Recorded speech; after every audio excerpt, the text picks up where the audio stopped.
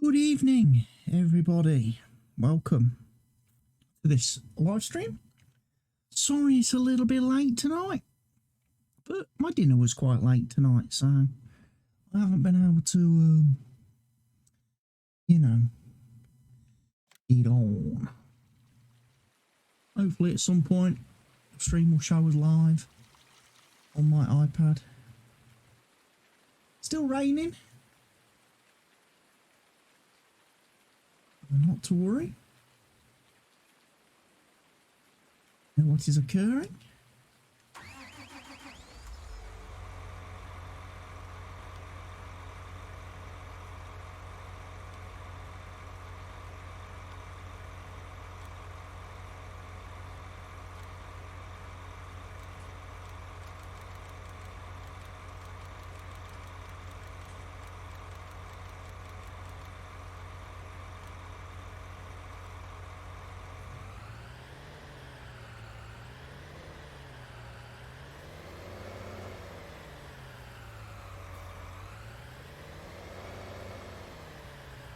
Probably should go and start at one edge of the field.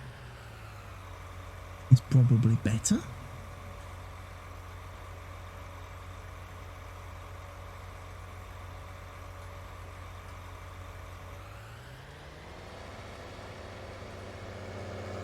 And then obviously I can just swing around and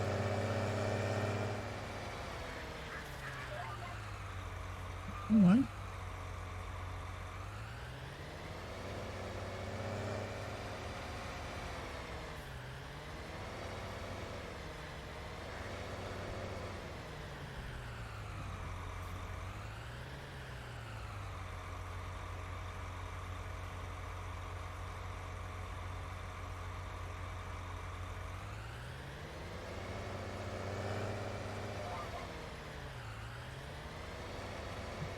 So we will commence the spraying.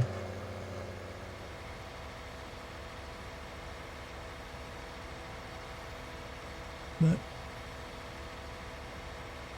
should have done last night really. We kind of held off.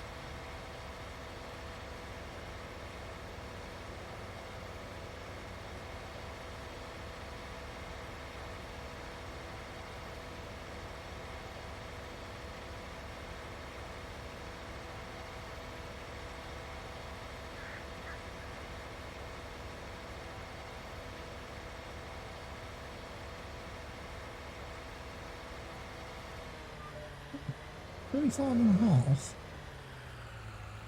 It was awfully generous.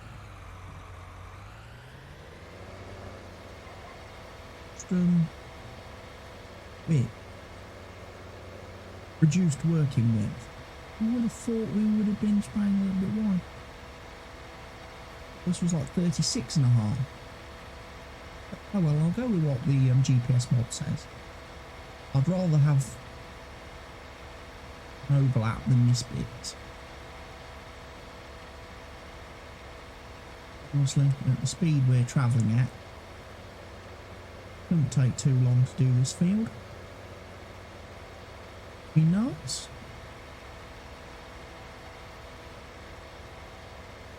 Should be very nice. I think we would agree.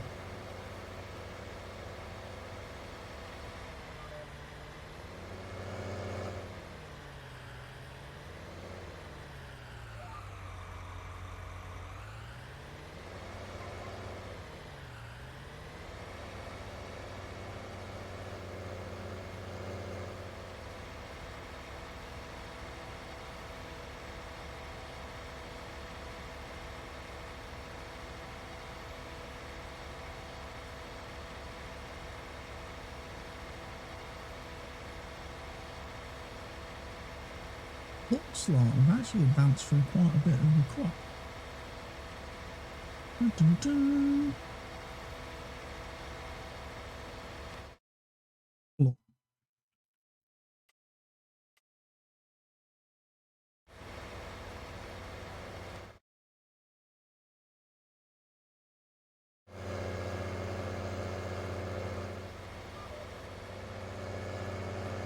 CWATTYESO.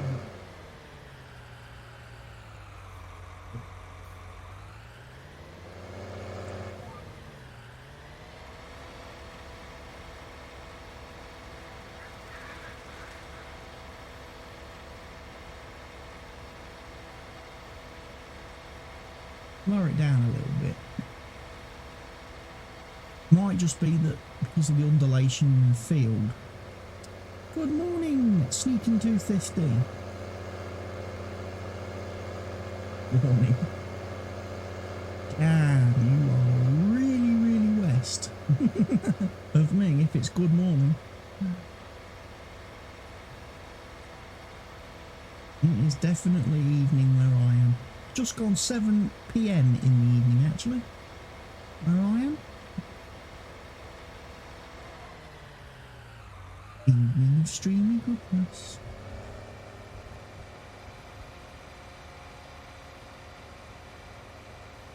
Yeah, we'll get this field sprayed. And then... Oh. You're on West Coast Canada, right? So you're in like the Vancouver-y area type place then, and all those places. Oh.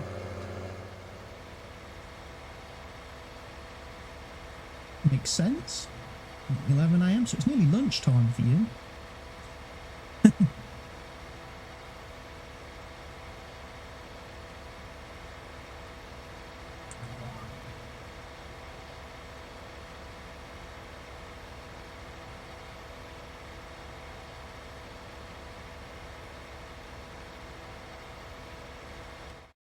So I'm just going to go back and do that little bit that it's missed somehow. I'm guessing that's just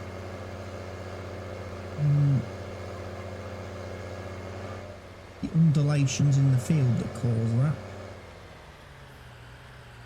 I would have assumed it was fertilised when it was seeded, so I don't think I've applied first stage.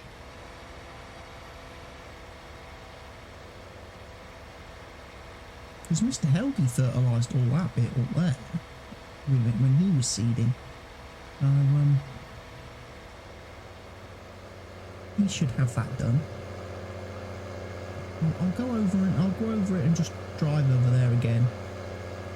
Make sure I get it fully fertilised.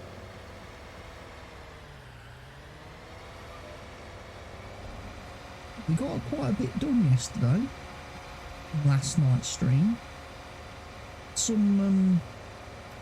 We did some potato seeding for a couple of contracts.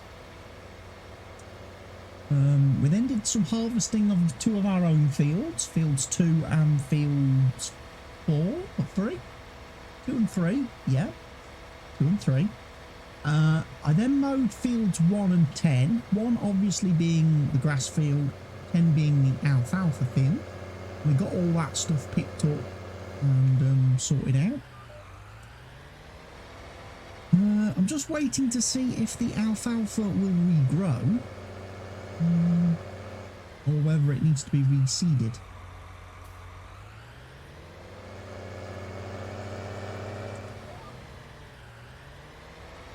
Potatoes are alright. Potatoes are alright.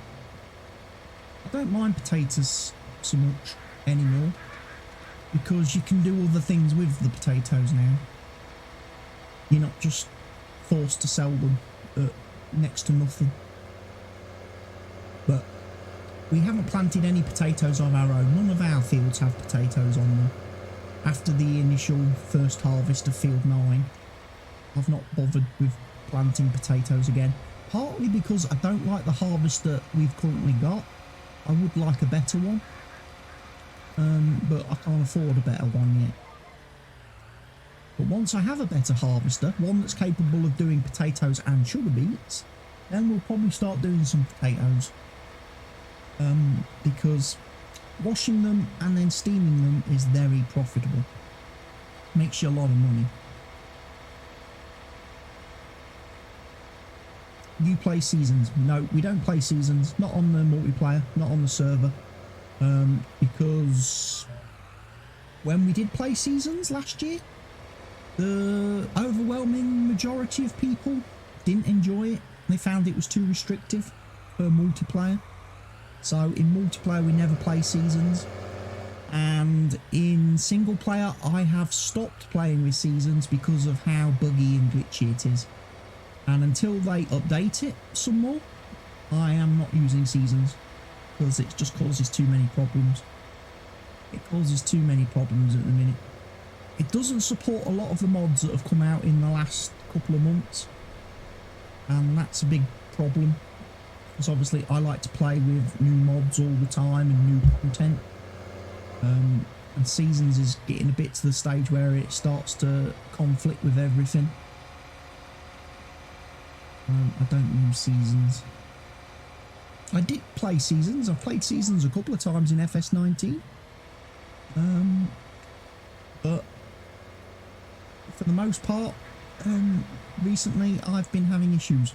The biggest bug I have with seasons, for whatever reason, is that when I go through the work my way through the year, starting out in spring, you work through spring, you know, you get your crops planted, and then you work through the summer and you do all your fertilising, you do all your mowing and stuff.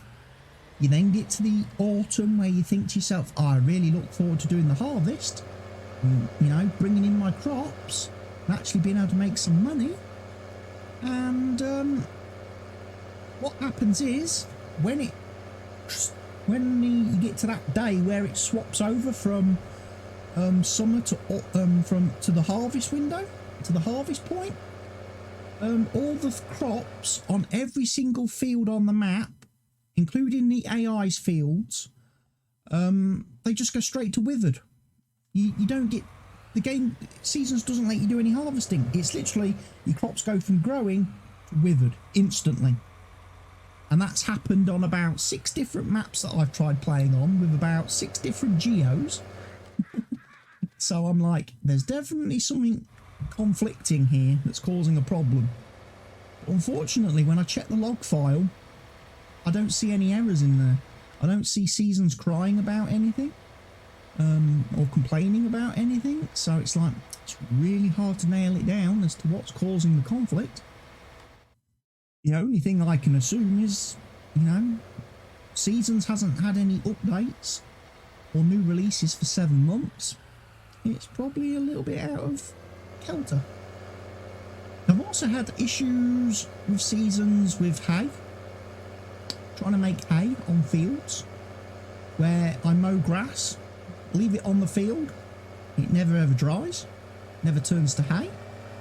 So I end up eventually having to buy a grass dryer and using a placeable. And again, doesn't matter what map I play on or what geo I use, I can't dry grass. And I've had that on a few of my single player let's plays that I've done over on my YouTube channel, and that's a bug that's been around for a while. But the funny thing was, when we played seasons on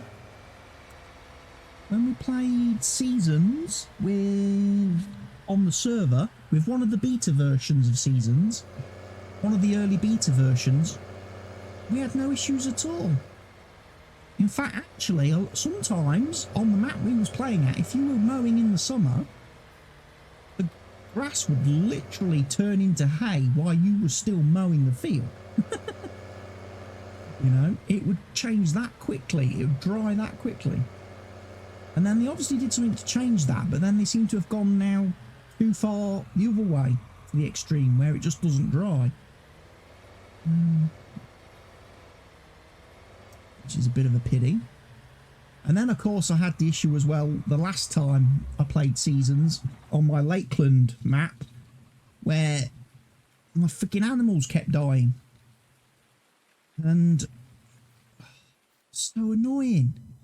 You know, literally I would come to the pen, like say my chicken pen, I'd come over to my chicken pen, I'd go into the menu, I'd buy, you know, 100 chickens, 200 chickens. I would then go about my day's work on the farm, come back in the evening, I would check that they had food and water, and I'd make sure they, you know, they got a bit of drink. and stuff, so that they were all taken care of. I would then go to me house to sleep, and as soon as I slept through the night, the first message I'd be greeting with in the morning was, "Your animals have died." And I'd go to the pen, and all the chickens would be gone. And I'd be like, why have all the chickens died? So yeah, it basically got to the stage with seasons where yeah, I fully accept it's a mod issue, Sneaking Tooth. Fully accept it's a mod issue. But as I have said to the Seasons developers over on Giants forums, I'm running about 300 mods typically in a single player. In a single player, you know, game. I'm running about 300 mods currently.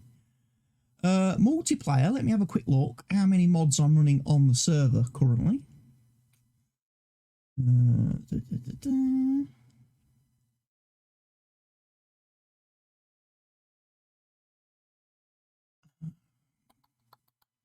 How many files is there?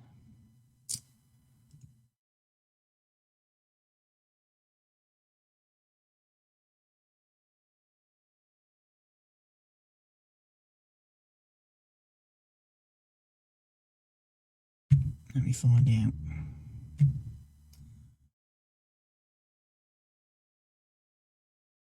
That's not telling me, is it?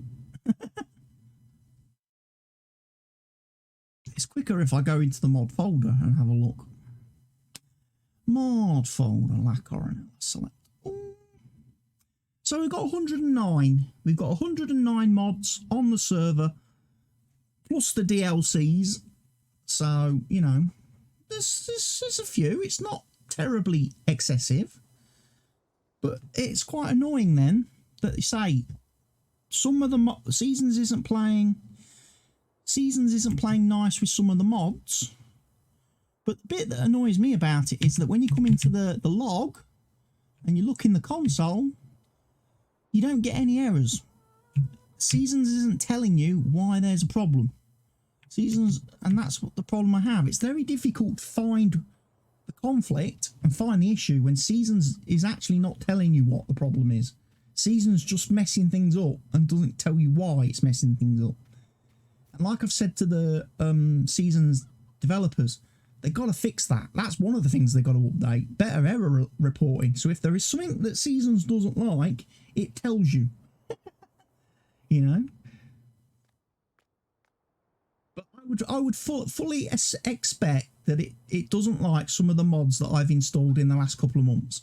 Some of the mods that have been released after Seasons that are a lot newer than Seasons, which Seasons perhaps needs to be updated to add support for. Things like Straw Me. Some of the global company stuff that's come out in the last couple of months. And a few other bits and pieces.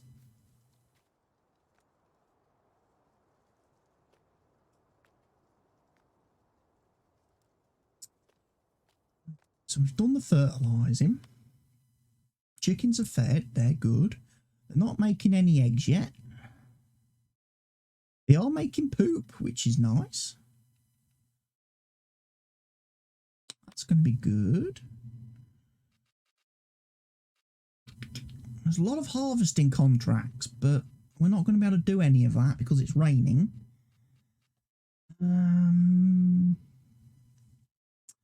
Could do some ploughing.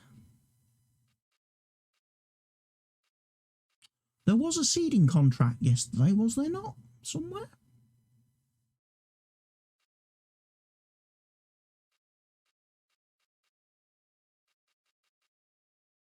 That's oats on field 29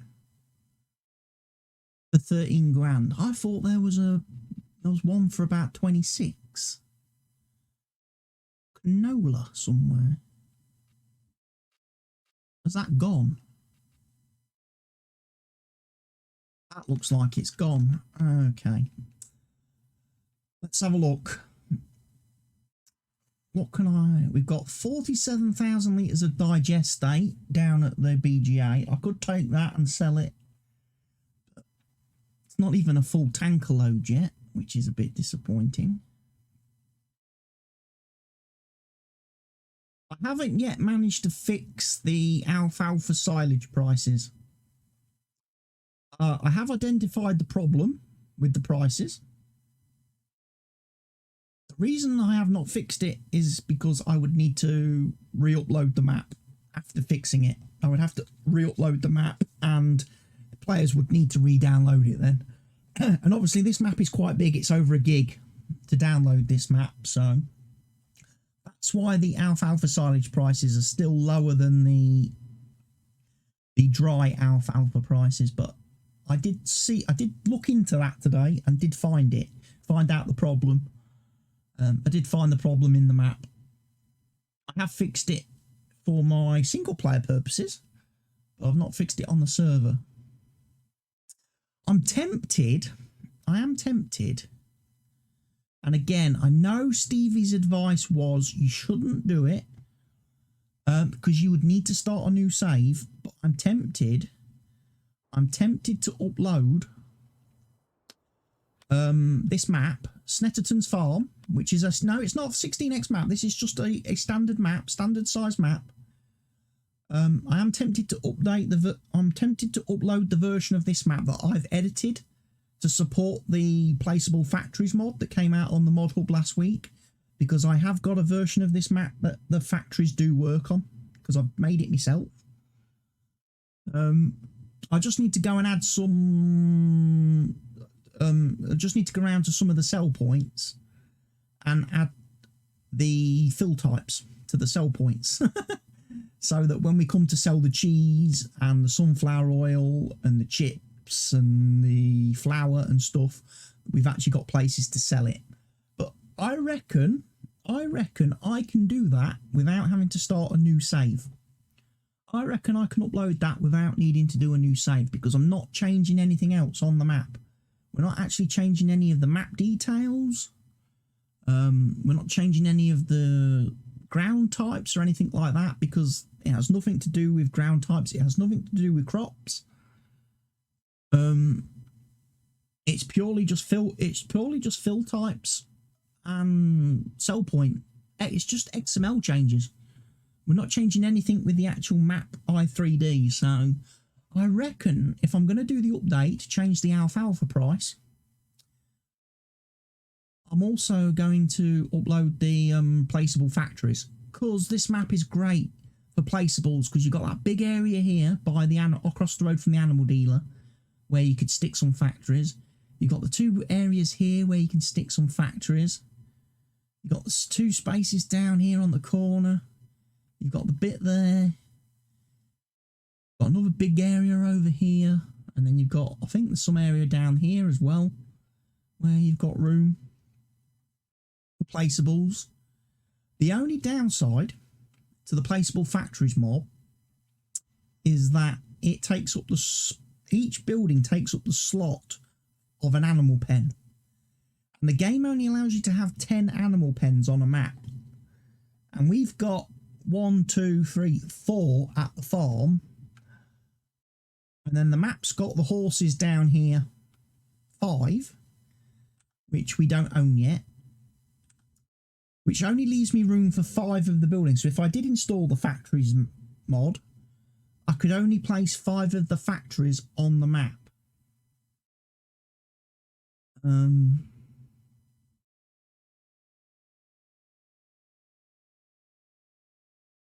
Which wouldn't be too much of a problem.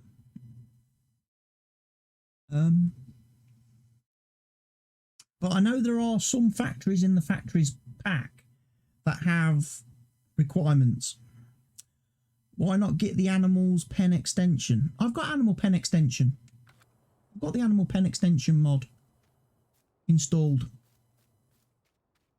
Does it allow for more pens? Really? I thought animal pen extension just let you put water. Just let you put the water troughs in. I've never really looked at animal pens.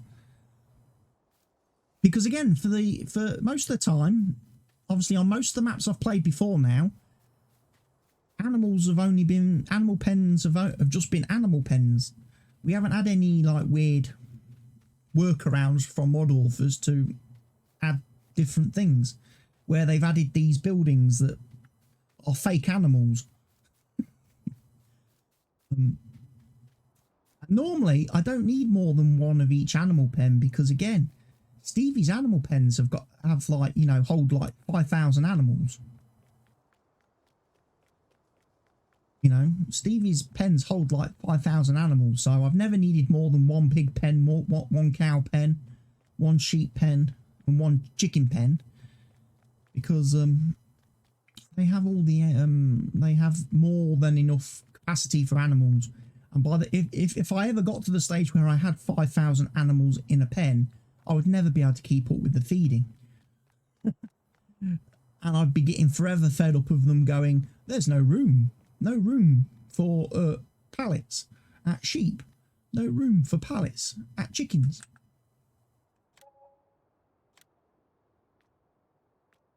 I'm going to add the water pipes to the sheep, because I think the sheep are the next animals we'll add, because at least then we'll be able to get the wool, and that will give us something else we can sell, be profitable. I'm thinking it might be a good idea to load up my trailer with the silage then that we made yesterday, as this rain is going to carry on for a little bit. And then if I deliver the silage somewhere, BGA most likely. Is this ready for scooping out yet? No, this is only at 87%. Right. We can't do that bit yet, but we'll leave that. We will go get the silage taken down to the BGA. That will be good, because then at least then we'll get more digestate, which will then mean we will have a couple of tankers worth of digestate, which we can then go and sell another time. But hopefully, by the time I've delivered the silage, this rain will have completely stopped, and I'll be able to go off and do maybe a harvest contract or something.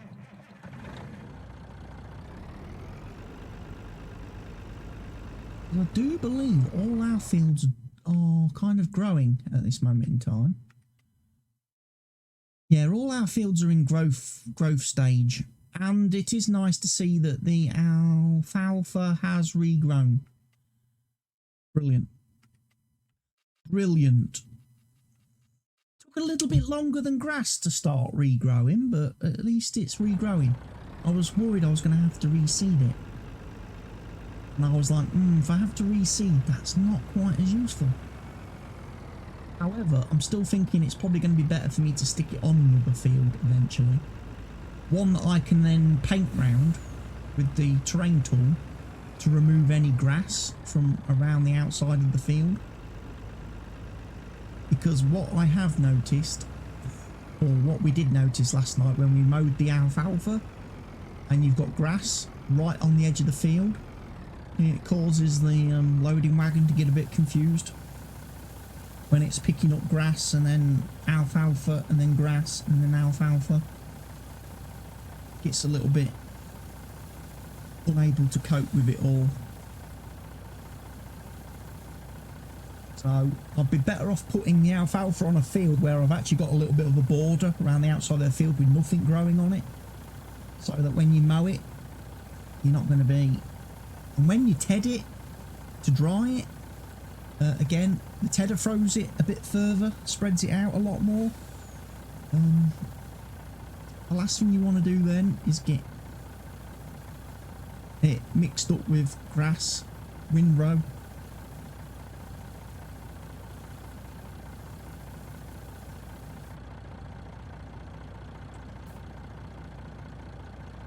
Because basically what happens is, your loading wagon starts picking up one of the fill types that's there on the ground, and then when it runs over the other fill type, it suddenly goes, oh, I know what I'll do. I'll delete the stuff you've already picked up, and I'll start picking up this new stuff instead.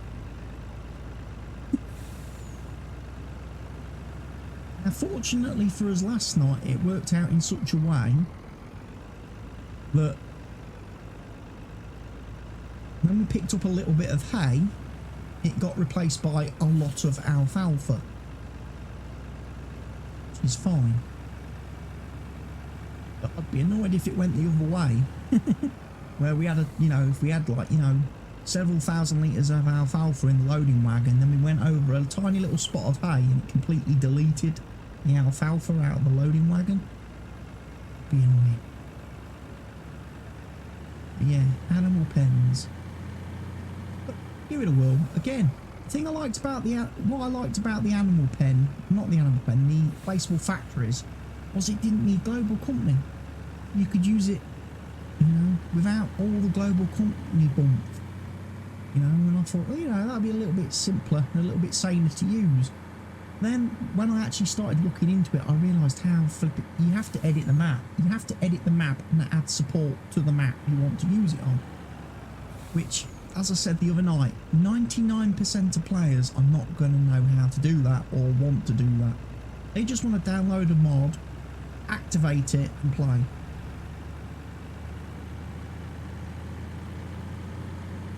Increases by LS Mod Company, yeah, so that'll be linked in with Global Company, which is what I'm trying to get away from, because you start downloading Global Company mods and suddenly you end up with like 500 of them.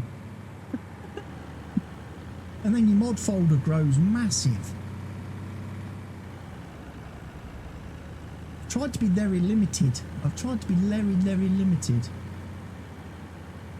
Oh, there's an upgrade from 10 to 30. I thought that was a Giants mod.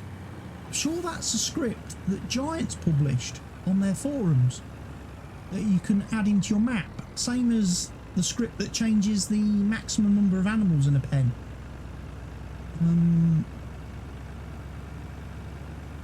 I'm sure I've probably actually got that's probably already built into this map, no doubt, because I definitely know Stevie has increased the capacities of the pens. He's probably done the same then for the thing, but yeah, it's not just it's not an LS Mod Company mod. They released it as a standalone script mod, but I do know that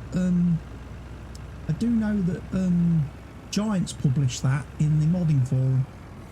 They published it as a tutorial, and the guy on Giants dev team who made the script posted it in there.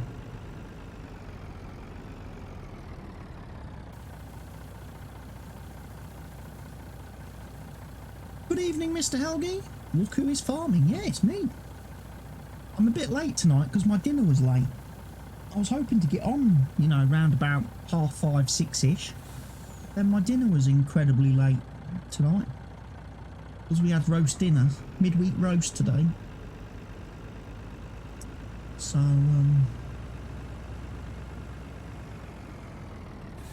I ended up having to sit downstairs for an extra hour waiting for the, I think. Oh no! See harvesting. See, straight away you think to yourself, 21 grand to harvest sunflower. That's a good contract. But then you got to remember, sunflower doesn't make straw. It has stopped raining according to the forecast, Mr. Helgi. However, graphically on my screen, it is still raining. But according to the map, it's not raining, just my screen. It's just visual, the delay. I do not want to do a sugar beet harvest. Thank you. Game.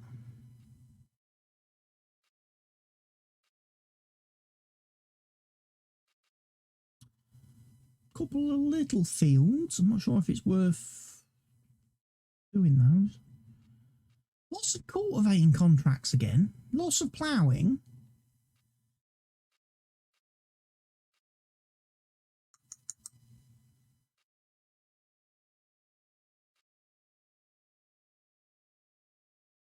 There's not as many harvest contracts as I thought then. There's only that one really for sunflowers. And that's not quite appealing because you don't get the straw.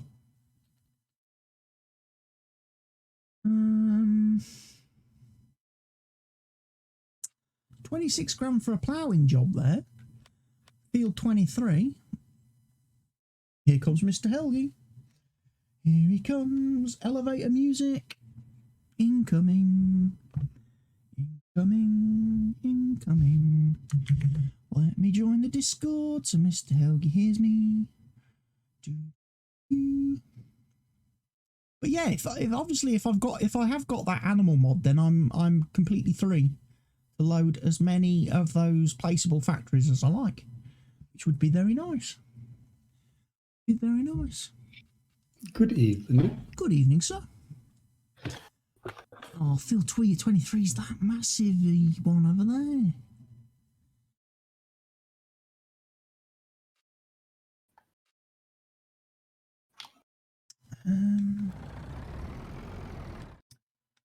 Let's see, what have we got? Technology. It'll be hard work doing it with an 8.5 metre plough, that's the only thing.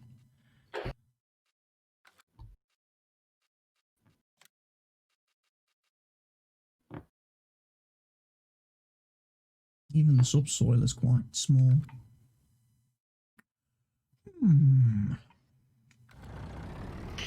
When there's 2 fertilizing jobs, it could be done.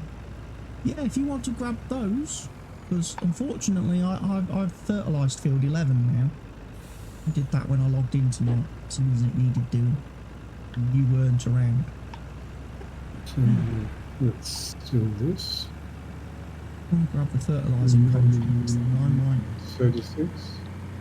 grab something else. I might go grab some cultivating contracts. Might have a quick look, see if any of them cultivating contracts are offering me some big equipment. Like at least one of them. Sorry, chicken. I'll run the chickens over. They haven't made any eggs yet, so you can abuse them. Squashed some chicken. I've just been and sold our silage to the BGA. All trailer load. There's still a little bit left in the silo. Couldn't fit it in the trailer. Why is there no more space for eggs, pallets, and chickens? What? Why is there no more space for pallets and chickens?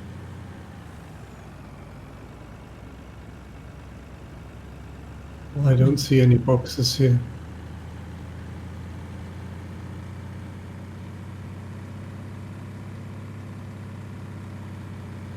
Shouldn't be the boxes inside the shed here? Yeah, the pallets should appear in the shed, yeah. Well, there's nothing.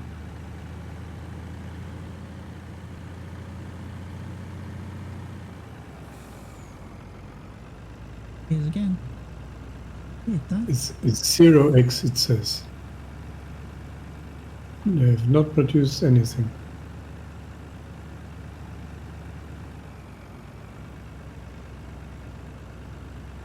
So where do I have to go? Field 18 and field 36. We know where field 36 is, that's the potato field. Bottom left. Yeah, that we seeded yesterday. Field 18? Oh, it's a small field.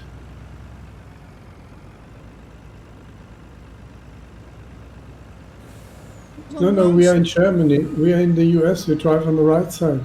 Who's on the right side? Don't drive on the left side. These foreign farmers. These foreigners.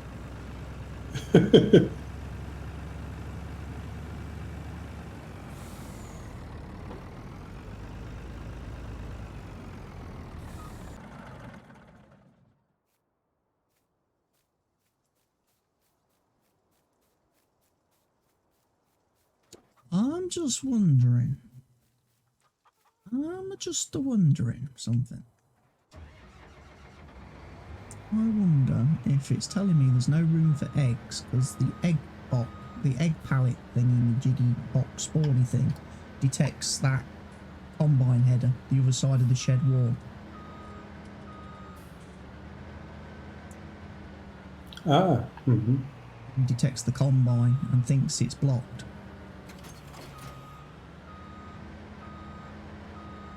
Yep. Remove the combine.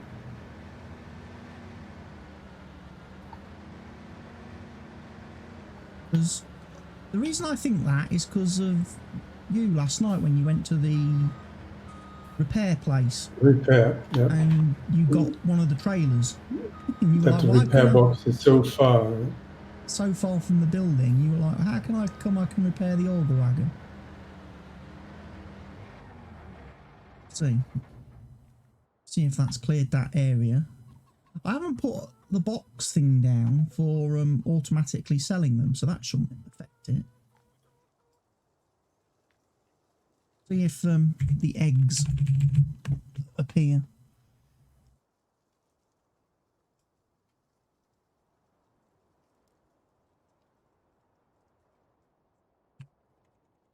Seen any other reasons for it? Right. Oh, I've got that thing going on. I can access the fermenting silo by Stevie from anywhere. Well, now it's finished fermenting the straw. I can go turn that off.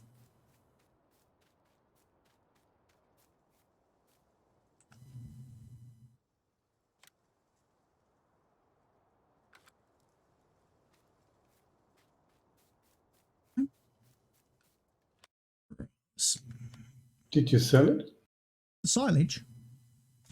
Yeah. Yeah, I took it to the BGA. That's where I've just come from.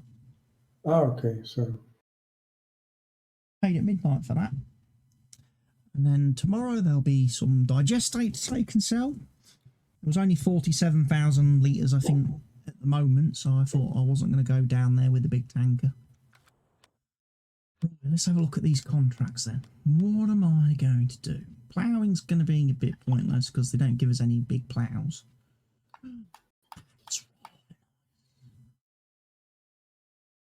Could do field 25.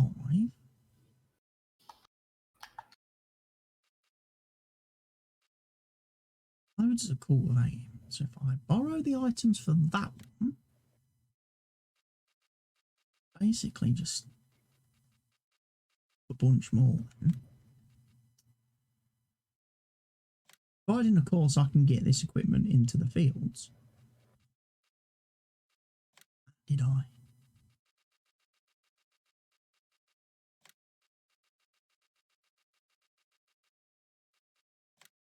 Oh.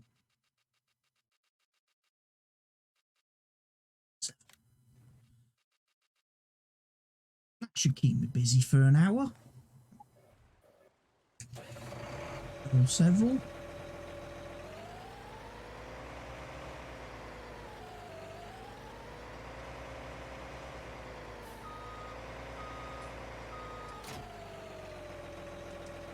Let's think about this then. 534 probably going to be the first two fields, which are right next to me and right below me. 1,000 cultivating contracts. Yeah, and I've got a big culti plough and quad track, so not doing too bad on the old leased equipment from there. Oh, the flipping car's going to come down the road, isn't it?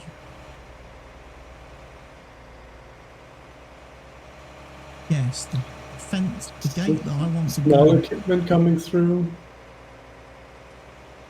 Gate that I want to go through is So is this leased? yeah, it's one that From the contract? they offered me it for a contract for about Okay. 500 quid reduction, so I figured might as well use it and then use it to do all the contracts. Make sure you do this contract latest. Well, I'm not gonna collect any of the cultivating contracts until I've completed them all. Okay. Hello. I'm gonna follow you because you're going to field 36 and I need to go to field 36 to get to the gate field 34.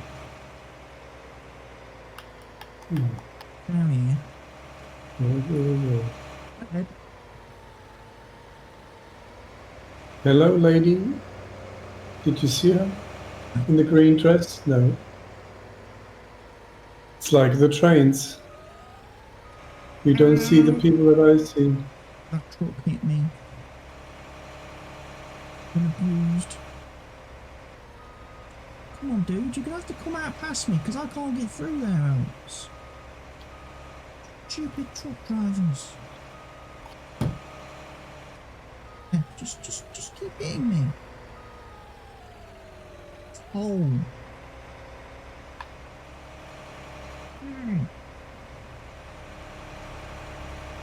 No. Flipping traffic. Typical freaking Yankee traffic drivers. So impatient, the Americans.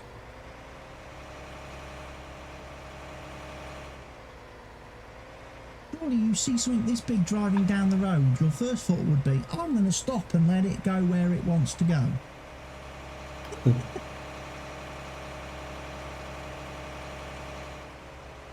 I mean, admittedly, it probably would have an escort vehicle in real life saying, hey. And they say, look at this a-hole, let's give him a hard time. Am I going to be able to get through here with these letterboxes and lampposts? Oh my god. This is just turning out to be an absolute disaster. Oh, no. Get through there. Now I'm stuck. That's why they give you this equipment. If I actually went the way I was supposed to go, but I'm trying to avoid the traffic, and if I try to avoid the roads, then I can't get to the field that I want to go to. So might have to turn the traffic off in a minute. No. I might have to turn the traffic off so I can actually drive on the road. Because they don't stop, even though this thing is like 50 foot wide. It takes up both lanes. They still insist on driving towards me.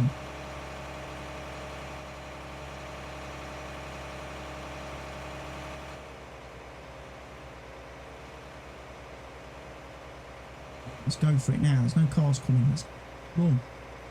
At least there is no. Oh, here he comes again, look.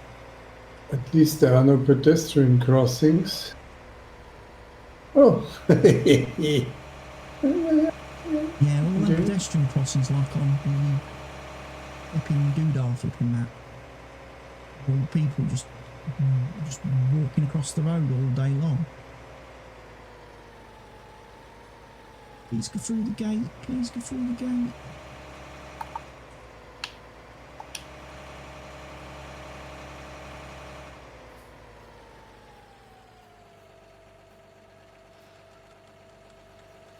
Of course, the one downside to leasing these machines is I don't get the joys of GPS now.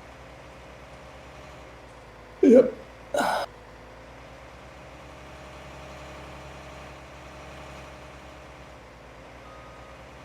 You're not so inefficient to see. No, I'm not going to be very deficiency today. The good thing is, though, today I noticed the alfalfa is regrowing.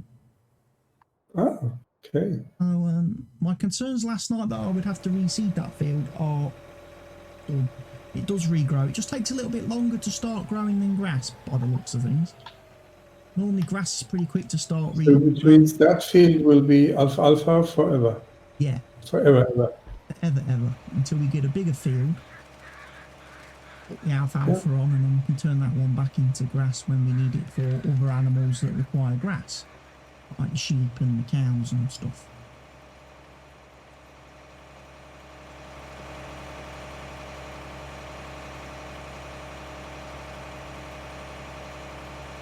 That's a big one, but it's not the biggest, I think. Cultivate. No, I think the Bordeaux one's bigger, isn't it? Yeah, it's easier to transport on the road too. Because you pull it from the end, don't you? Yeah, it's folding in like a butterfly. Similar. That's the weird thing with Farm Sim 19. They don't give you the option of having the contracts don't offer you like DLC equipment if you have it installed. Ah, yeah. The same way it doesn't offer you modded equipment if you have it installed, which is a bit of a shame because in FS17 they did used to offer you if you had mods installed or DLC. When you went to do contracts, they would choose from them. They would choose from that pool of equipment, yeah. But in FS19 they don't. And actually, the equipment they do offer you is very limited. You see the same equipment coming up all the time.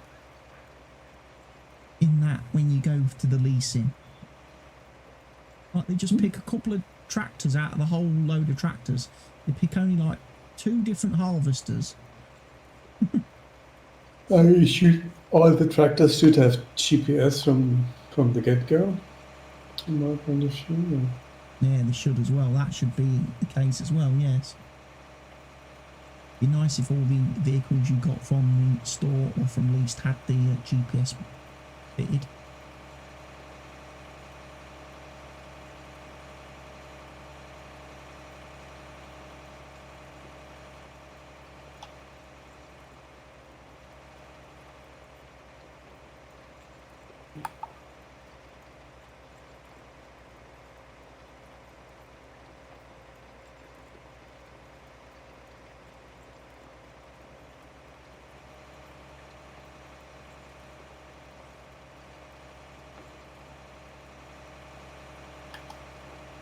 Yeah, what we did talk yesterday, I was at field 36 actually to do the soybeans, but I didn't recognize that it's the last field at the end of the map. I thought it was somewhere in the middle. Felt like it. Well, I was thinking to myself, like, if you hadn't done the soybean harvest on field 36, then somebody's been joyriding our harvester. And bloody pesky kids have nicked our harvester and taken it for a joyride. Because it certainly didn't get there on its own. I'm pretty sure you're the only other person that's played. Yeah, I parked it there and had the loading wagon thing and for all the straw and the truck.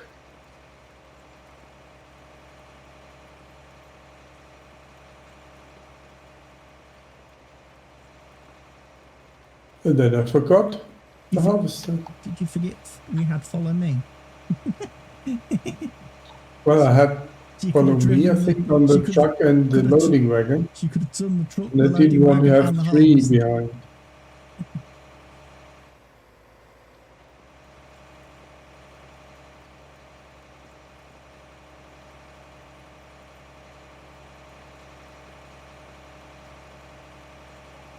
Done. I don't want to do much fertilising with that machine, do it? Like that sprayer. That sprayer's good.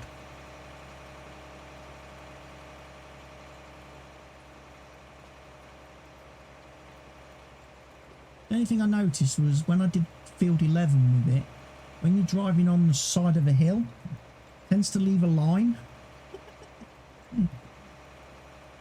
What do you mean? When you're fertilising and you're on a slope, That's just in the ground, or it leaves like a strip of the field where it didn't spray.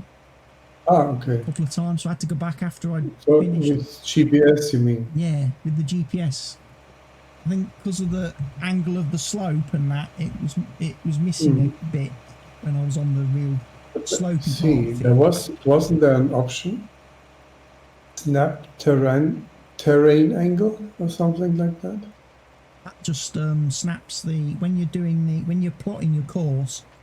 That's just so the course goes to 0, 45, 90, 135, 180. Only. Okay. Doesn't affect the implements. It just means that in future when I come to do It doesn't have to do anything with the slope. yeah, when I come to fertilise field 11 in future, I'll just have to make sure I set the working width a lot smaller. Rather than being 36 metres, probably set it to 35. It was just one bit of the field where it just left a line. I was like, Well, the automatic width here is 35.8. Yeah. So if you set it to 36, it might have been... Well, it should work. I set it to 35. Set it to 35 and it still missed a bit, so I might have to go smaller. But when I was driving down the field, I thought, that looks weird, because it looks like there was loads of overlap at each end of the sprayer. But then, as I got on the slope of the field, there wasn't any overlap. And I was like, that's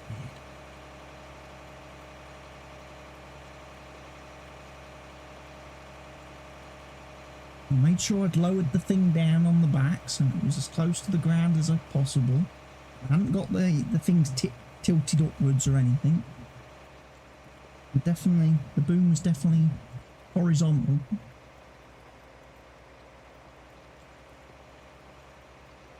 I can feel that. Driving across slopes. Well, you notice it sometimes when you're harvesting, don't you? When you're driving across a slope on a harvester, sometimes it misses bits. With the combine. Yeah. Mm. Yeah, I think one end of it is just sticking higher up in the air. Not quite tracking with the ground. Did that a lot on Valley Dawn, didn't it? Yep.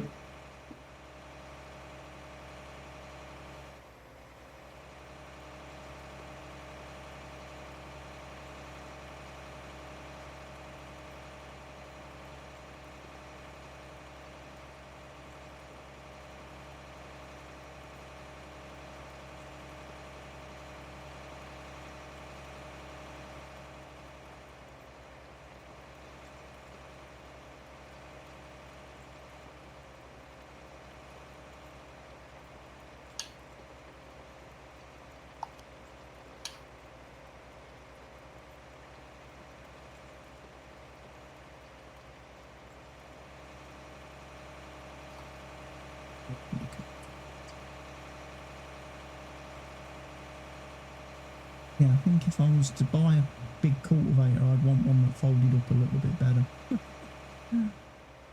It take up quite so much room when you're trying to drive.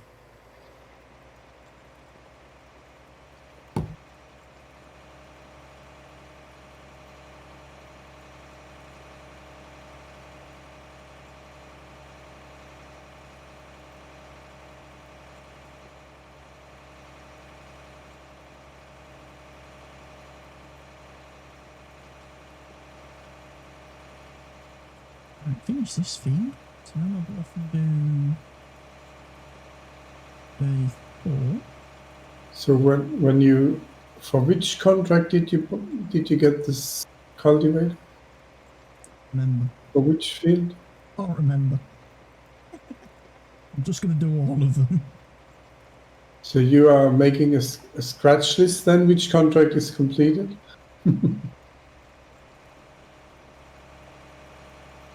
I'm not going to hit complete on any Tick off the contracts until fields. they're all finished. Because I'm now starting with field 15. It's fine. If I can get to it, I hope.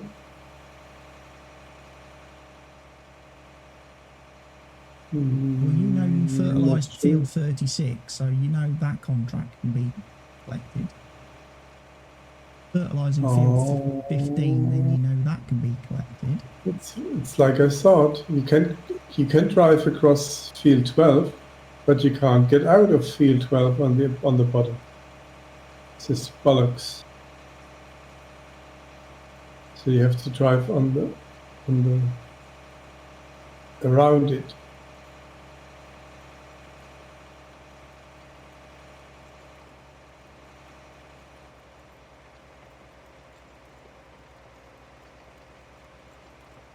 Impassable hedges. I think field 12 is the weird one of the weird fields where once you've bought it and you own it, you can actually sell the hedges and get rid of them from field 12. Really? Yeah. Good. There's a couple of hedges on this map you can sell once you've bought the land.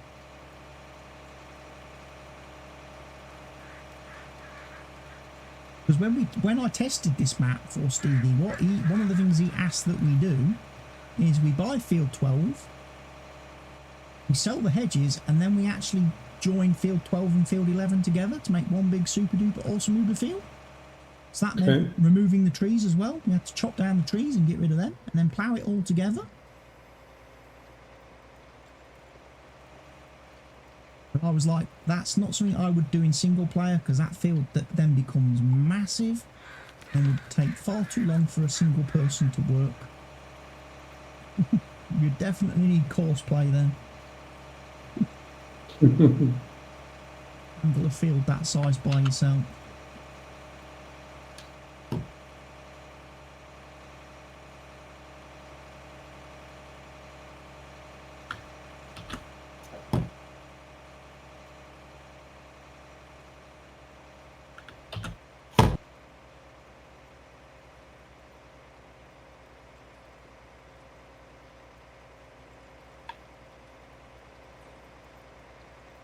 Saying that, I still think that would still be smaller than field 20, was it 22 on Snetterton Forest. So what's the width of this cultivator?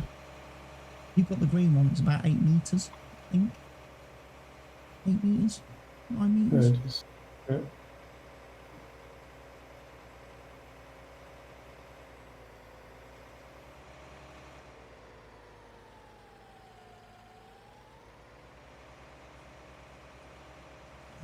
Bro.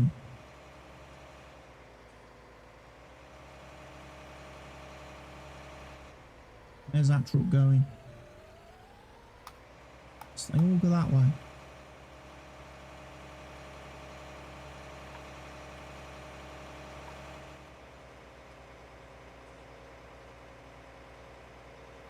Where I need to go to field 34.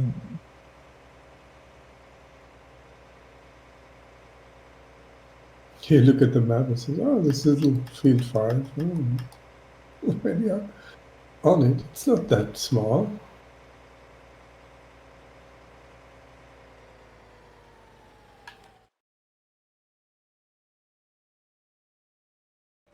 Go all the way round. Sorry, little people having your picnic tables. Might scatter a few picnic tables. Old Crest Arcade. I can see where Stevie got the model from that from, though. He's got that building from FS17. Painted the textures a bit. Oh, I need to open this gate as well.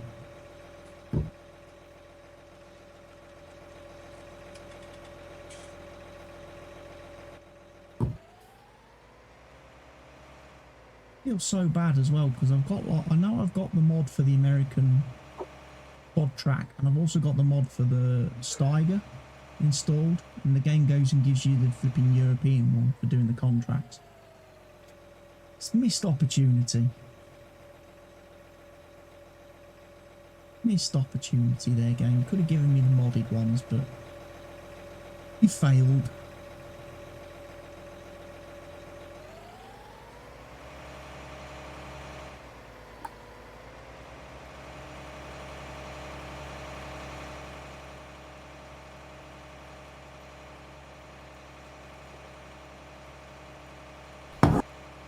Something to drink.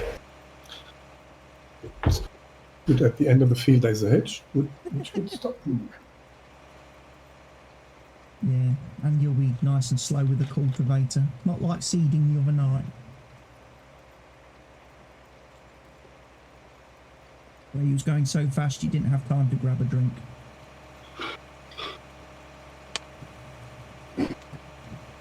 Unless you was doing it whilst you was waiting for your seeder to refill with seed. Because of course potatoes use a lot of seed. So keep refilling every few minutes. I think on the first field I refilled 5 times, and I think I refilled 3 times on the second field that we planted. We did slip up a little bit because after we'd done the first field, we filled up by buying seed from the store, because obviously the shop was a lot closer to where we was doing field 36. And the seed from the shop was cheaper than what we was getting it for from the farm, from the refill at the farm.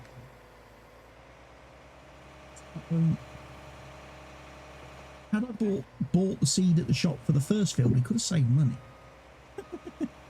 Instead of keep going to the refill. Would have made the potatoes. Thank you, Hedge.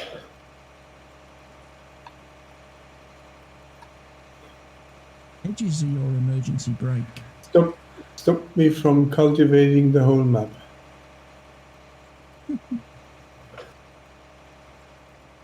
Which wouldn't be that bad. No, most Maybe I of would the have fields hit one of the contracts. 50, maybe 23 is that a contract? 23, I think that's seeding. No, 23 is ploughing, I think. That's the big expensive ploughing job.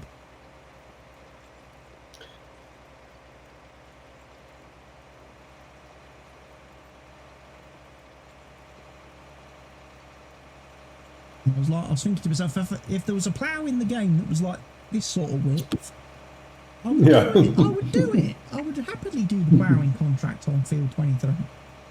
As the plough that we have is only 8 metres wide, I ain't spending that much time ploughing someone else's field for just 20 grand.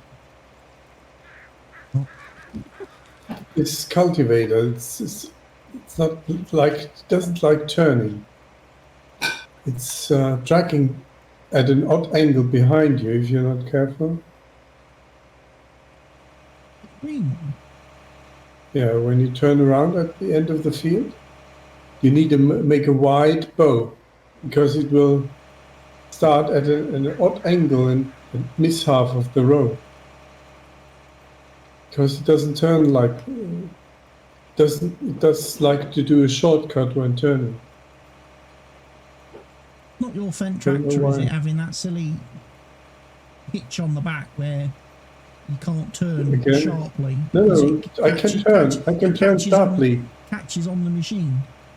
Yeah, but the machine catches on the tractor. But I mean, this tracks oddly.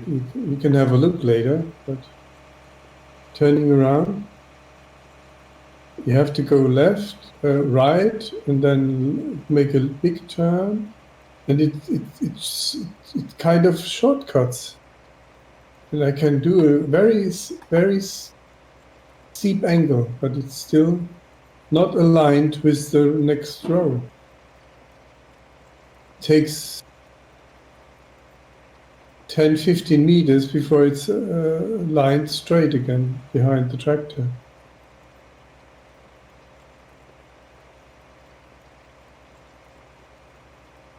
Never noticed that before.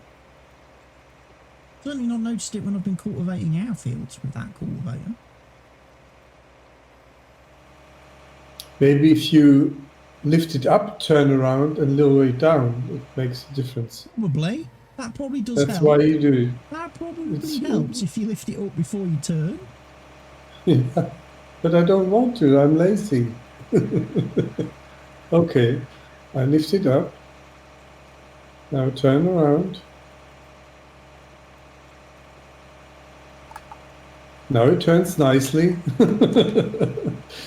Lower down. You see? See, it works. There we go again. So quick to blame. He's so quick to blame the tool when it actually turns out to be the operator.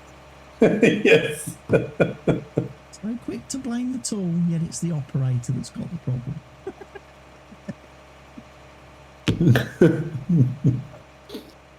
No, it's the tool.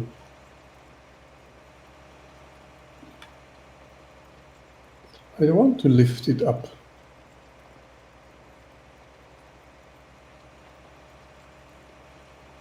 It will wear out the lift upper, the uplifter. Lifter upper. The lifter upper.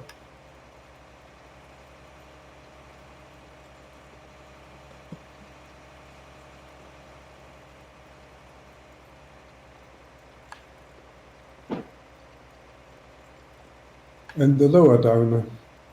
The lower down.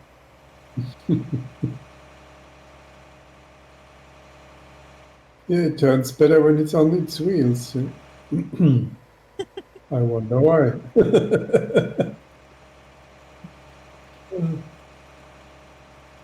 That's like, you know what that's like me saying my tortoise turns better when it's on its shell.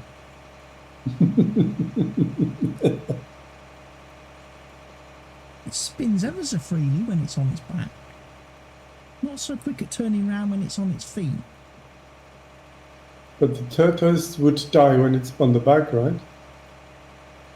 It would if it stayed there forever and ever and ever. Yeah, we had when we were children, we had a tortoise that died in winter because it was digging itself in on the backside. It was dying. Or that's what my parents told us before they got rid of it. I don't know. Probably.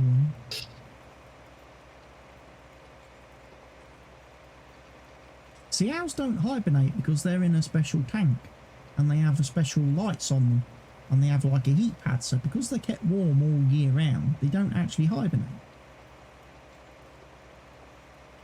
You don't have to put them into sleep mode.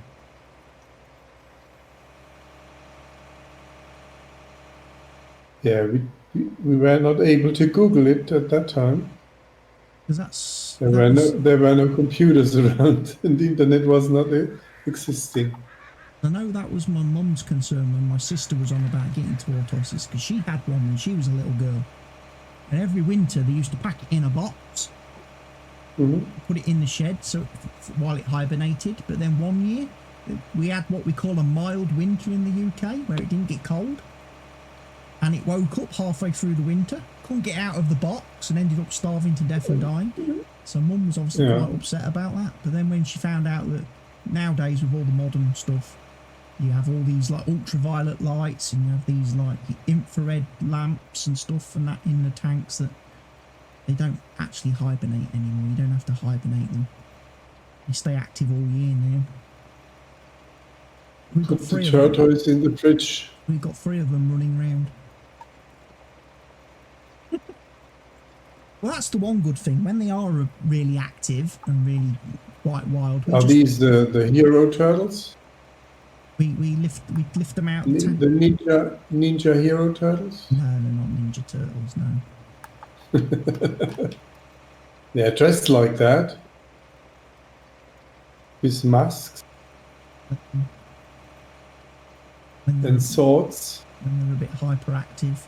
When they're a little bit too hyperactive, we take them out of the tank and let them run around on the dining room floor. When they cool down and they start to slow down and get a bit sleepy, that's when we pick them up, put them back in the tank. And then you feed them salad? Yeah, they have fresh salad stuff, tomatoes, cucumber, lettuce. But then we also give them like proper tortoise food as well. Proper like specially formulated pellets with all their vitamin and mineral requirements, so they live long and healthy.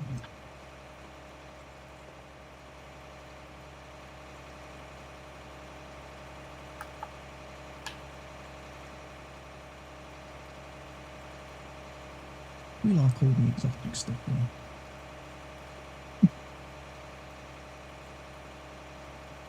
Crested geckos as well. How old do they get?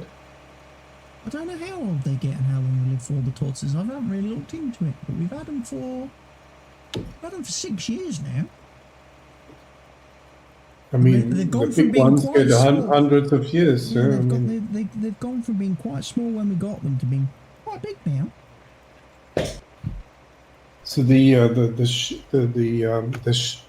shell increases with time, right? Yes. Or do they shed it? No, it increases. It increases in size. Yeah.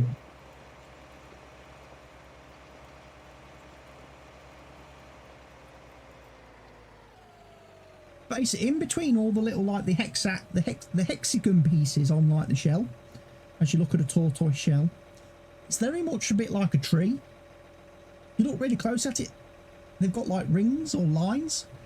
So those pieces expand a little bit each year, and then when they reach a certain size, the white bit in between those pieces grows, and then a new hexagonal piece appears in the middle of that white stuff, and then that gets bigger and bigger. So gradually, it's ever so clever how these tortoises have expanded. This edge is the place where it grows. Right? Yeah. This connection between the bottom and the top. It's like a expanding like foam stuff in between all the pieces. Right, next field. So I've done 35 and 34. 25?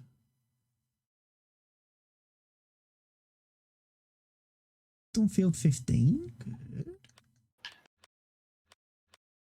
25 is... Where's 25? 15? I'm still on field 15.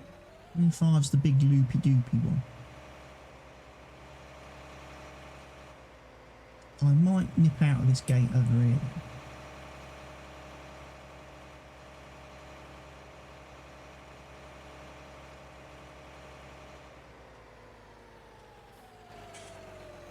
Seven, 8, 25.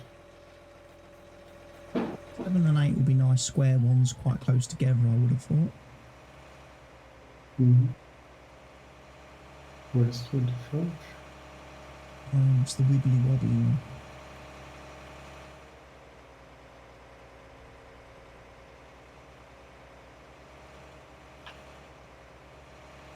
Over.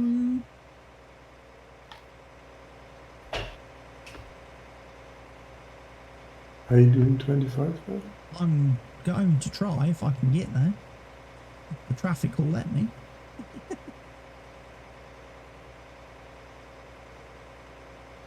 Hopefully there's a little bit of a room here where I can just pull in to let this white car go by.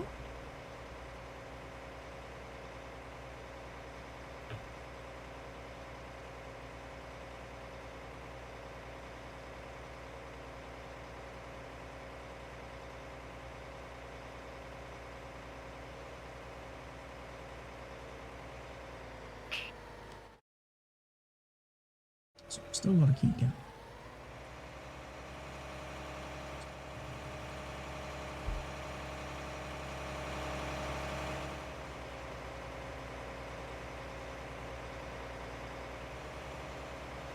You know, it's so deceptive because I look at the map and I think to myself, it's not a very big map.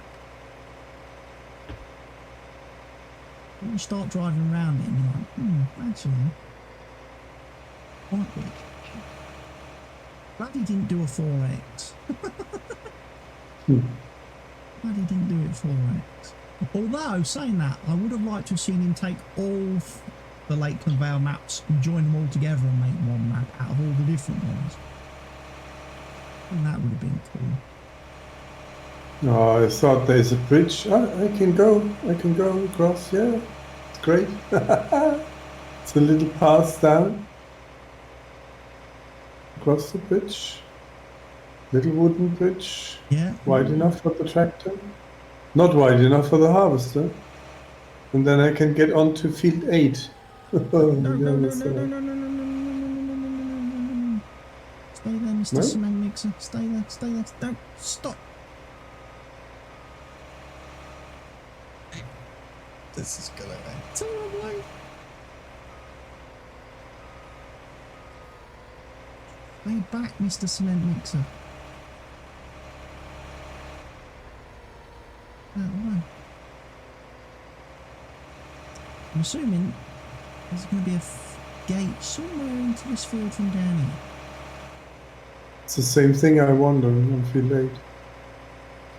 Hoping there's a gate into this field somewhere down here. There it is. Alright.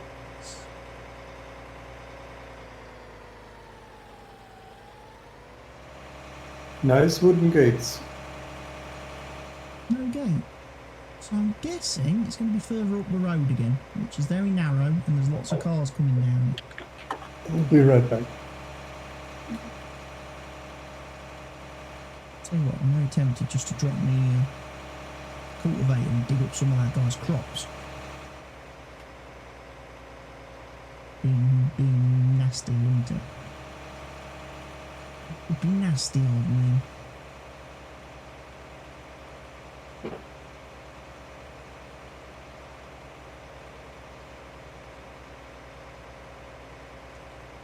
See, there's the gate, just there, look, up there. Not a million miles away. Far enough when you've got cars keep coming down this road. Getting in the way.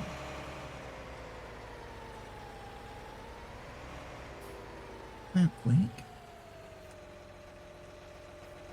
I love how Stevie changed all the gates on this map so they all open into the fields. And that one on field 9. Which is perhaps the only field where we wouldn't want the gate opening into the field because there's no room. To then get past the gate without driving all over your crops.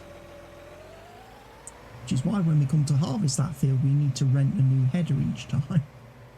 One of those Sazzoni ones.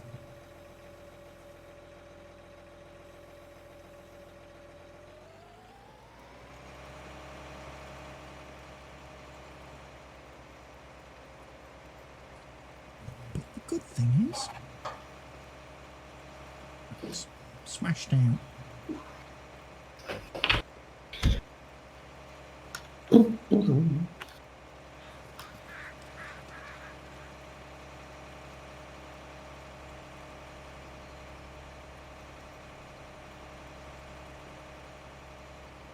Amazing, we've nearly done all the contracts. Done them all. Can we have some new ones, please?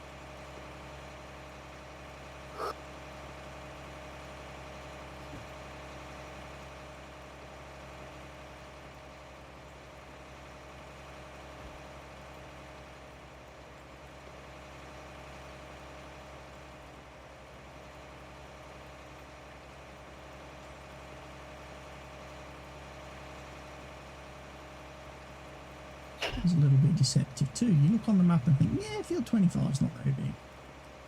And you start cultivating. With a culti plough and you go, yeah, actually it is quite big. Because I haven't even done one lap round it yet. 25.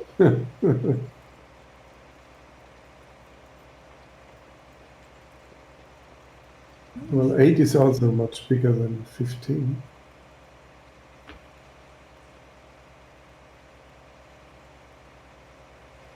Probably double the size.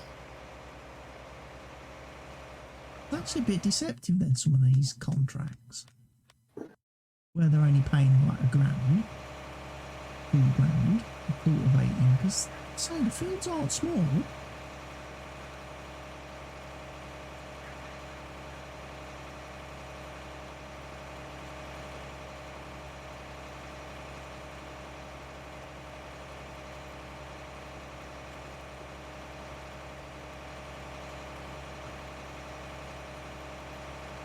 Still in my mind, I just think every contract is going to be like the ones on Fenton Forest. They pay you like 200 grand.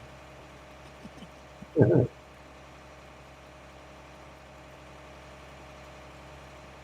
Not the case.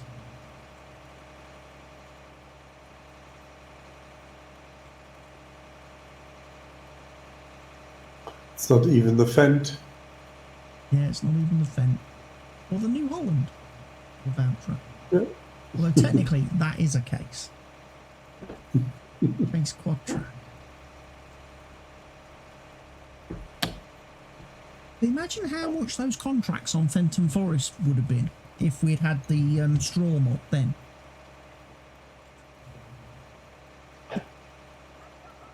We could have done one contract, done the straw, and we probably could have retired after just doing one contract. Shortest Let's Play ever. But I mean, doing the cultivating on field 8, it's such a big field. 4.1 hectare.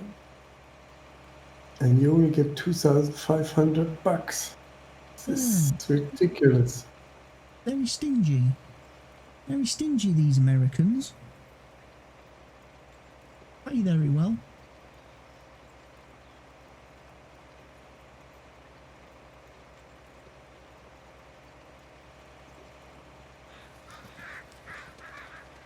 Probably why they use child labour like the millennial farmer. Get him to drive a tractor all day as a grain cart driver, and you have to pay him in a bag of sweets. And some sandwiches. And some sandwiches. Yeah. Don't have to give him any real money.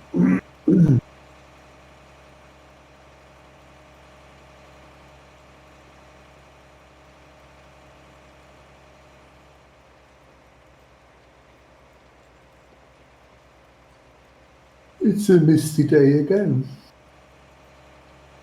Oh, I suppose it will be because it's pelted down with rain, hasn't it? So sun's come out and now it's evaporating off all the moisture. Yeah, it's all the steam.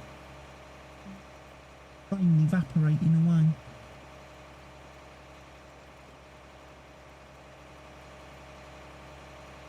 Oh, come on, you missed a bit. Could have taken the whole thing with this big machine. You're only using 15% of it.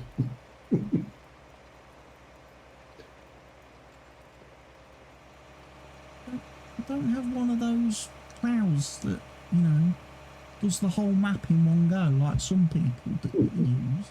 I'm not one of them streamers. Jumps in a harvester and harvests the whole map, all the fields at the same time. Those kind of powers of cheatiness.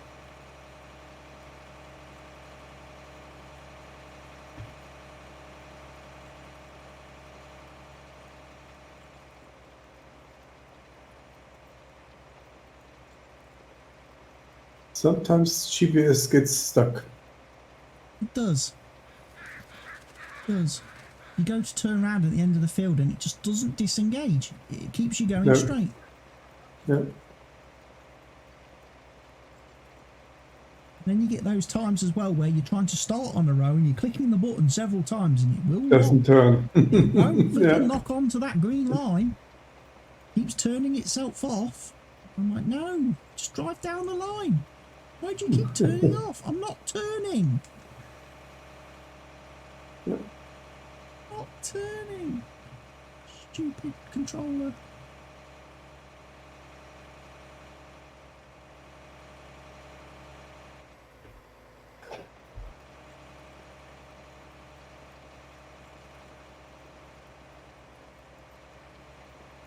Right, like I was saying the other day when I was loaded up Mafia to play that the other day, and first mission, as soon as I got out of the car, he just started randomly firing his gun at everything. I'm like, what's he doing? And then the police turn up and try to arrest me. I wasn't pressing the trigger button. I wasn't firing.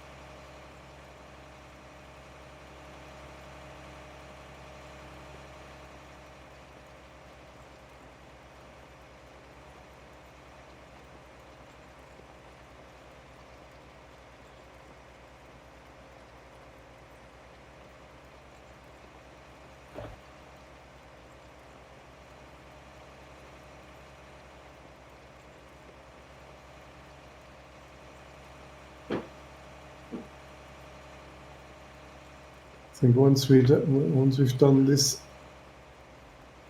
10,000 buck cultivating job, the petrol bill will be, or the bill will be 7,000. It's only your tractor that will need to be refueled. Yeah, this one you don't. I'm not But refueling this one. This one ain't mine mine. is half empty. This one's not mine. I don't care. As soon as the contract's completed, I'm leaving it in the field. As long as you have enough fuel. Long as I've got the money, it can stay wherever it's wherever it finishes. The farmer then to move it.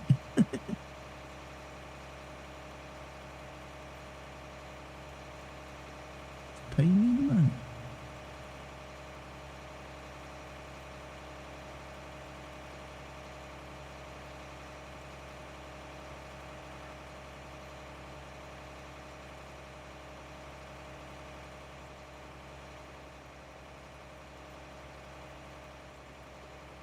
A bit strange, the economy on this map, I have to be honest.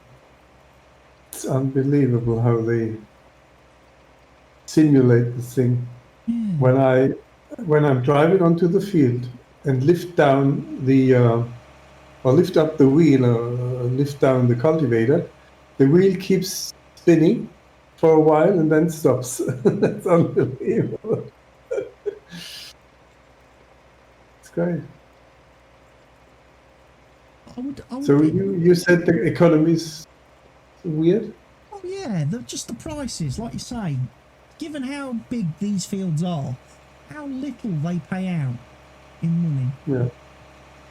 I mean, literally, the only jobs that seem to pay you any money are the harvest. Even the fertilising jobs aren't that good compared to normal. Compared to what I would normally expect on a map. So I'm kind of wondering if Stevie's done something with the prices on this map to make it a bit more tougher for people. Do you have normal mode or hard mode? I think it's on hard mode, but we've always played on hard mode in multiplayer. Yeah. Hard economy, let's say. Try and make it so we don't just harvest one field and become billionaires like you do if you're playing in easy mode. Where every crop's worth about $5,000 and you sell it.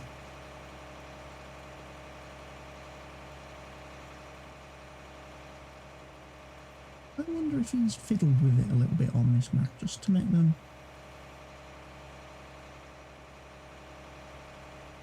all the contracts pay Corona prices. I mean, hard mode or not, I mean, it's a more realistic mode, I would say. Realistic prices. Yeah, because I'm guessing there aren't too many farmers in real life that are going to turn around to somebody and go, hey, here's 50 grand, go cultivate that field. Yeah. Because if they would pay maximum 2,500 what we're getting here. If they had 50 grand, they probably wouldn't be in the farming business for a start. I mean, it's if you say how much time do we need to do it, like an hour, so you get 2,500 for an hour work. Of course, you have the equipment and everything. That was another thing about Farming Sim 17 that I liked. When you did contracts, you were timed. You had to do it in the time.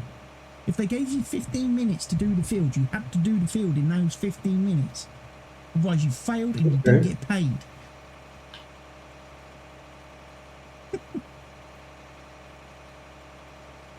A little bit weird why they removed that in the game. You have a more relaxed game. But again, in Farm Sim 17, I did like the mechanic whereby the more contracts you did for a farmer on a particular field, the cheaper that field would become if you were looking to buy it. Like, your relationship with that farmer would increase, and eventually when you come to buy the field, he'd give you a deal on it. I did like that. Yeah. I could say that maybe if you get more money for doing it regularly, would be nice too. That you get higher prices or higher contract values.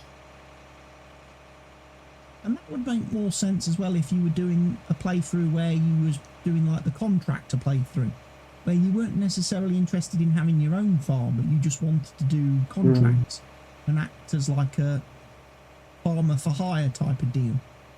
Yeah. And then, like you say, the more work you do for one farmer, gradually the more he pays you as he becomes to know that you're a trustworthy and reliable individual. Yeah, so a gameplay of a German guy. He did make a multiplayer map with 3 or 4 other players, but he was not having a farm. He was just doing contracts for them. He was floating around as a hired helper. Transport stuff and help with this harvest, help with that. See, that's the kind of thing I would have liked to have done, but we've never had enough people. I'd have liked to have one day done a multiplayer farm whereby I could give everybody their own farm, and then I just act as kind of an in-the-middle person who's just there to manage and sort out any issues if people have them, who can hop onto any farm and help out. But we've never had the players. There's only been me and you, really. Which is a shame. Well, not always, but I mean, sometimes we had two players even, or 3 on a map. Yeah, but they've never been committed and been regular, ones, have they? but not that regular. They've been there for like they've played for like 1 session and then we've never seen them again. Yeah, which is a bit disappointing. Sneaking 250. Because I've still never seen the bit yet. Because obviously, by not having the multiple farm things, I've still not seen how you do the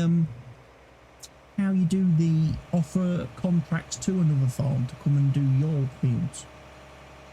Do you see the comment of Sneaking Twos? He said that they drive on the right side in the US.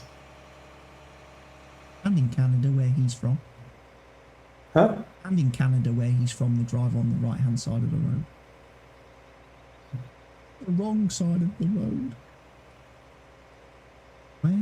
Which field are you on there?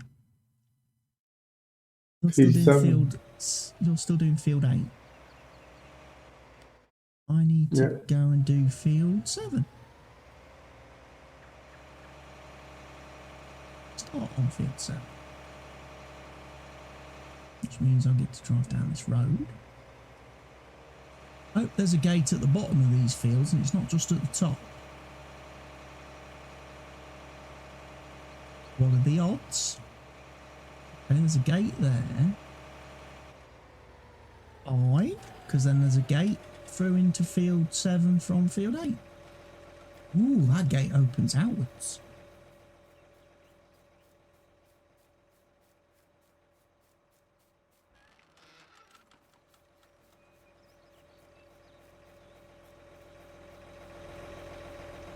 They've got plenty of room. You might just have to wait a minute, Mr. Skip.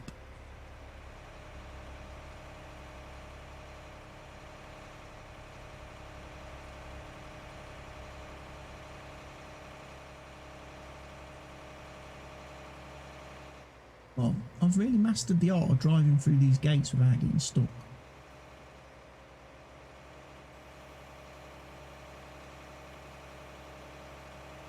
Another gate down here, look. In fact, there's another 2 gates down here. Look on in there as well. That's how you get to that field then, is through that gate. I like that. Stevie's put plenty of access in.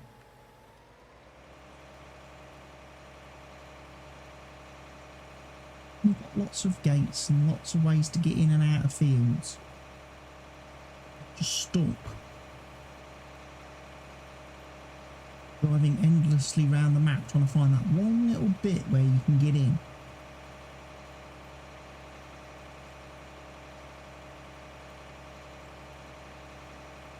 Oh, I'm doing quite well. I've only used a quarter of a tank of fuel in this thing. Which is quite a surprise, because normally when they give you this leased equipment, it's normally half wrecked. Yeah. It starts half wrecked and in need of repair. I mean, the cultivating you do is about 3 times the width that I do, right? What is it, 25 meters? 24. 24, so it's What do you exactly use? 3 times the same, 3 times the size of yours. No? Yes, it is. What? Exactly 3 times, because I'm 24 metres. Yeah, it's But then again, I've got a much bigger machine with a much bigger engine that should drink a lot more fuel. but Keep it I'm going. faster now, at least up the hill. I'm 13, 12.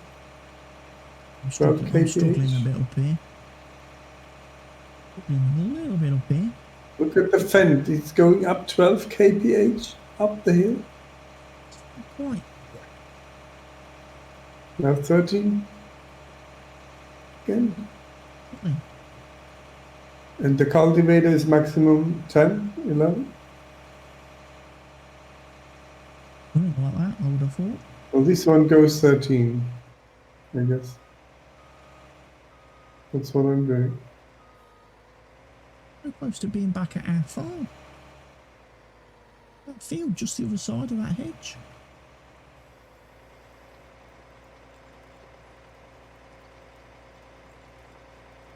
Recognised it as soon as I saw the homogenizer. That's how far. Oh, you can go 15 even. I saw our steamer and potato washers, and I was like, yeah, that's definitely how far. At least I haven't got a long walk back home once I finish this field.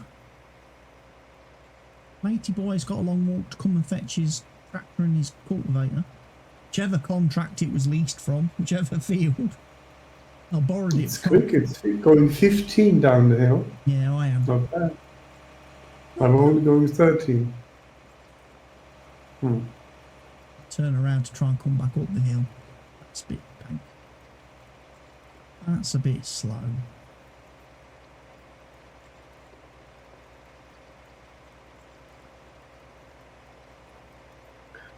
%83%.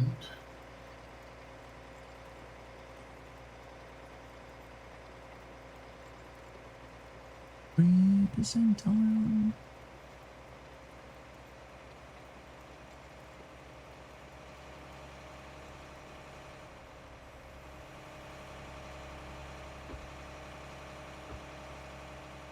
Right side of how much we're going to improve the yield on these fields for this farm, these farms.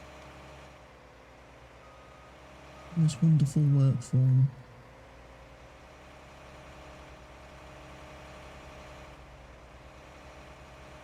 Sadly, our bank balance won't go up by the same percentage, but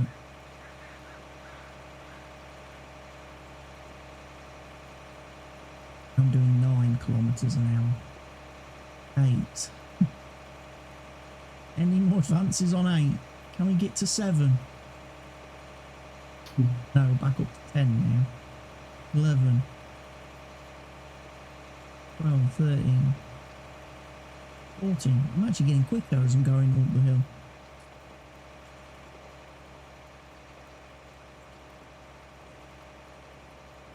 Okay, we are down to 73,000 interest that we have to pay for our loan.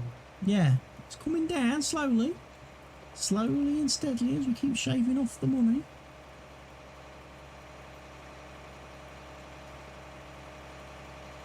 Which is not bad, seeing as that seemed to reduce.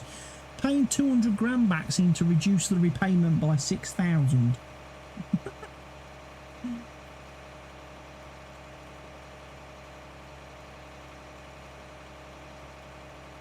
Quite a few more repayments to do to get it even more manageable. And we have to pay every day, yeah? It's every day. Not every month? No, every day. That's everyday interest. Told you, we're working for the bank. So We're just working for the bank, man. in the evening you have to check what can we repay and then just do it.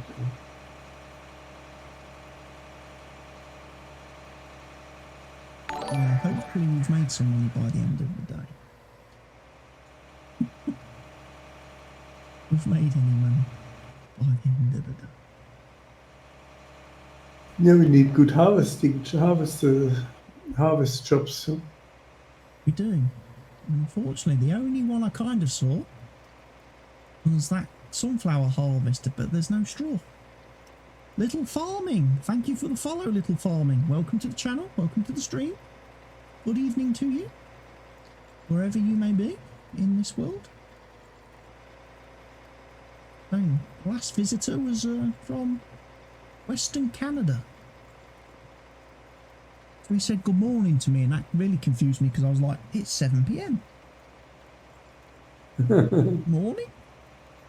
Good evening, other boys. Somebody said. I don't tend to get up very early. The other in voice morning. is Helgi. The other voice is Helgi from Germany. Yes, the crazy German man is here. I never know whether somebody can hear me in the game when you stream or not. They can hear you sometimes. Sometimes I forget to turn the Discord on, which then sounds very weird because I've watched some of the streams back where I haven't had the Discord on, and I'm just randomly saying things. Talking to somebody. Yeah. You're only hearing one half of the conversation. It's very weird and random. And that must be annoying for the people watching, but then they never ever comment to say, we can't hear the other person. At least not my jokes.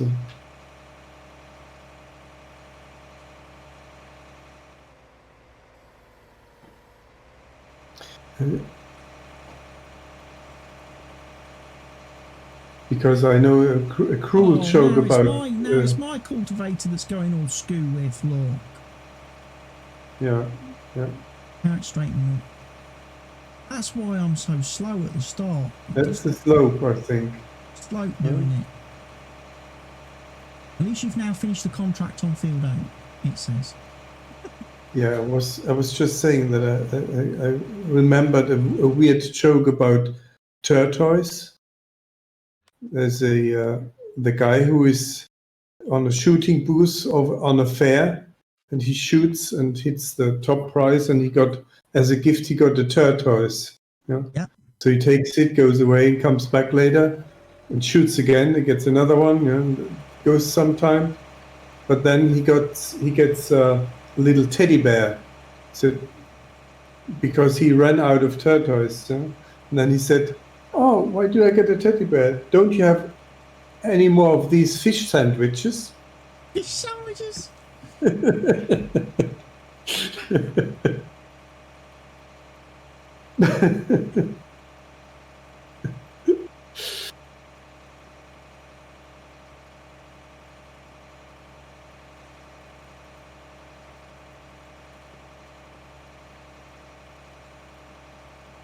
I just have a little strip left, but I'm not doing it.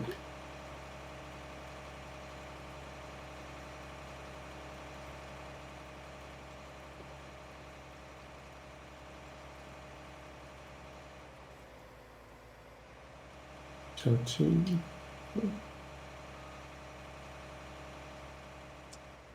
Should have probably done a little bit of a headland at the top of this field. Hedge is just a little bit too close. Need to be able to Would it matter if I help you? make it quicker by a few minutes. Probably can do one row and that's it. It's all right. There's only about 5 minutes left. 5 minutes left of the contract? It's only 5 minutes to go.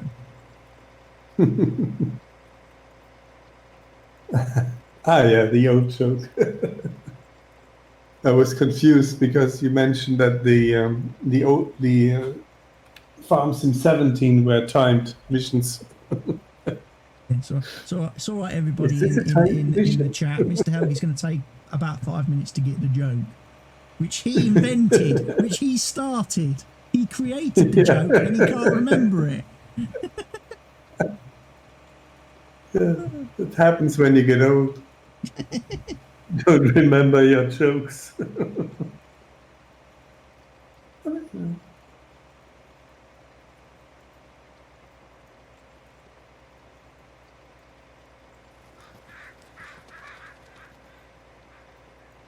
You started that way back on Fenton Forest, wasn't it, when you started that? It's just 5 minutes to go with the potatoes, or what? It was Sugar Beet, I think. Sugar Beet on on the biggest field on the map, field 22. You went, that's all right, it'll only take 5 minutes. It's only 5 It took minutes us to go. 10 hours, I think. But that was the thing, you didn't tell us when the 5 minutes started.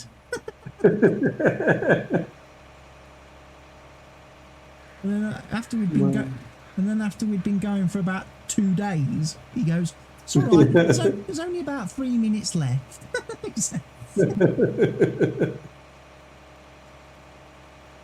These minutes don't run concurrently.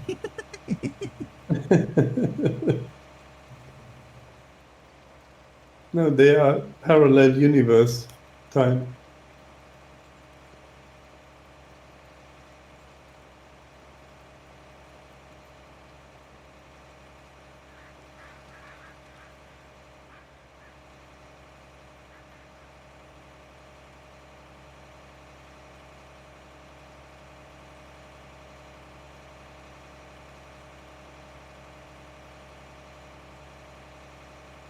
I wonder, can you do speed cultivating?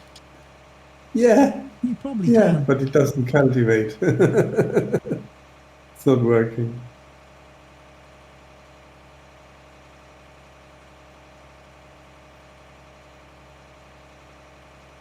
Can't tell for me because I'm going uphill. Huh? It's not cultivating anymore when they do speed cultivating. Oh, I can. Yeah, I can do it with this one.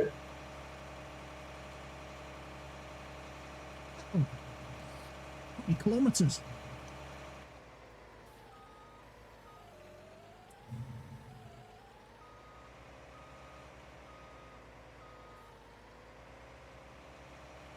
I remember when I used to do that all the time when I used to be on Mr. Kibberton's maps. But I used to do it quite subtly. In that, like, if we were seeding or something, I would only be doing like 1 or 2 miles an hour more than everybody else. Enough that I would still be pulling away from people and getting done, and they'd be like, how is he doing that so fast? But I wasn't like, you know, going over the top and like seeding at 50 miles an hour or something stupid like you can do.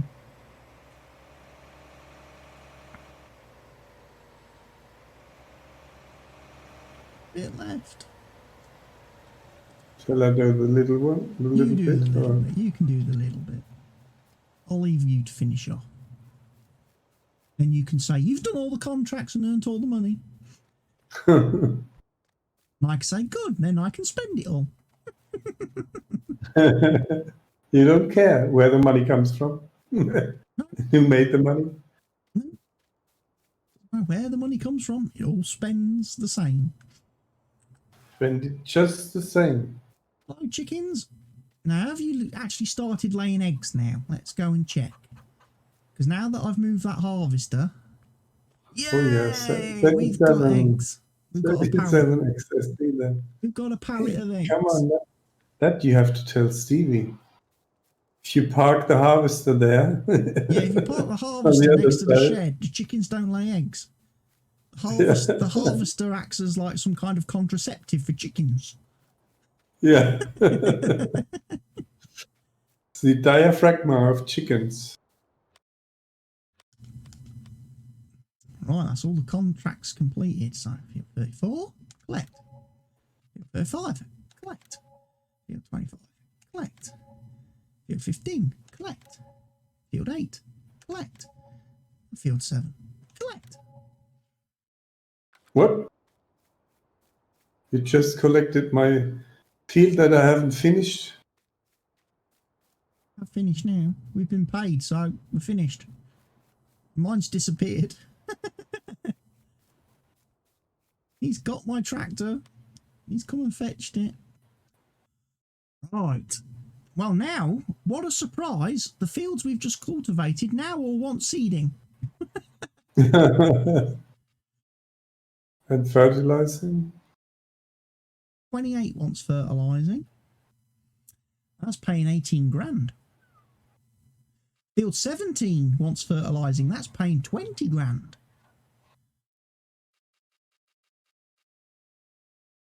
two big fertilising jobs there then.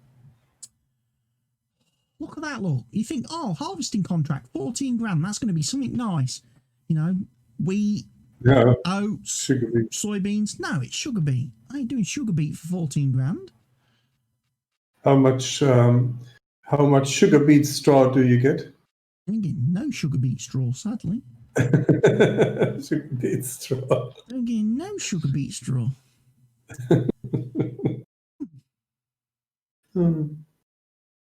So I'm thinking probably you get some compost from cutting off the tops. In probably field 28 and field 17 we're going to want to do then. I was fertilising.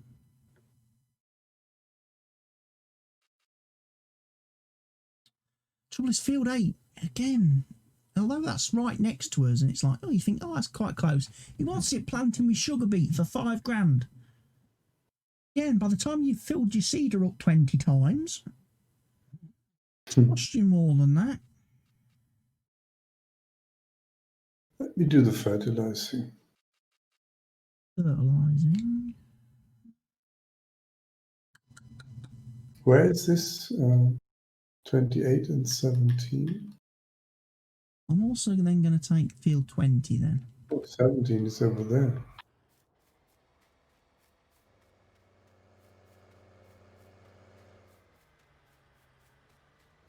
Go do a tiny little spot of sunflower harvest. I know it's only 20 grand. I know we won't get any straw. But it's a chance for me to do a little bit of harvesting. Or we have to do some harvesting.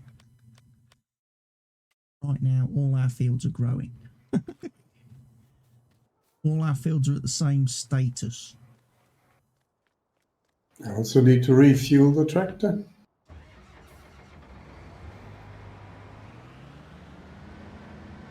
Truck with me. I'll follow me the truck down to the field. Going to.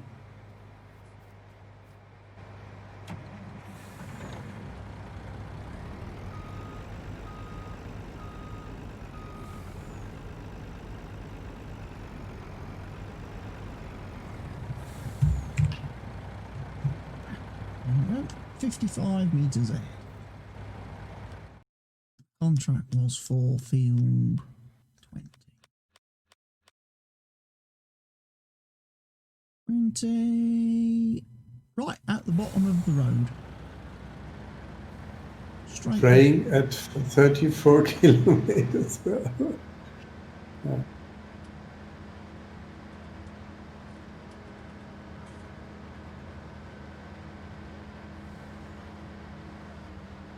Have any problems with the truck following me because the truck will be faster than the combine. It can get through the gates. Should be able to. Look on anything.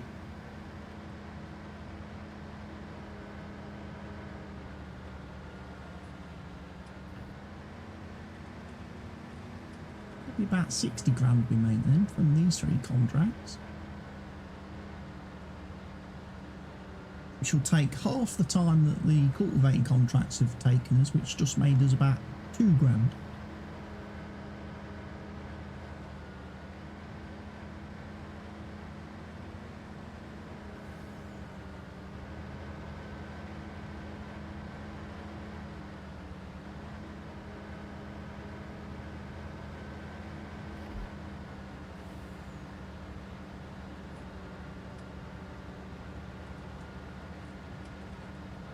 It's very, very misty and foggy still, despite it being 2:30 in the afternoon now on the map.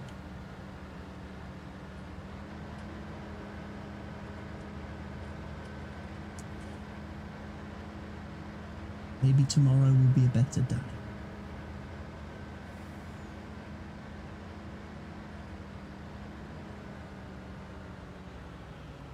You're just going to have to block the road for a minute, Mr. Truck, because I need to unfold.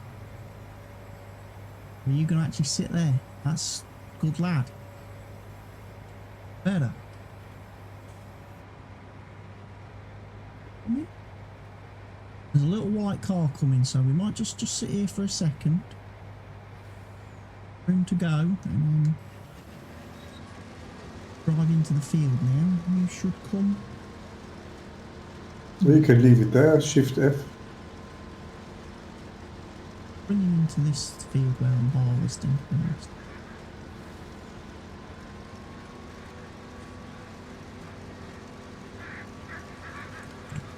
There you go. Shift F indeed works. At some point in time, I need to find those buttons for follow me on something that's a little bit easier for me to reach than the keyboard. I can actually reach while I'm playing. Well, you can also drill a hole in the controller and add another button. Yeah, stick some more buttons on with blue tack.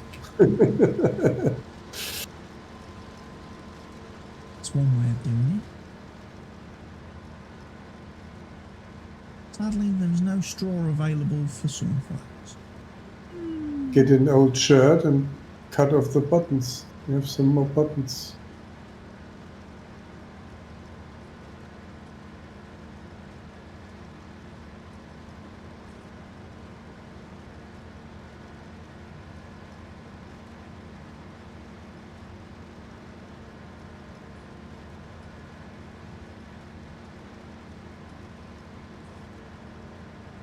This is almost like flying a plane across the field. With your massive wings out. Yeah.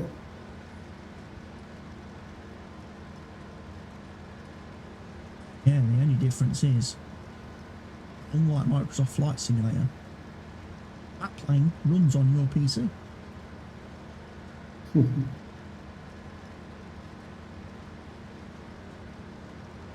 Anyone's PC. You don't need 6 Cray supercomputers all plugged in parallel. Yeah, Play it on low spec. It's definitely not really optimized, this game, I'm pretty sure. They can do further optimization without people fiddling around with all the settings and doing this and that and what. There's going to be people that want to fiddle with settings. Just try and push it that bit further.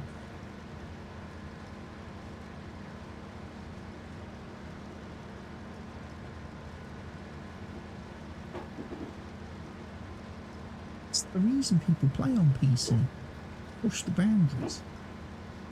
See how far they can take stuff before it all comes breaking down when your PC catches fire.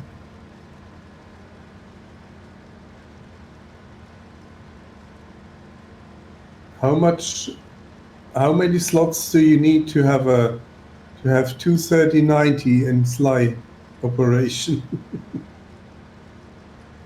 You need another PC, I guess, for them. Yeah, because they're what? I think you have to have three. They have 3 slots each. 3 slots each, don't they? So you're going to need You're going to need 6 slots minimum.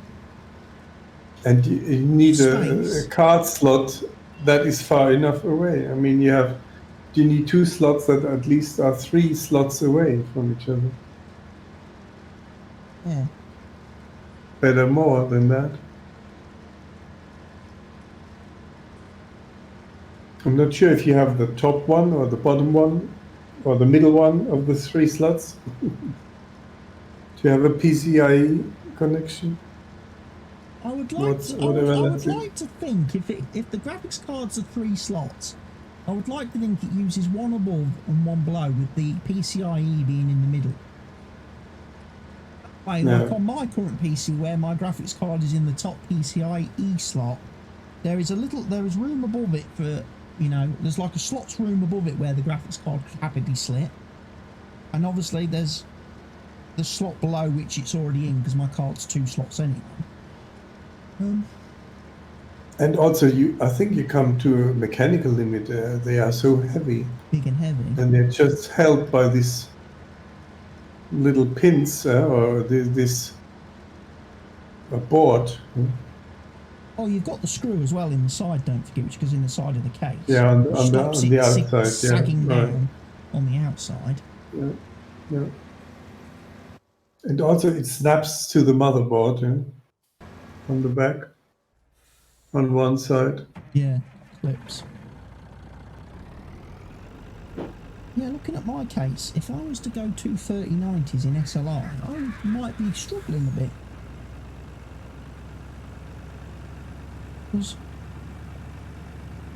And also they need to be cooled, yeah? I mean, they are so close to each other. They heat up against each other.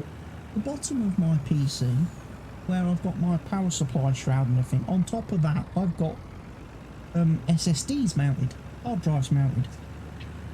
Yeah.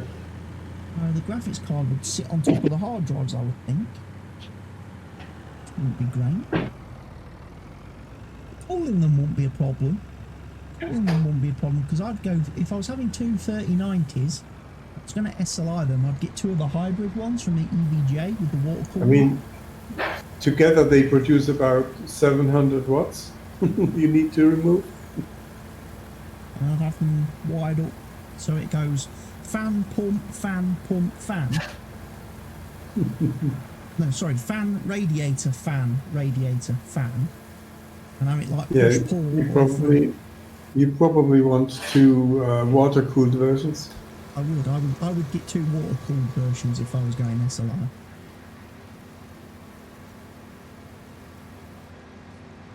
Because I wouldn't want them blasting hot air straight out into the case. That's quite a task.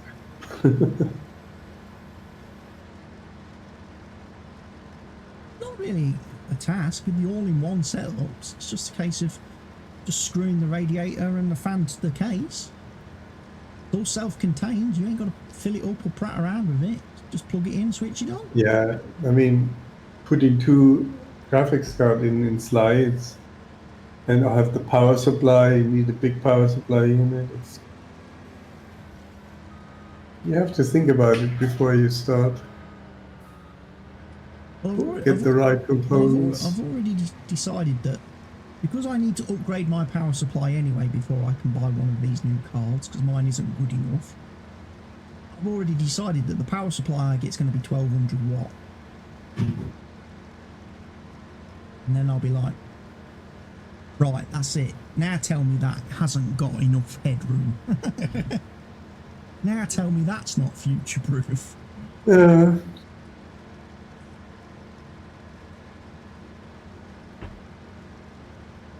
I just live with a 3080 overclocked. That's what I can just swap in and swap out without any problems.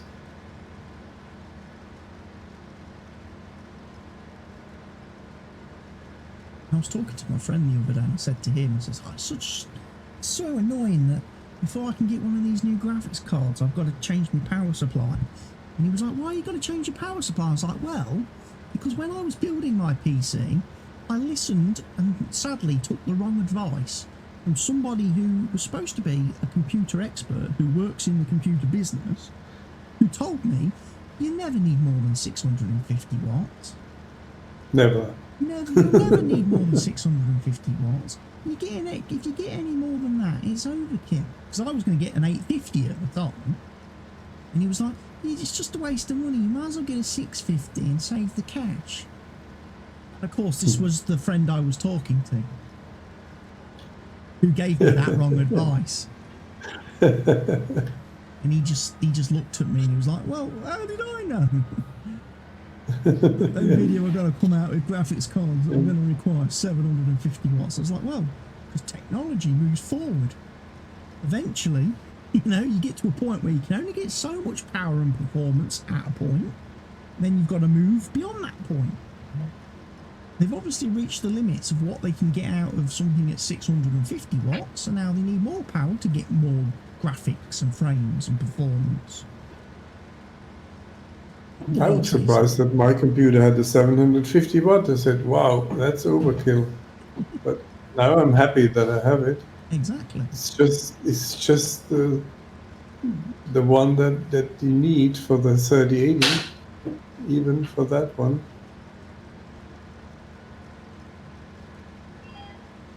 Okay, going down 28. Oh, we're going. Have you been to your computer shop yet and eyed up the 3080? You caressed the box, told the guy behind the counter, I'm going to buy one of these. Have you done that yet?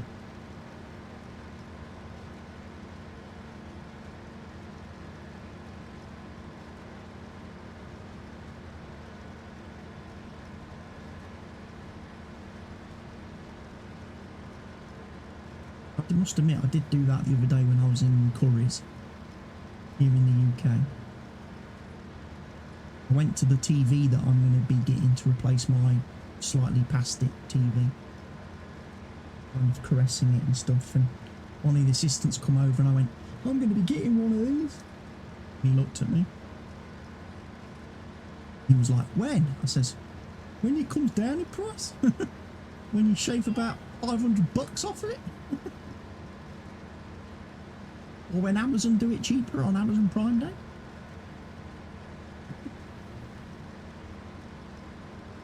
I wonder when they have when they sell the 3080.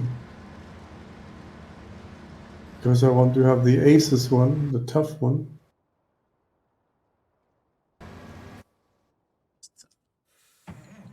Not sure how much they sell it for, maybe $850. Where am I Yeah, I going? wouldn't have thought so. I would have thought the Asus Tough would be about 749. Yeah, I'm talking euros and you're talking pound.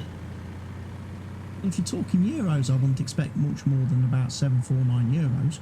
Because don't forget, the regular 3080 graphics card, if I'm talking pounds, standard 3080 is £649. So Yeah, but if you look at prices now, they offer, I don't know. The Asus Tough, I would expect in pounds price to be closer to 699, maybe 700. I would expect it to be about £50 more with it being a third party and having custom cooling. Hello, Segmog.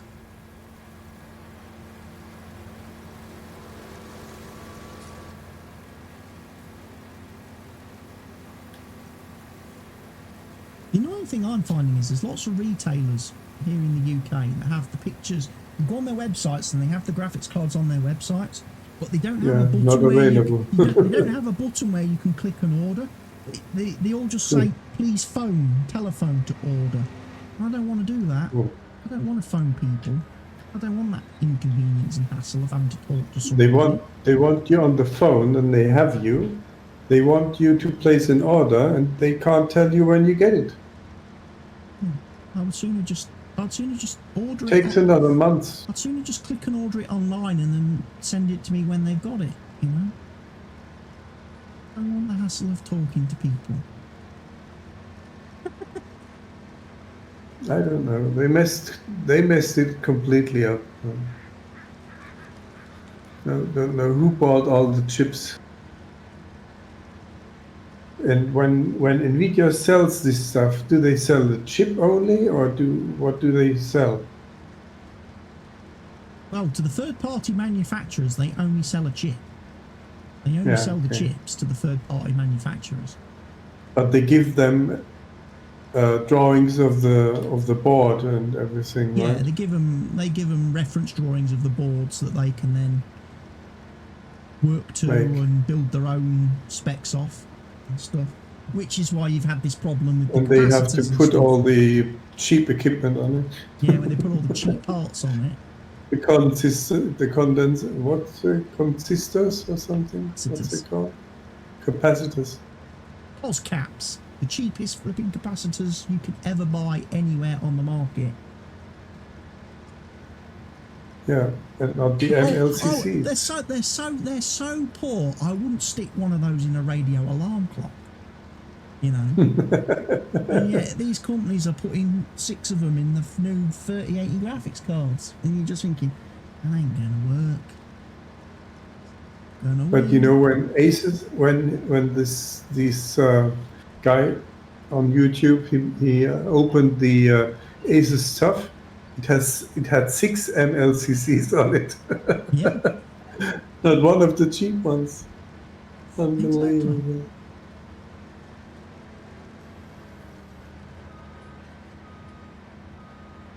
exactly. It just went, let's do the full thing.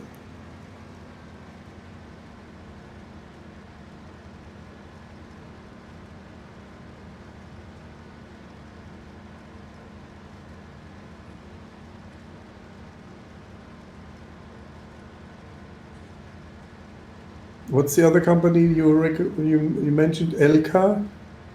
No, EVGA. EVGA, yeah. They use the MLC. They probably use well. the same MLCCs. Yeah. If they can deliver it. But what do they do now with the 2080 Ti's they have on stock? They will be on stock until places sell them, I suppose. And places won't sell them until they get a credit from Nvidia or the companies that supplied them, so that they can cut the cost. Because like you say, the 2080 Ti prices and that haven't come down. They're still $1,200. Yeah. Because all the companies have paid for the cards and can't afford to sell them at a loss at the moment.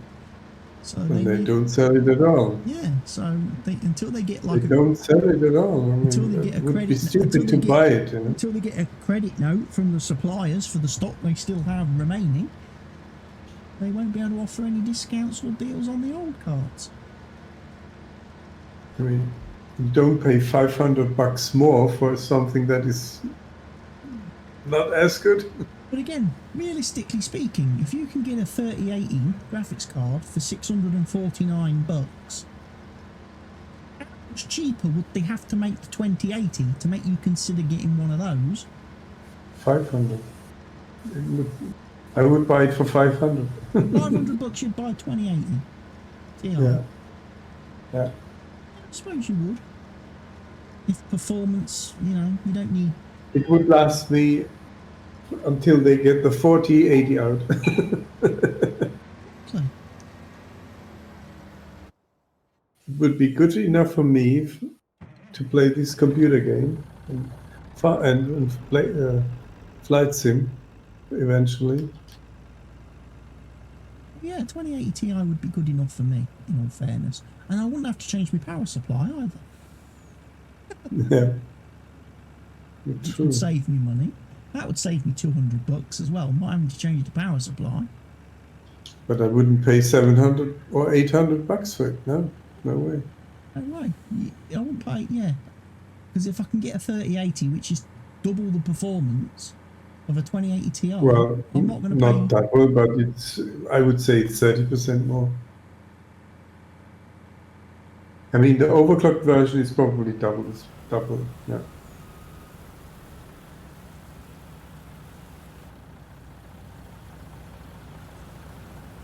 Paul Gerber's sunflowers.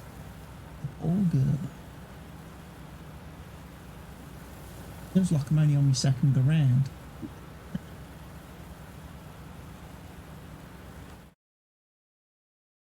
Bit big.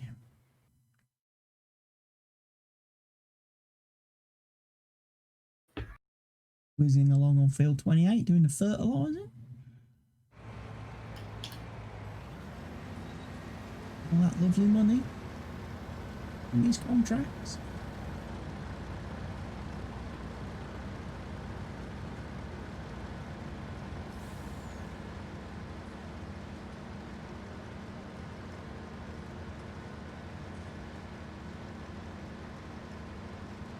I can't wait to see the video soon that Millennial Farmer's obviously going to be posting there. He's test driving the new John Deere 9X harvester.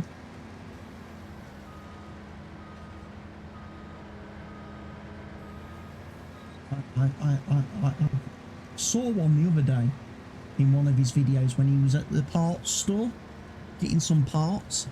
There was one parked outside with demo stickers all over it, and as he drove past it, he stopped and went, "It's cute." And of course, he's now in harvest time, so I'm thinking I expect that to turn up on his farm in any video any day now, and him get to test drive it while he's doing some harvesting. I hope I'm done with the job because I'm out of fertilizer. Oh, 96%. Are you close enough to the shop to go and get some where it's a bit cheaper? Troll game. Can I go over here on field 33?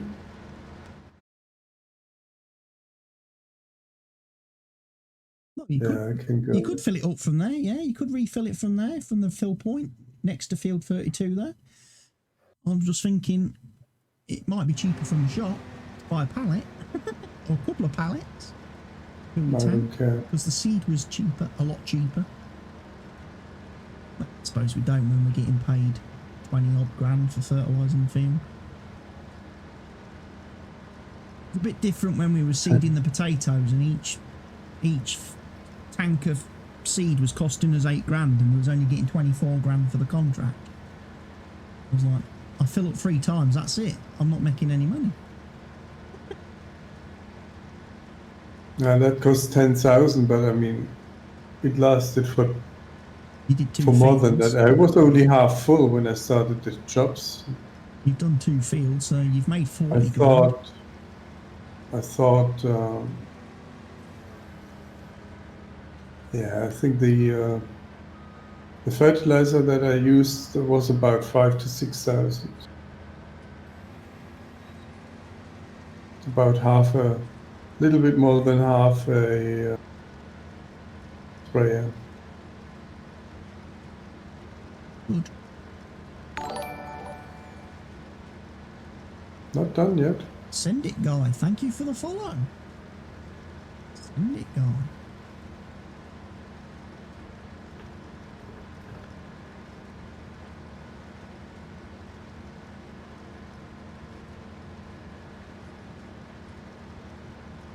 Best behaviour. We've got an audience, Mr. Helmy.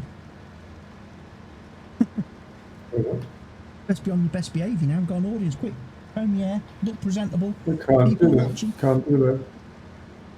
Put your feet down the table. Yeah, put your feet down. Up straight.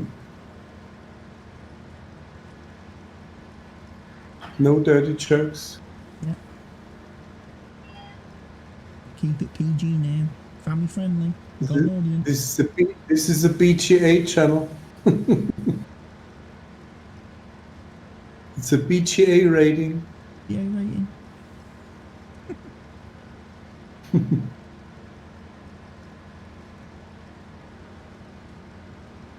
What? Yeah.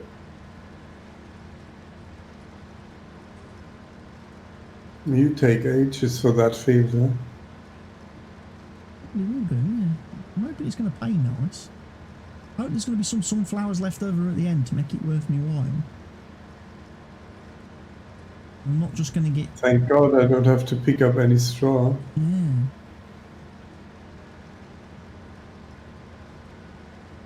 Because that is always a job for 2 people. When you get some straw as well. What I should have done was leased a harvester. Should have borrowed the one the contract was offering, and then we could have both been harvesting sunflowers. I didn't think he needed to check what machine he was offering me. I think it was probably a Rostel Smash though, which I'm guessing is not very big. It's a 4 meter. A 4 meter header, which I probably would have been having to stop every 10 meters to empty. So it gets full because it only holds about 2,000 litres crop. They like to loan you that one quite a lot for some of these contracts. The old Rostel Smash, which is hold on. Oh, there's the sugar beet harvesting. Unless Mr. Helgi wants to go sugar beet harvesting. That's the Massey Ferguson doing the soybeans. There's the Rostel Smash. Field 30, look. £5. And he'll let you borrow a Rostel Smash with a 4-metre header. Or you can do field 13 for oats, and again, same Rostel Smash, same 4-metre header.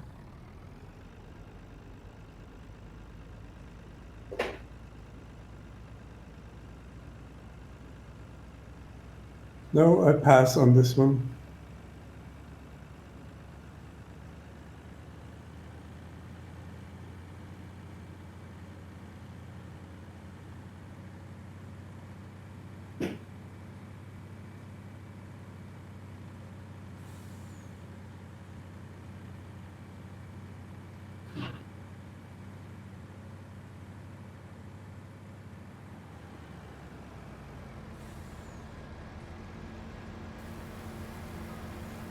How's the what's it doing at the farm, by the way? The what? In the bunker pit thing, the silage that was covered yesterday. You can shake it. Does that need scooping out now? Has that finished fermenting? It was at 87% earlier. It might be finished now. Then it can be loading wagoned or telehandled into trailers and carted off to wherever's paying good money for it.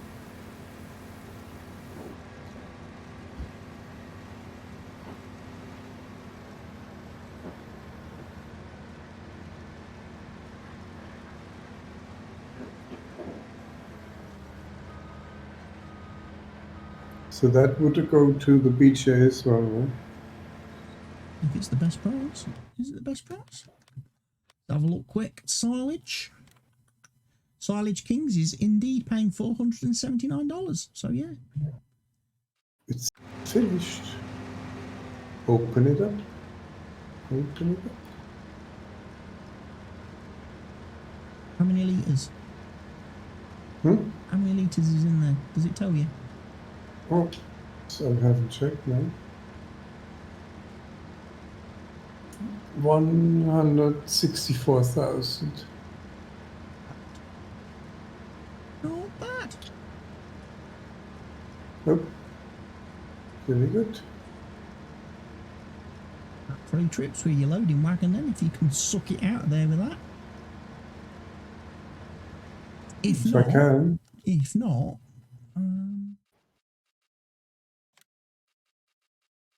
If not, we could buy a But milling we have a machine. telehandler, haven't we? Yeah, but we could also get a milling machine from the shop for £5, Oh, which you could okay. put on the back of a tractor, and then you could drive into the pit, and that will suck it up and spray it into a trailer behind you. How does that sound? Let me first try it. How much is this thing? £5. It's cheap as chips. And it will come in handy as well when you come to do the manure from the animals later on as well. Empty manure. Yeah, the thing is that does not unfold. Yeah? What doesn't? The loading wagon works, but it's not making this thing unfold. It does. The loading wagon doesn't open the silo up properly, whereas the milling machine would. So this thing goes where on the tractor? Goes on the front of the tractor, yeah. And then the pipe, when you unfold it, points over the roof into the trailer, and it sucks up all the stuff. And it'll suck up anything. This will. It'll do all sorts. It'll do any crops, straw, grass, hay, everything. Potatoes, sugar beets. Does the lot. So would you like me to get one of these? Haven't you bought it already? Yet? I'm waiting for it to drop down from the air, yeah, from the heaven, from the sky, whatever. I've bought it. And where would it be? Oh, it's going to be down at the shop, isn't it?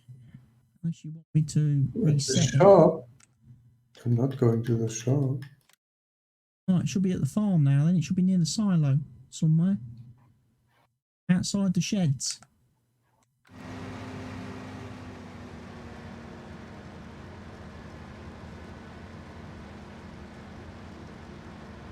Right, Blue, you can't miss it. I don't know. I don't know where it is.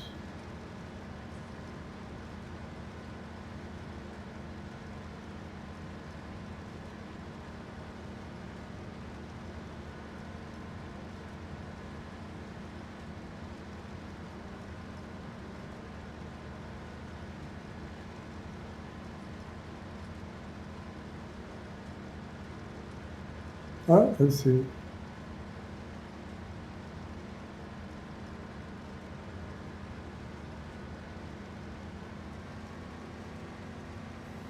Machine.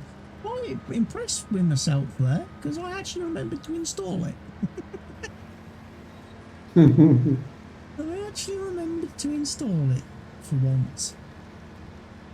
What? It is probably helping. All the mods were always like, if only we'd got, if only we had. I actually remembered to put it in when we started this server. I wonder if that means I've also got the So I can hopefully rocks as put well. For the cutting down use the trees. loading wagon, huh? Yeah. Because that is half full. Got the brooks as well, that's nice. Haven't got any modified conveyor belts though.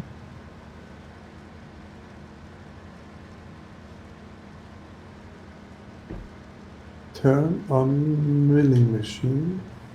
Unfold milling machine. It's not unfolding. Unfold pipe first. Pipe out. Ah. On milling machine, lower milling machine. Oh, yeah. Beautiful.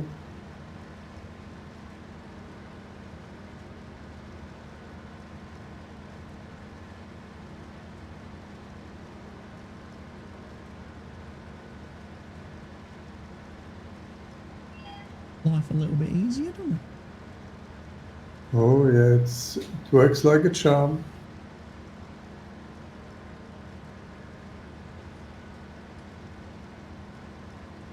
Well, it's not instant, but it was good.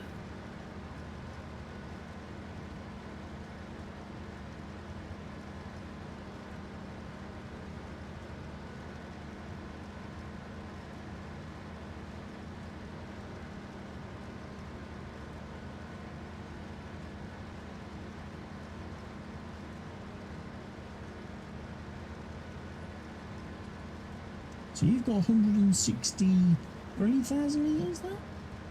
And I had 150,000 litres that I took down earlier, so that's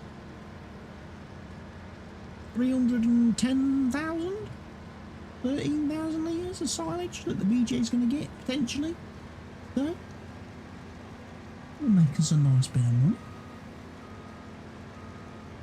And then with the digestate, which we can sell tomorrow,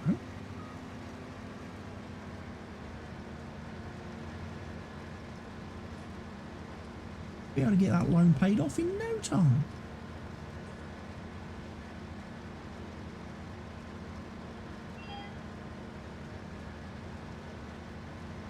We've only got 2.6 million still to repay. I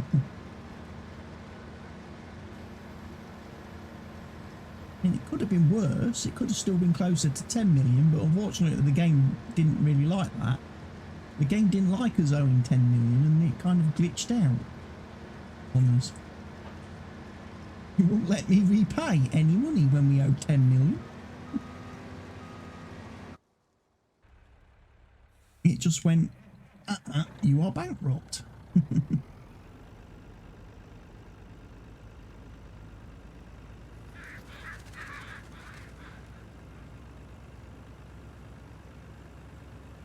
But it's probably a good thing we don't owe 10 million because the loan repayment that first night was like 280,000. Yeah. It's a little bit excessive. That was more than we could earn. Well, I'm pretty sure we could have managed, but it would have been much harder. Much harder. Yeah, it would have been very slow going.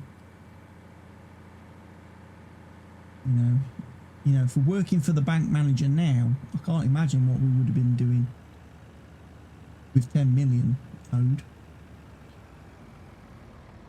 Working for a consortium of banks.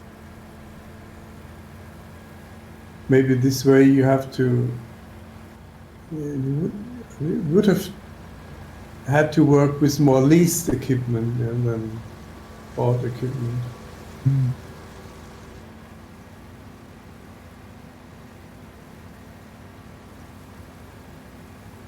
And restricted ourselves from being on the map alone.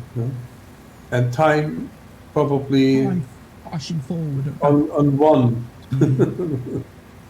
So you had enough. So you'd have enough time to do all the contracts each day on every field. Yep. But it's manageable. You can do it. But I'm not sure if it's fun anymore. I'm not so sure. It would be a bit stressful, yeah, definitely.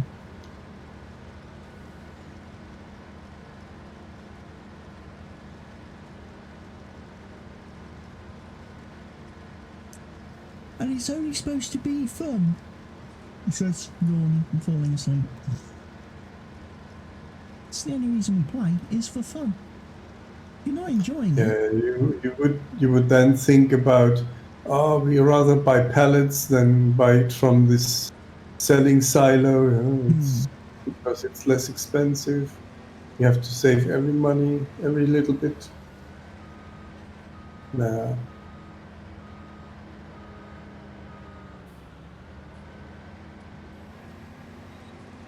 Yes, it's The only thing that I don't like with the BGA is that it doesn't give you instant success feeling. Yeah.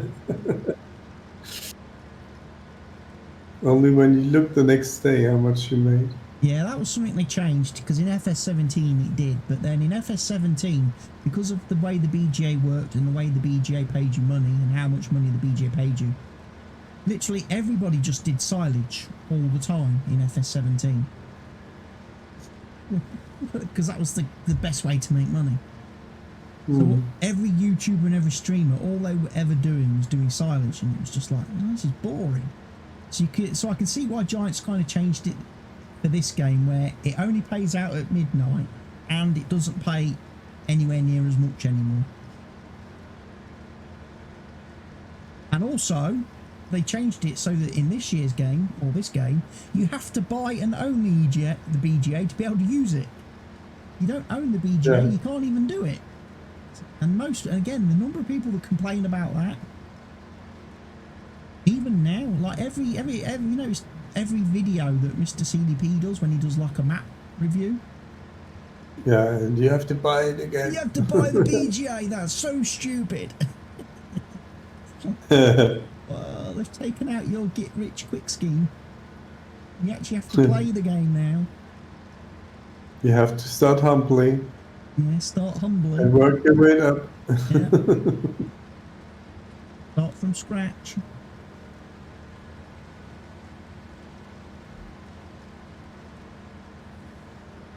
I mean, I do understand it from both directions, like I say. I understand it from Giants' perspective, because they want people to play the game and progress, and they don't just want people one trick ponying their way through the game. But then I also understand it from the people who go, well, I don't know many farmers in real life that own their own biogas plant. There are some, yeah. There probably are some somewhere, yeah. And they take orders from other people. Not a You common can bring thing. your stuff here in my BGA, I pay you. But then when those smartasses make those comments, I generally tend to respond to them, yeah, well, not every farmer does animals. Yeah. But this game I mean, also in Germany, you have a lot of problems with too much nitrogen in your ground, or in the ground in the water that you drink. Oh, sorry. I have to be quiet. She's sleeping again. Yes. See, now's the time she ought to be wearing noise-cancelling headphones. Just put Not them when on. sleeping. Just put them on and switch them on when you're sleeping. So you have a nice, peaceful sleep.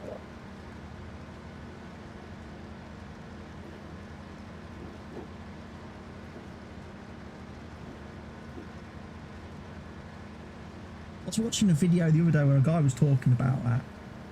He's a voice actor by trade. He does a lot of voiceover work for video games and TV and things like that. Yeah. And he says he was on a plane and he got his noise cancelling headphones on. He says, I wasn't listening to music or anything. I just had them on to switch on so that, you know, it was quiet. So I could get some sleep because I was, you know, long flight. And I wanted to make sure I was rested for when I got home. And he says, the fucking person next to me kept fucking talking to me. Kept like nudging me and then trying to have a conversation. And I'm like, what part of me wearing noise-cancelling headphones do they not understand?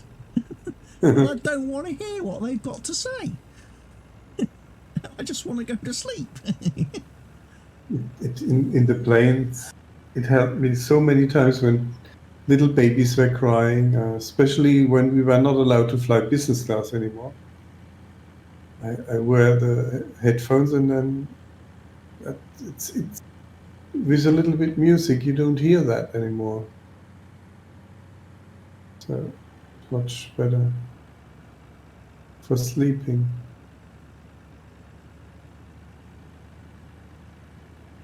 But then the other guy he was talking to says, it's funny though, isn't it? He says, you're wearing the noise cancelling headphones on the plane, so you know, you can't hear a thing and you can have a nice peaceful sleep, he says, and be uninterrupted for the whole flight.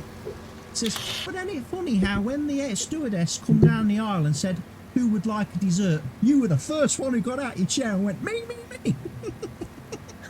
Yeah. He says, so it's funny how you can hear the stewardess say who wants dessert when you've got your noise cancelling headphones on. He sat there laughing. He says, yeah. He says, but did you notice? He says, did you see what I ended up with? And the guy goes, well, no, obviously I couldn't, because he says, I was about 4 rows back from where you were. And this guy says, I had 2 desserts. Says, what do you mean you had 2 desserts? He says, well, you know how they always have that lovely, nice, you know, like pie and cake and everything that they have on all the flights? Yeah. He goes, well, they also had a sundae. He says, he had like a really nice ice cream sundae. And I couldn't decide which one I wanted, so I just thought, I'll have both.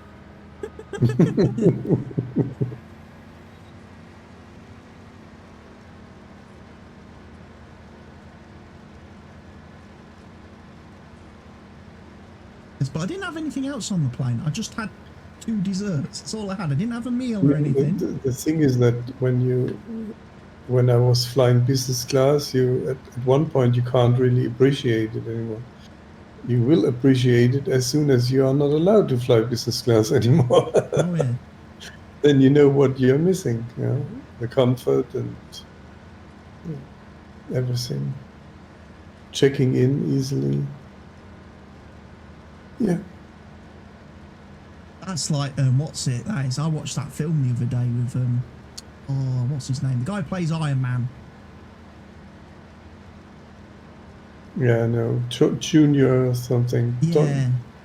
I watched the film with him. Downey, whatever. Yeah, I watched the film with him in where he's trying to. Well, at the start of the film, he's like on, I think, the east coast of America, and he's trying to go home to the west coast because his wife's about to have a child, and he gets on the plane, and then there's this bearded guy who's in like Hangover films, who's just a bit of an idiot, and he gets upgraded from like passenger class or cheap seats to first class because there's a problem with his seat on the plane or something. It won't stay upright or it won't fold or something.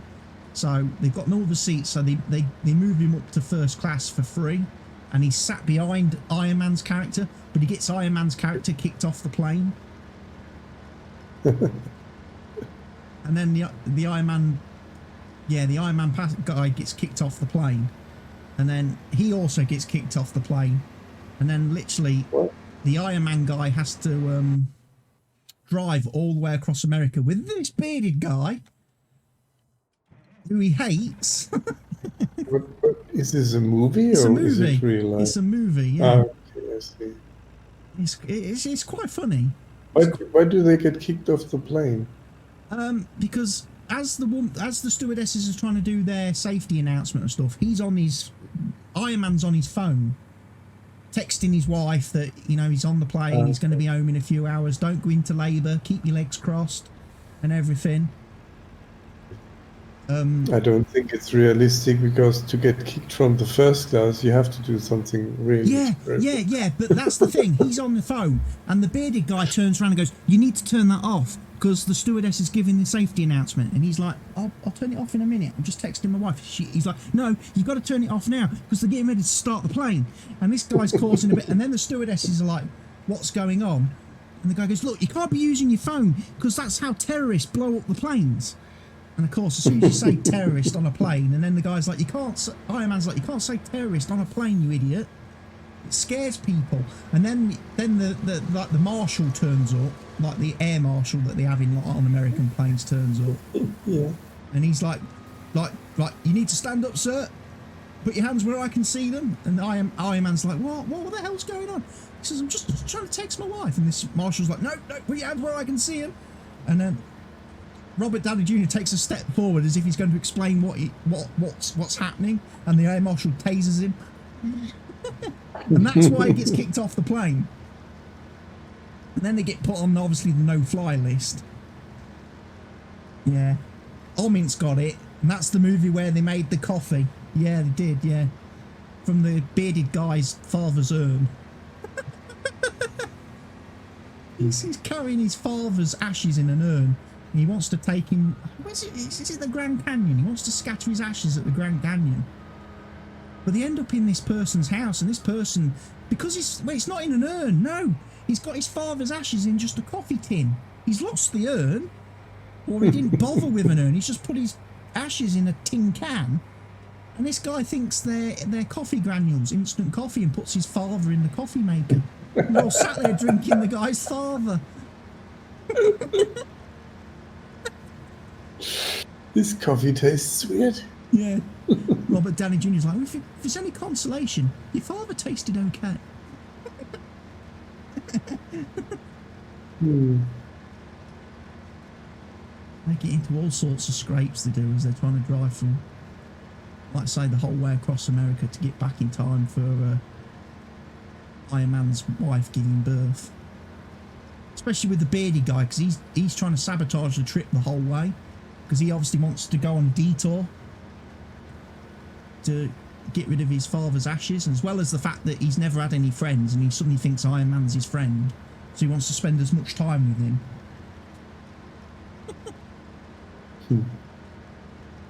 Point, I think they end up in Mexico, don't they? Iron Man gets arrested in Mexico as well, and then the bearded guy has to break him out of jail. Literally break him out of jail, like literally fastens it up to the back of a car and drives off with this mobile police cell at the border or whatever. He's got this like mobile home being dragged along behind him.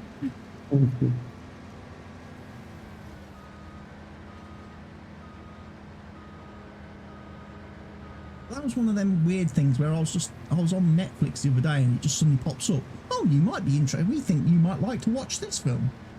Really? All right then. Since I can't choose from the other 30 million things you have on your bloody service to watch. Because everything I want to watch, I have watched.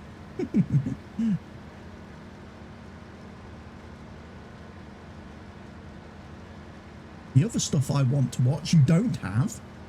Because it's either on Amazon Prime or something else. Or it's only on American Netflix.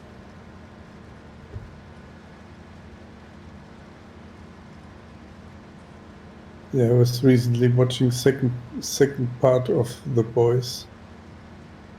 I haven't watched that yet. The superheroes. haven't watched that yet because Amazon did an This annoying is thing so weird. where This is so weird. they released three episodes all at once.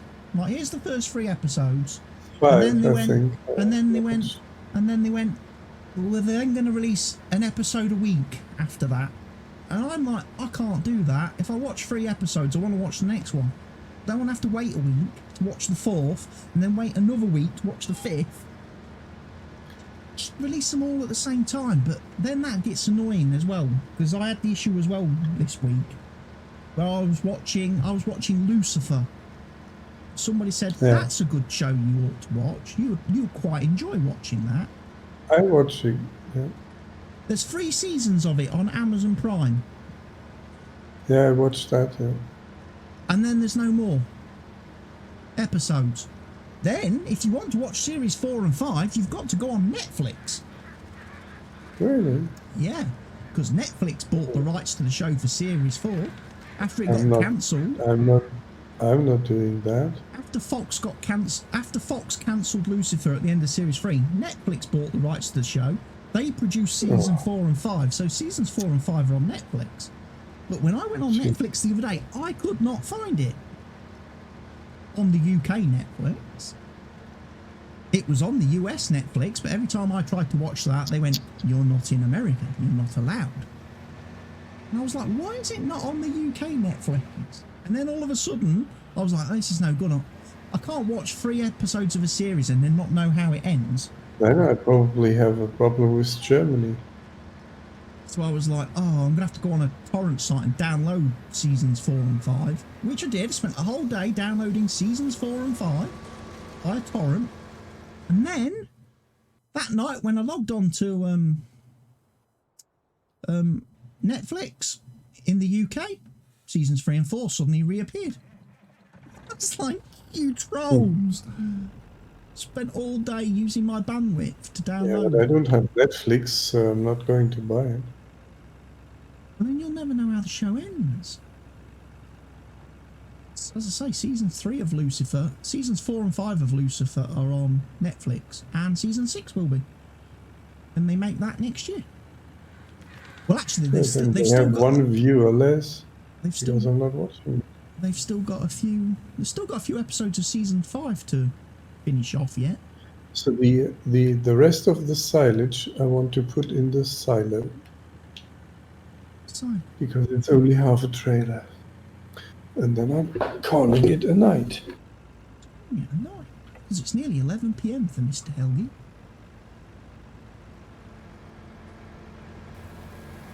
Those of you that are on the west side of the world, where it's morning and daytime, Mr. Helgi's on the east side of the world, where it's a lot later.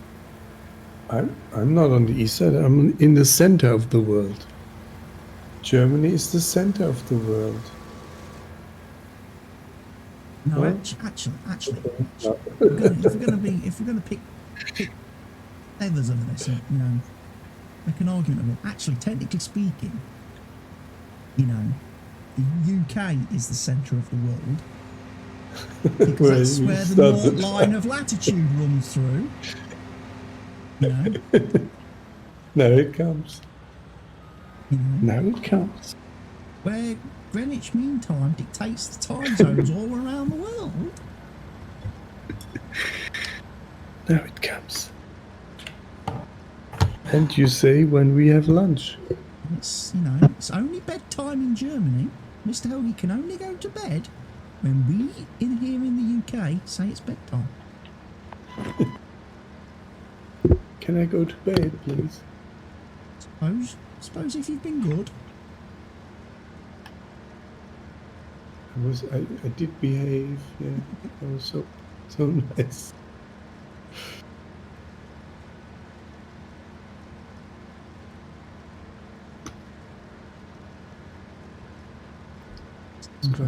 What is the game when I quit multiplayer? What is the game loading actually? Can you tell me?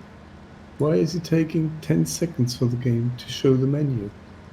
I don't know. I don't know why that happens. It's something weird with Farm Sim where it seems to completely close out of the game and then it relaunches it to the menu just so you can go, no, I want to quit.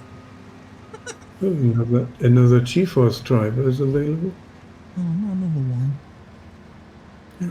Update my PC again. 610 megabytes. Put it down. What games is this for? Usually it tells you what games it's specifically for. Somewhere. What's new? Optimised for what games?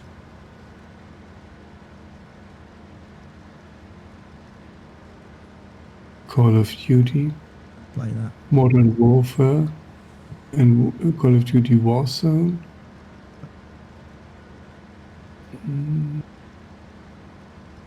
Not going to Check be one out for me to install yet then. Something with NVIDIA Reflex. Faster response time. NVIDIA Reflex, faster response time. Can react to enemy actions faster and peakers. Jesus. I'm not playing these games.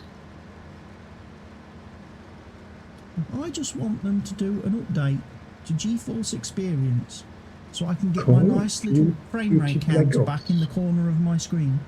Just that nice simple little green numbers in the corner of the screen. There's a Call of Duty Black Ops Cold War PC beta. That's the starting only bit. in 15 October. That's the only bit I miss. I don't like this new How F performance thing. That's not it, is it? It's game filter. Not game filter, is it? What is it? What's the performance one? Is it R? R. Performance overlay. Yeah, I don't like that. I find that to be way more intrusive as an FPS counter than the original.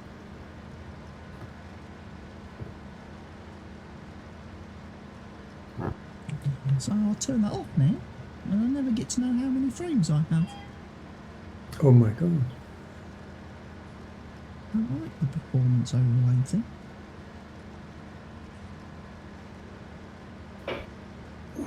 Pretty big horrible grey box in the corner of your screen.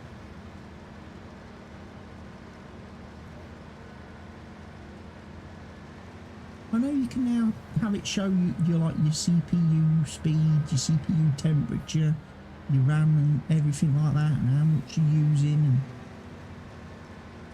And who wants all that info cluttering up the side of the screen when they're playing a game?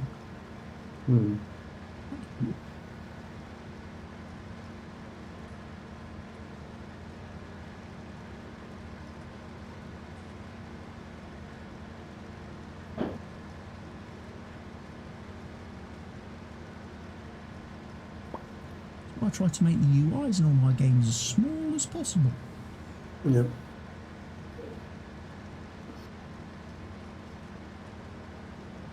And I sit there straining my eyes trying to read the text on the screen. Did that in Football Manager today. User interface, I changed it to 25%, and then I'm sat there like, I can't read the writing. It's too small. Okay.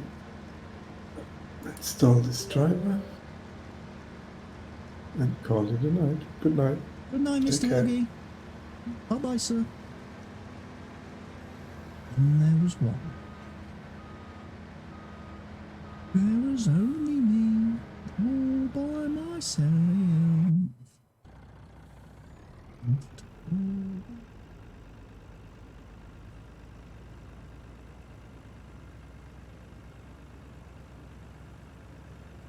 Still a lot of sunflowers on this field, you know.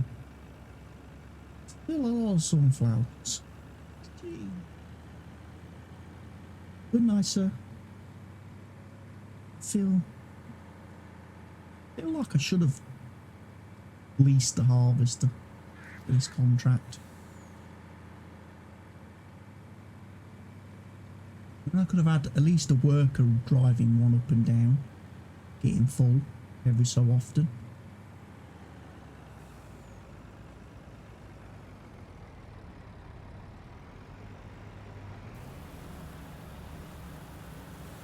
I certainly think there's enough sunflowers here that trailer's going to get full, so I'm going to have to take that and sell it at some point anyway. Trouble is, if I lease a harvester now, it's going to cost me silly money. I'm not going to get it at the special contract pricing, am I?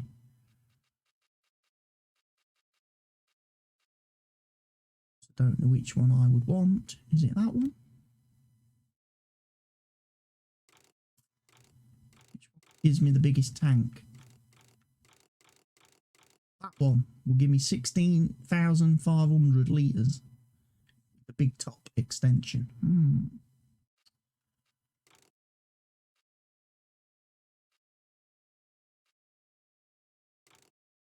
A toolkit. Some oil. Some spare parts. Sandals. I don't know if I want some flip-flops in my car. Some wellies. That looks like right proper cluttered in there. There's a bucket. That's all right. Toolbox, spare pair of boots. Nice to have a hammer. You always need a hammer in case things don't quite go how you want them to, and they need to be gently persuaded to behave. And some chopper boards.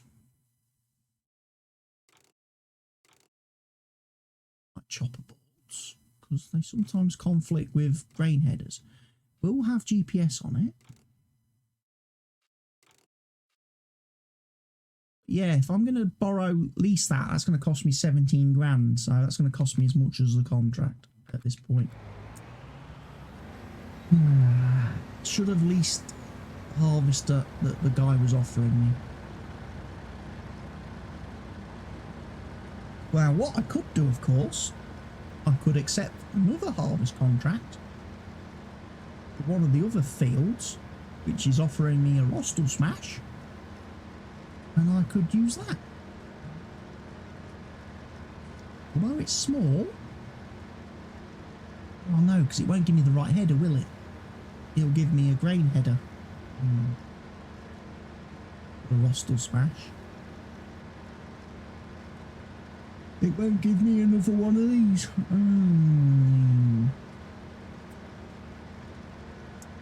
Oh well, we will just persevere.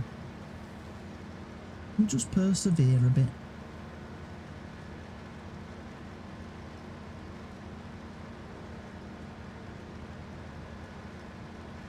As long as it's done before it gets dark on the map, that's the only thing. I don't like farming at night, because I can't see what I'm doing.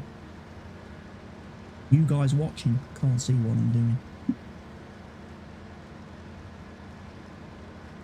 The headlights on all these vehicles are pathetic.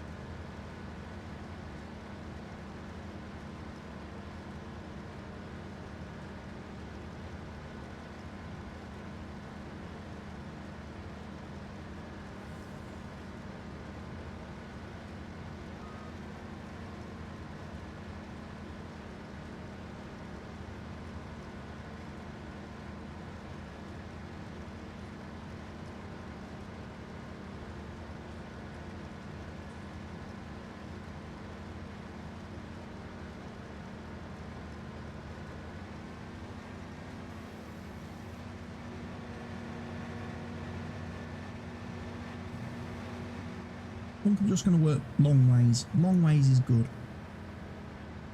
I think. There I am, down half a tank of fuel.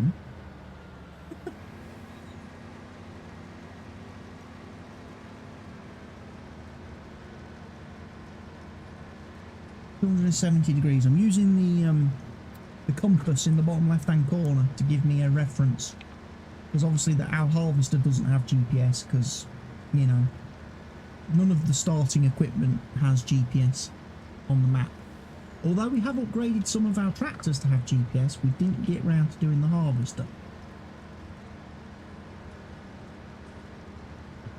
Partly because I wasn't convinced at the time if I was going to be sticking with this case harvester, because We've used them quite a bit before. Well, I have anyway. I used this harvester in my entire Lakeland Vale Let's Play over on YouTube. Which, for those of you who don't know, I have a YouTube channel with loads of videos on it. You can always head over there and watch some of those when I'm not streaming. If you want to enjoy some more farm sim content at your own pace. I've dropped, amazingly, 1278 frames today. I've just noticed by changing that page on my stream deck. I'm betting that will be because OneDrive is trying to upload a massive amount of files on my computer.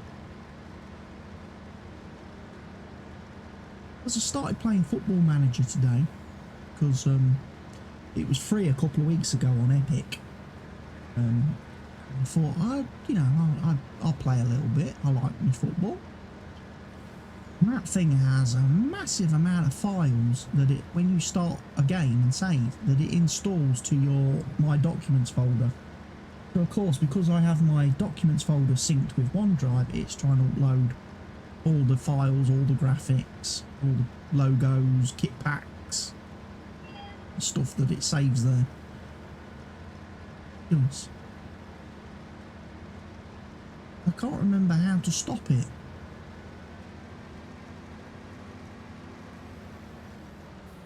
I can't remember how to stop it.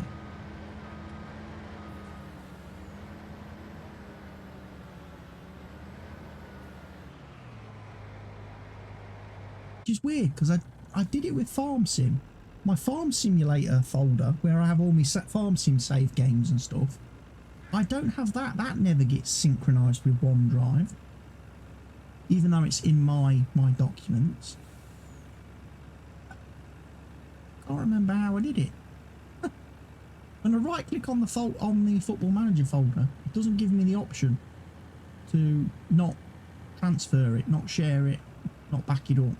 And when I open up OneDrive and go to the options, it doesn't give me any option to manage which folders it's syncing.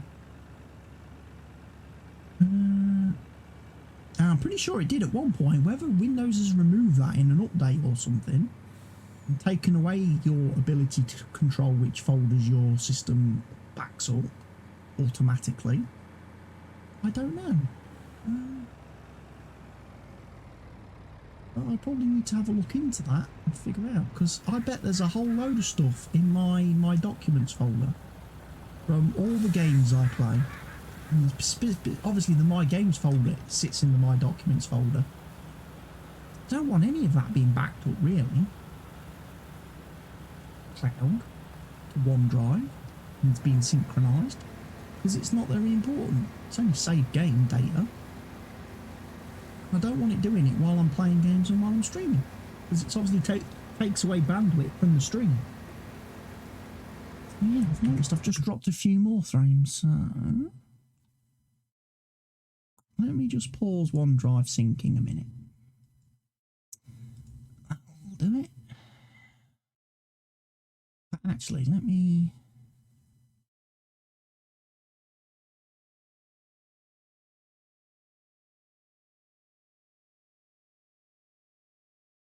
Oh, no, I've also got my other program running. That's bad. That'll definitely be stealing my frame rate.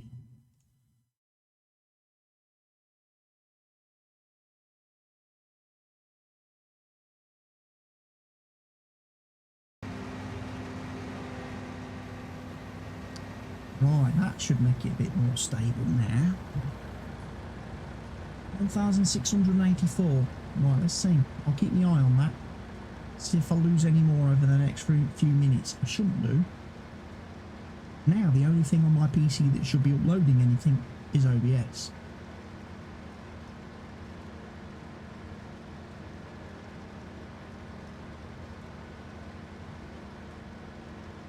Problem, you see, because I have OneDrive running, which obviously is Microsoft backing up all its data and stuff on your PC. And then I also have my own personal cloud service from LiveDrive, which also does a similar thing. And when they're both running and updating files, man, it kills your ability to stream.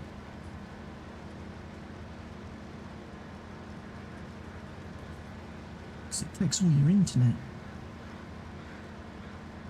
Normally, with no other things using my internet, I can stream quite steadily at 6,000 bits per second. Generally keeps the stream looking pretty decent quality. I hope people would say. Keeps it looking pretty decent quality. I can't remember whether I've got it to set to stream in 720p or 1080p at the minute.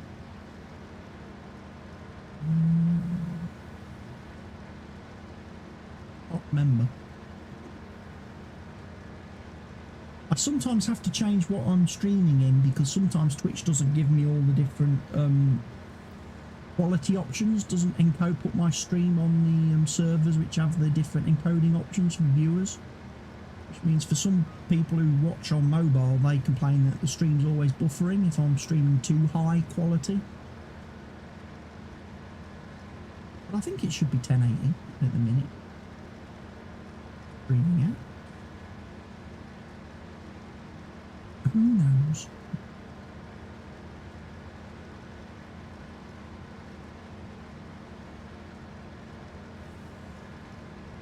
And I'm CPU streaming at the minute. I'm not using my GPU for streaming. I'm using my CPU. I use my GPU when I'm recording videos for YouTube. All my local recording I do via the built-in GPU encoder via OBS. But people always tell me when you're streaming you should use your CPU. Don't know if it makes much difference at the end of the day.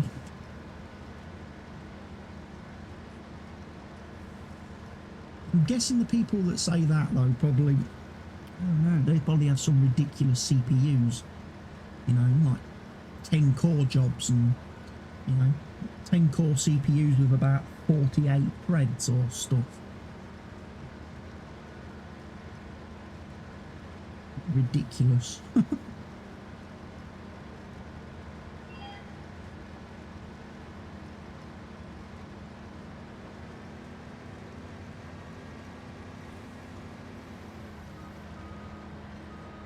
Yeah, we'll get the sunflowers done.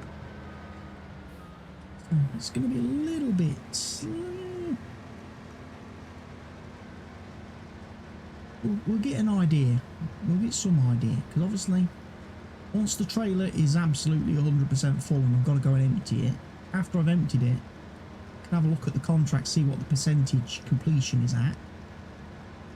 Might give me some kind of ability to estimate exactly how much of this field I'm going to actually get the benefit of. Then how much leftover crop is going to be ours. Bonus. But bit different at times. It's going.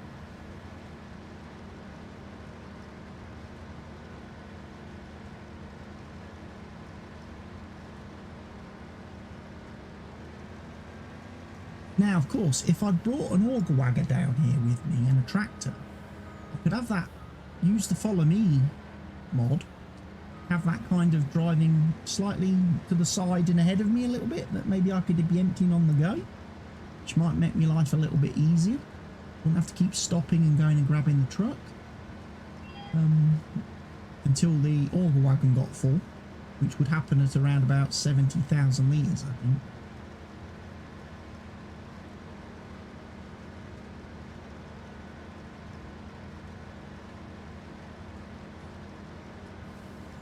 And I've not tried doing it with the truck. I don't think the truck can really do follow me. I don't think the truck quite likes it. Trucks are alright just following behind vehicles and going in straight lines, but when you're trying to drive in circles around a field harvesting, I think they get a little bit confused turning, especially if you turn quite sharply, make quite tight turns like I'm doing at each corner of the field. I think the trucks get a little bit caught out by that, and then they have a habit of just randomly driving off in a direction until they hit something. Or as Mr. Helgi found out on Fenton Forest, until they drive into the water on the edge of the map, and then you have all sorts of problems trying to recover them. What's worse for Mr. Helgi was he had a truck following a truck when it wandered off by itself. So the first truck wandered off and the second truck followed it, and they both ended up in the water. Then it's a case of, great. Because he was doing a contract, so if we'd reset the trucks, we would have lost the crop out of the trailers. And then we would have been completely screwed, because we couldn't have completed the contract then. Poor old Muggins here had to try and get the trucks and the trailers out of the water. Not easy. Not easy, I'll tell you.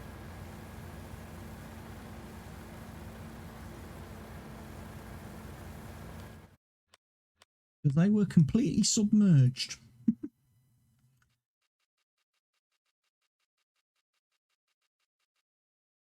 You want to go to the grain mill. Now the grain mill is going to be flipping a pain, because that's the one that's going to be all the way down here.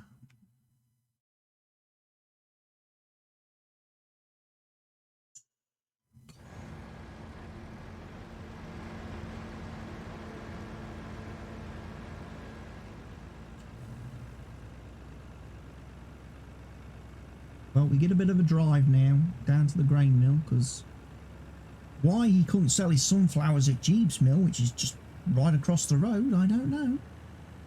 That would have made my life so much easier.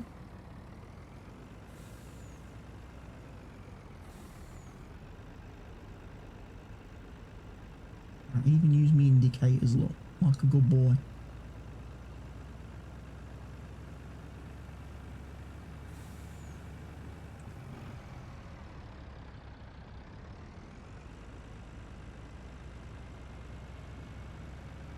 Not even using the fancy Mack truck this time.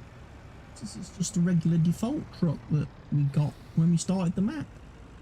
I wonder if at some point we'll buy the nice Mack truck. I do like the Macks.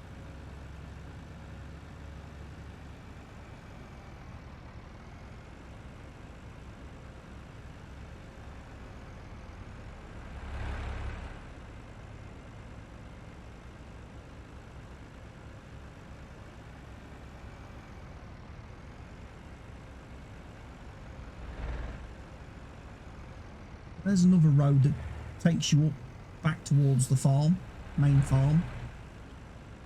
Up there. Oh no.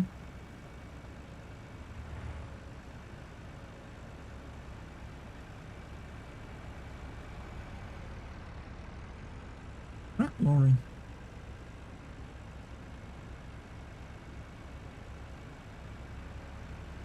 Reminds me of the trucks that come round the streets. Come round every couple of weeks where, you know, any scrap metal? Is scrap metal? Come round and with a massive cage on the back of the truck, just it's full of all people's old fridges and washing machines and stuff. Bicycles with only one wheel.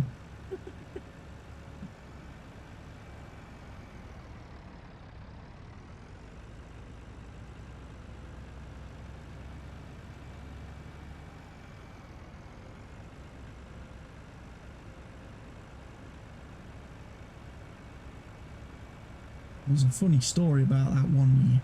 The guy, some of our friends who used to live in the house across the road from us, he was a plumber by trade,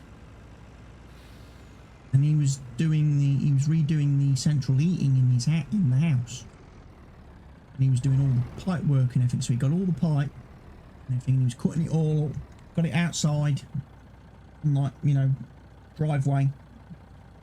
Cutting all the stuff to length and everything.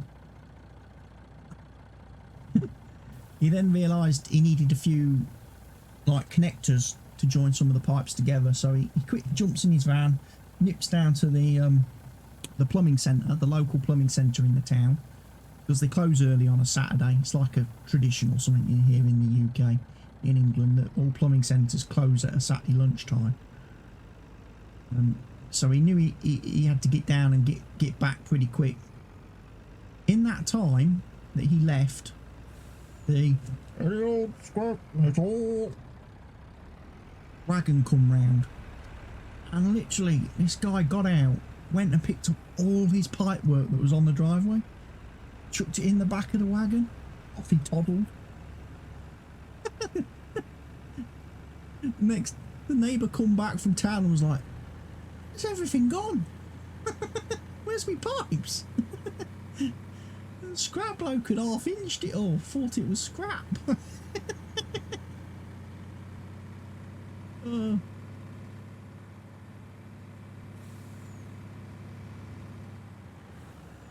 I remember he did get the police involved with that. I don't know what came of it or anything.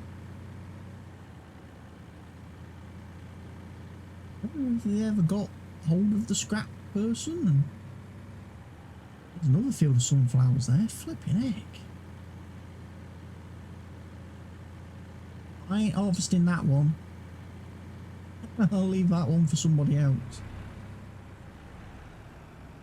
On a field. I'm in the process of doing a field.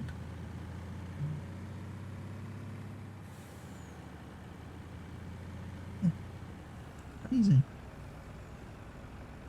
Scrap metal van come round and half-inch woman's bloody pipe work. He was halfway through doing his central heating installation of his house.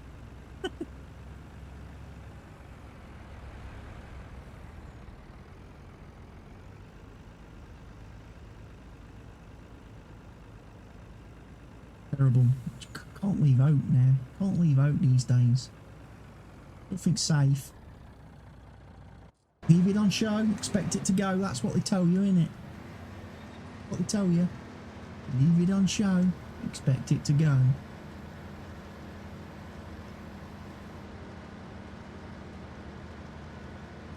I don't expect people to steal my stuff.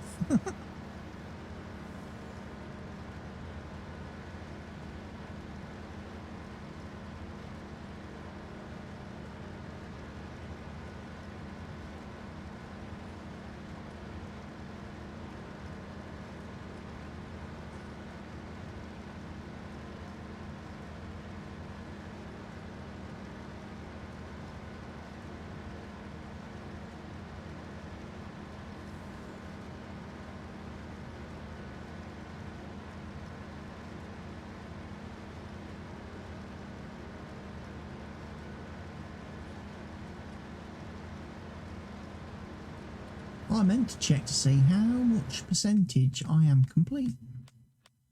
The answer is 69. 69%.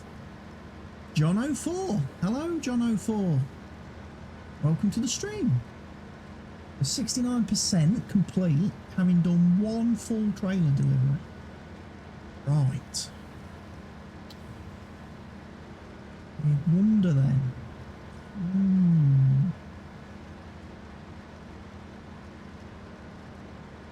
I wonder.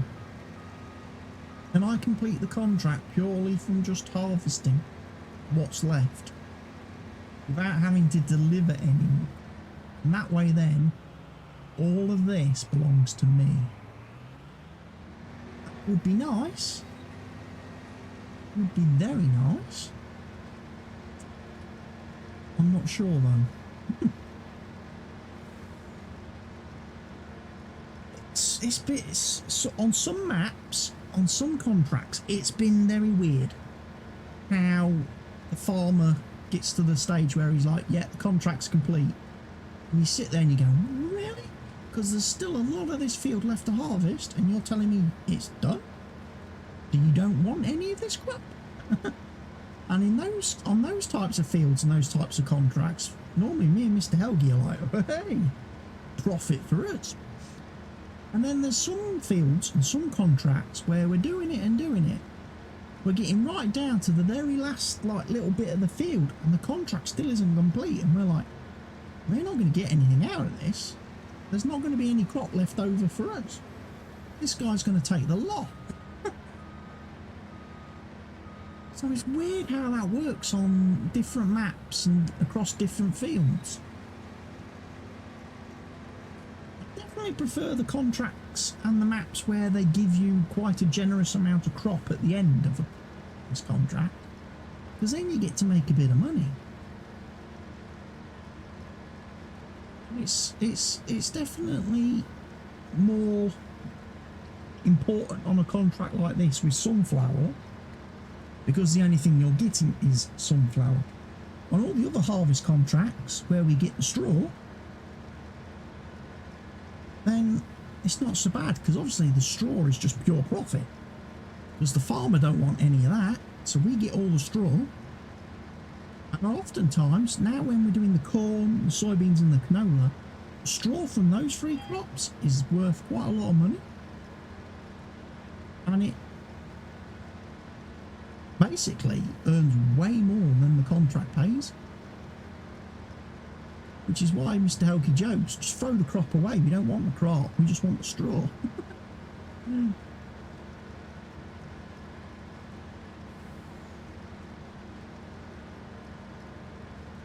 We'll see. We'll see how it goes. You know what? I've used half a tank of fuel in this harvester on this one field currently. I'm going to have to refuel once I've finished.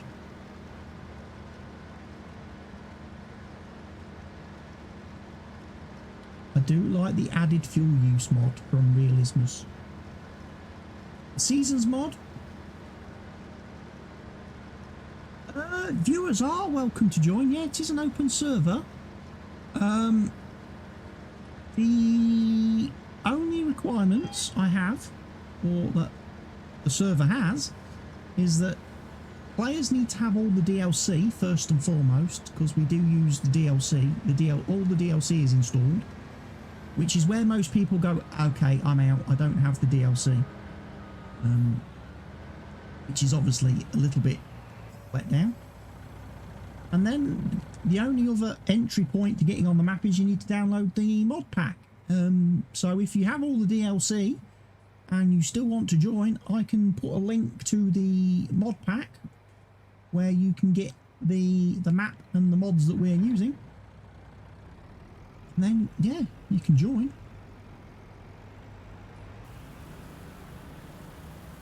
Like I say, I have a Discord as well, which has all the information and that on it as well. You can talk to the other people that have played and occasionally play, and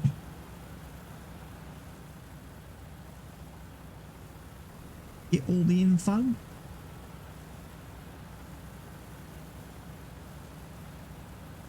But generally speaking, we do get asked a lot about, you know, can people join the server and stuff, and normally I get all excited like, oh, a new player, great, brilliant, and start running off getting all the information together for them. It's usually Mr. Helgi, who's the voice of reason, that goes, have you got the DLC? And I'm like, good question, because a number of times I've gone to all the trouble. We are on PC. We are all on PC here.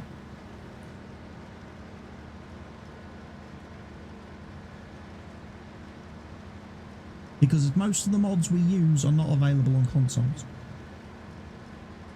The map is definitely not available on consoles.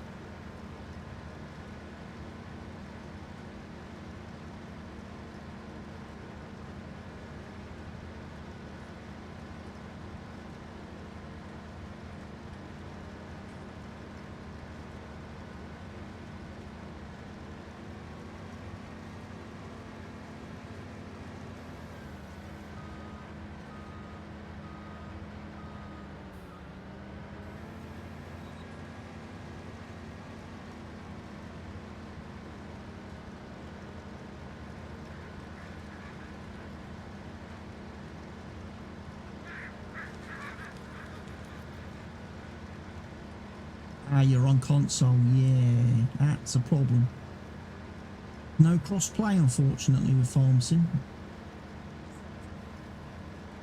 Console players can't play with PC players and vice versa. I wonder if that's something they'll ever change, but I don't know because of the mod restrictions, I suppose. It would be hard for Giants to implement cross-play on the next gen of the game. I mean, I do have Farm Sim on PS4, and I have played Farm Sim on PS4. I've never really got into multiplayer on console because it works a bit different on console. You can't have like dedicated servers on console which are like on 24/7 like this one is. You can only play multiplayer on console when the other person's console is on and the game is running. I think, if I remember right.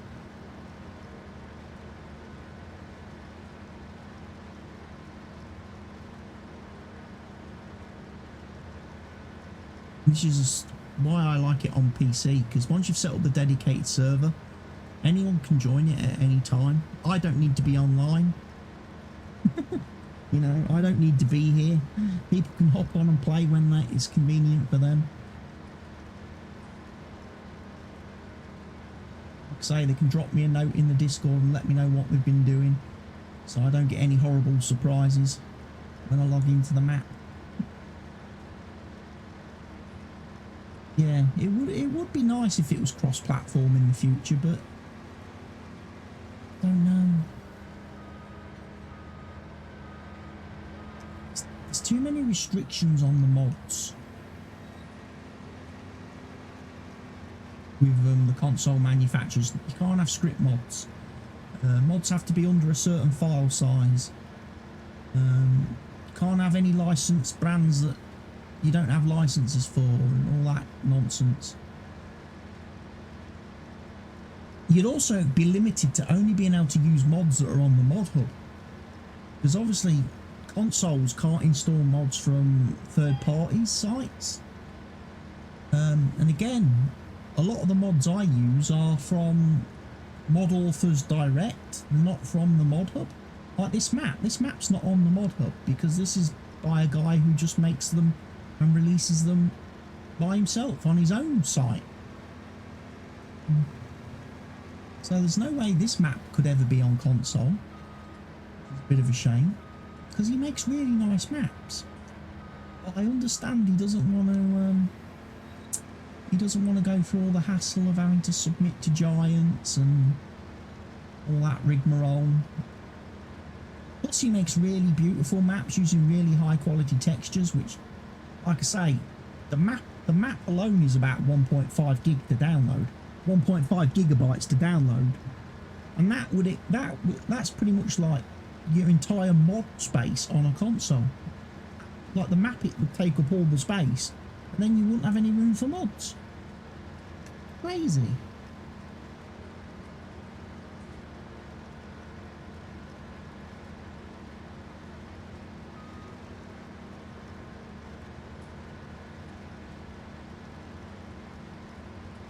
It's a shame.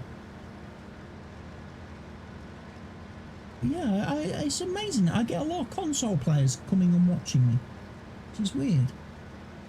Very weird. I thought I was always the PC guy.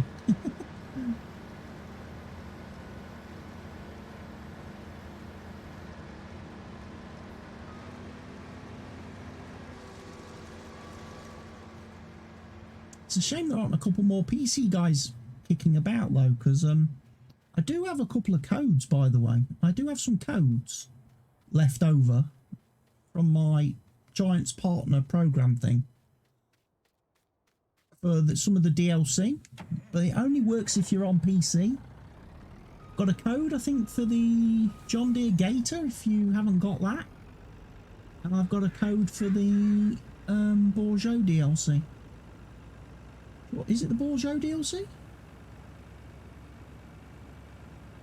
Or is it the Cavernland? One of the two.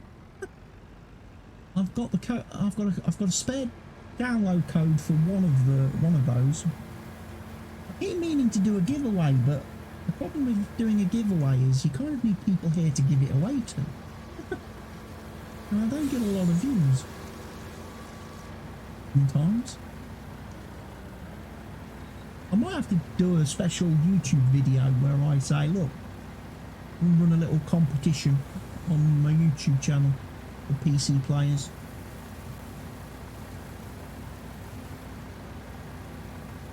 To get a code if they want it.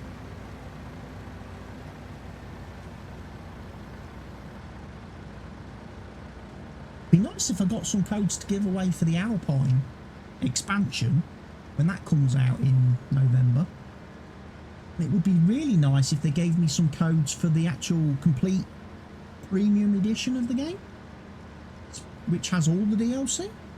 For people who have not got the game at all yet on PC.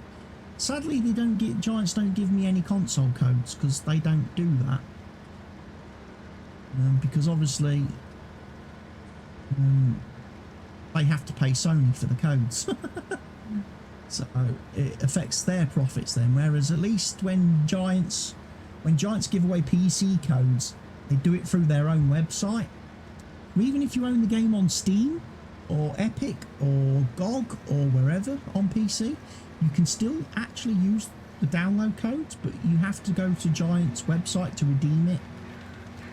You put the code in on the Giant's website and then it lets you download the DLC, and then when you install the DLC you have to tell it where you've got the game installed. And then it activates. But yeah, I mean, I'll be getting the Alpine DLC. I probably will never. I probably won't play the. I probably won't actually play the map in the Alpine DLC. Because I'm not a big fan of the actual default game maps, or Giants maps in particular. I'm not a big fan of. But certainly all the equipment that comes in that pack, I will be looking forward to playing with. I definitely want to give that electric tractor a go and see how that works, and recharging it and everything. And I also want to try the hand mower. I want to use the hand mower to mow some fields. Because I think that's what, a bit like hand mowing is a bit like, I think will be a bit like sugarcane. You'll do it once and then you'll never ever want to do it again. You'll be like, yes, sod this. 1 metre wide strips of a field.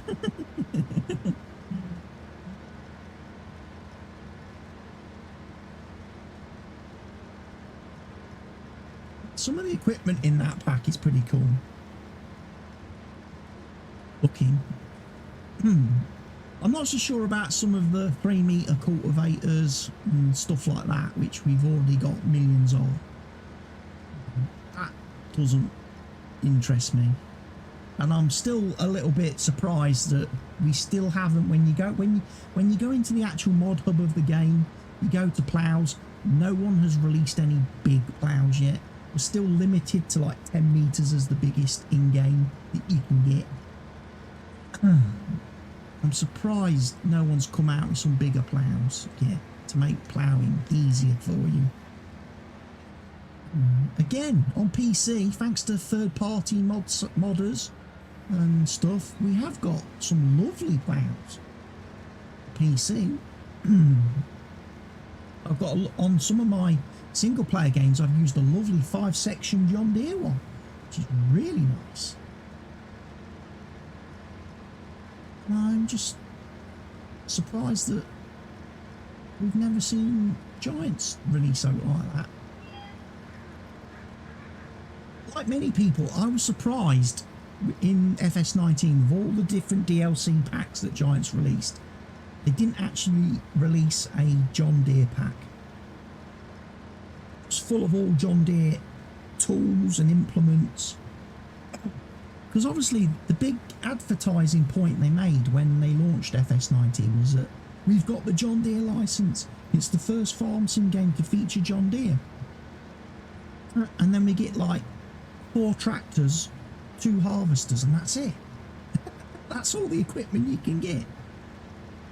And I'm like, missed a trick there. Where's all the planters? Where's all the seeders? Where's all the cultivators? Sprayers? You know? Could have done a whole DLC of all that stuff. Would have been insane. Would have been insane. I know somebody, again, going right the way back to when this game first came out, somebody did do a pack of like John Deere equipment. Mostly it was all reskins of stuff that's already in the game, but it was nice. You could actually have equipment that like matched your machinery. And I'm so pleased I got to the end of that row. Because I realised there I drove the wrong way, which is very unusual for me. Normally I would never drive that way up a field because the pipe was in the crop. I wouldn't have been able to unload it. Normally I do my patented spiral technique when I'm harvesting. And I say patented spiral technique because I'm pretty sure I was the one that invented it in Farm Sim 19.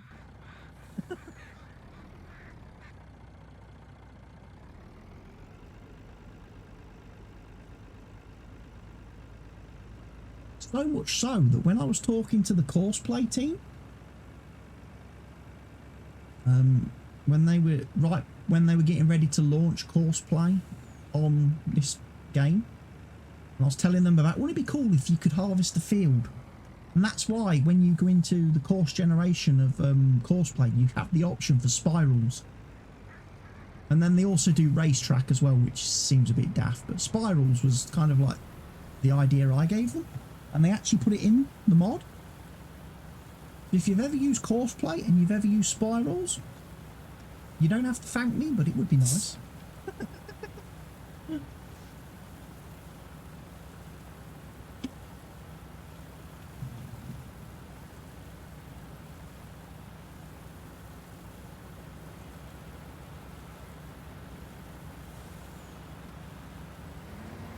I also gave them the suggestion about adding the option to be able to dictate whether you want your vehicle to lower its tools early or late, because of some issues you sometimes have when you're using Courseplay on fields where it doesn't quite do the edges of the fields.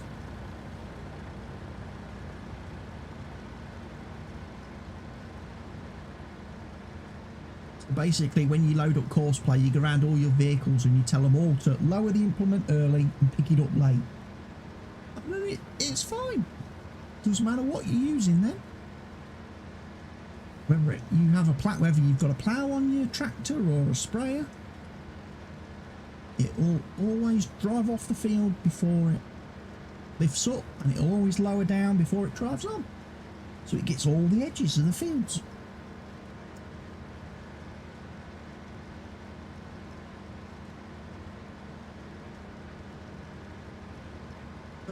I haven't played a lot of single player recently and had to use Courseplay, so we don't use it on multiplayer obviously because there's no need. Because in multiplayer you have people to do the work.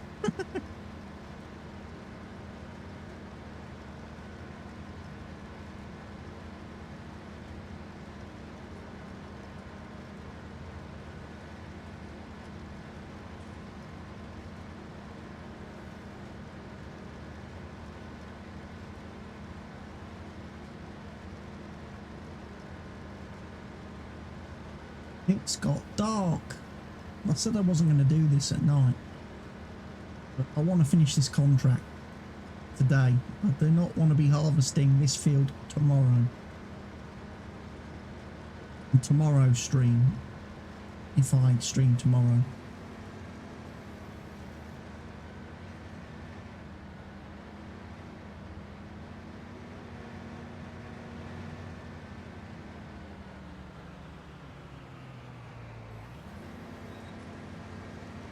I can't believe it's Thursday tomorrow already. It's like the week's almost over.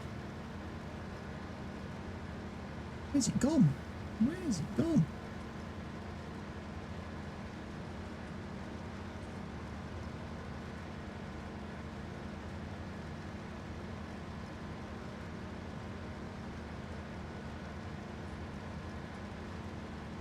Friday then.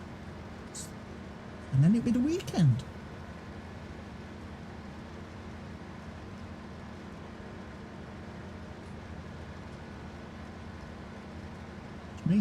Which means for me, Formula One weekend. German Grand Prix this weekend.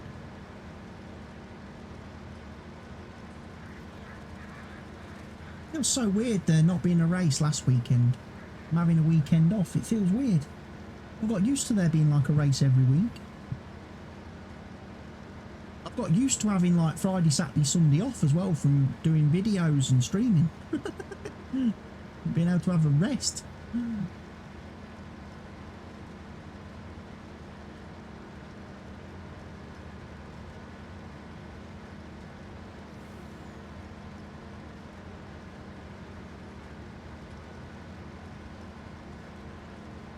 So I'm guessing it's going to be, is it Germany, Imola and then Portugal the next 3 weekends? Is that how they do the bounce this time? And then is it Turkey, Bahrain, and then Abu Dhabi? And that's it. Season finished.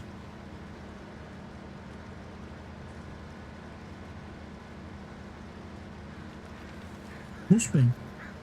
They ain't got a lot of time left. Get it finished.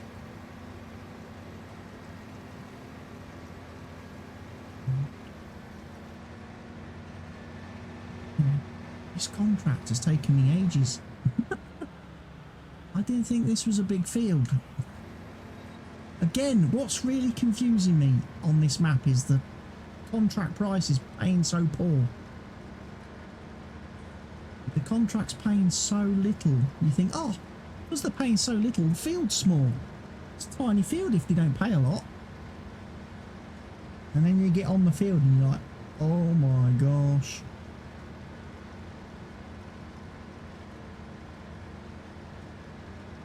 Say when we did the Fenton Forest map earlier on in the year, you were getting paid like 200 grand for a harvesting field, for doing a contract on a field. So it's like you're now only getting like 10%.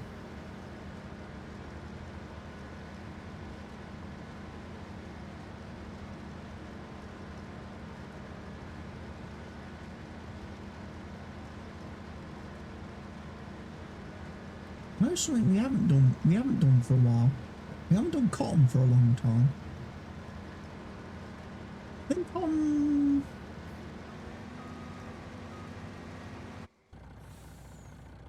think I did some contracts on Lakeland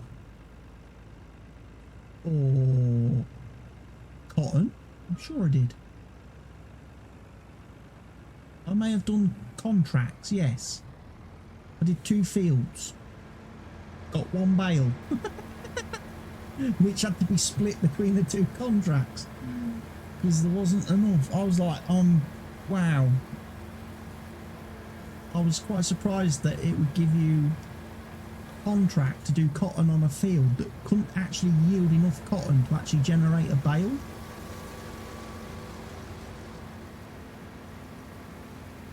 If I'd have just done the 1 contract, I would have got to the point where I would have harvested everything, not had a bale, couldn't have ejected anything, so couldn't have sold anything, so I wouldn't have been able to have completed the contract. And then I would have ended up returning the harvester to the store with a load of cotton in it. But fortunately there was another contract on the map which was also for cotton, which I took, which enabled me to harvest that field, get a bale, which I could then go and sell, which completed both contracts. I was like, dodged a bullet there. And that was a night where Mr. Helgi bailed on me early because he didn't want to do cotton. Mr. Helgi doesn't like cotton harvesting. He doesn't.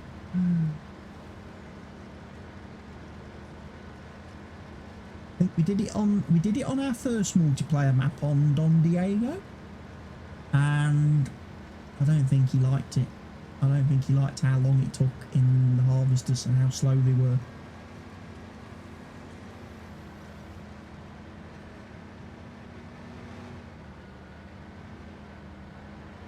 Which is obviously quite a horrible thing, because then when we did County Line, when we did the County Line map, which was a 4X map, which we had seasons running on as well,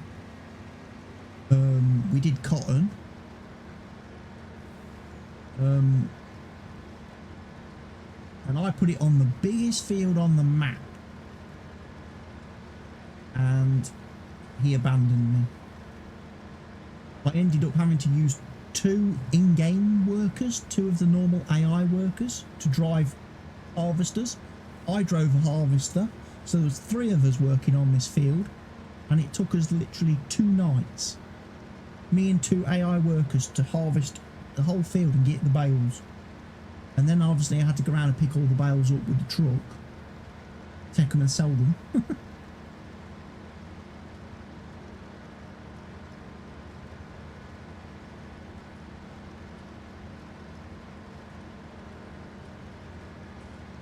And that was back in the days again, when I say back then, when we was playing that map, and we was playing with Seasons, we was using the beta version of Seasons, which had a few little glitches, like the fact that sometimes it would stop generating the weather forecast. You'd get to a point in the evening where the game would just go, I don't know what to do next, and the clock would just start spinning madly and the game would be broke. And what you'd have to do to fix that is you'd have to go into the seasons menu and change the number of days from 9 to 12 or 3 or 6 or something, which forced it to regenerate the weather. And then you would have to sleep through the night, get to the next day, and then you'd have to change the time back.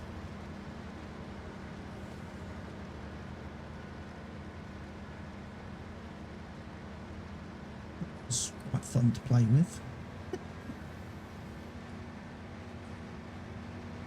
But it also had the slightly annoying thing where the AI workers, the default workers, would not work fields properly, because if they detected parts of the field that they were a little bit too sensitive to the field, what was, you know, in front of them on the field and everything. So if you was like harvesting like I am now, and there was a little patch of crop that had withered or failed to grow or anything like that, the AI of course would stop and think there's nothing to harvest. So then it would turn around and go off in the opposite direction, thinking it got to the end of the row.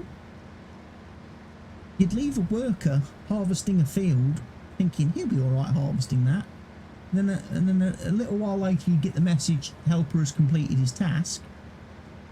You'd hop over there to grab the machine and you'd find out he hasn't completed his task. There's flipping lines of crops all over the field.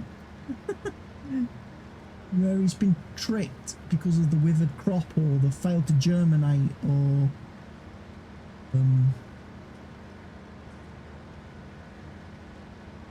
whatever. All the different states they use. Harvested. Harvested? Is that...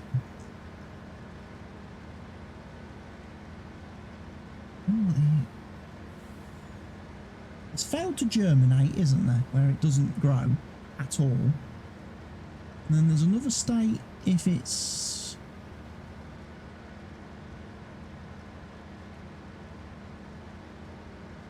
like drought or got frost damage. And then obviously there's withered where it's just died. I remember them being like different stages. Look, having different looks. Slightly different textures. It's like the frost damage or drought damage was like the withered crop. And I think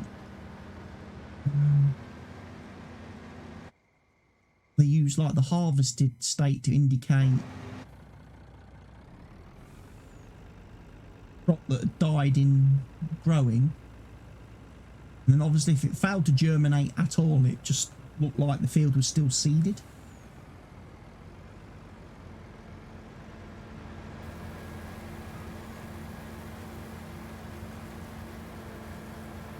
Really remember, because I know the last few times I've tried, as I say, the last few times I've tried to play with seasons, I've used the simplified geo, which does away with all the crop failure stuff and that. And then I've still had problems, so I've ended up removing seasons after a couple of episodes of my Let's Plays when it's just throwing its toys out of the pram.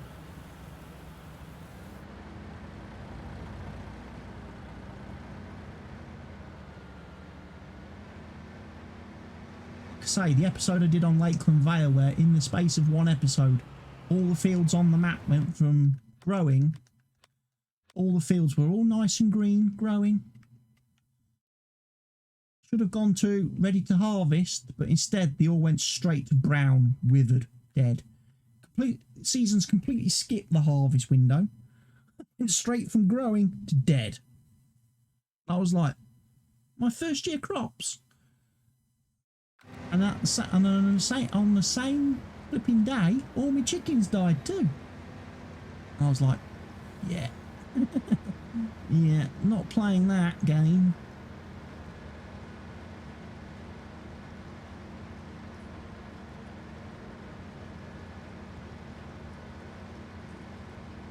Kill all my animals.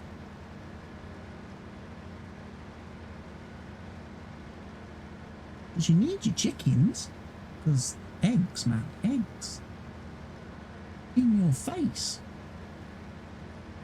In your face chickens.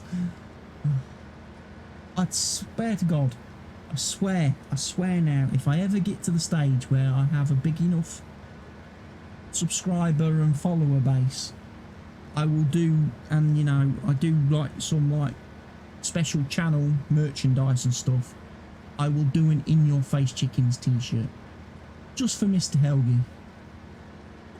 Because that was so funny that night.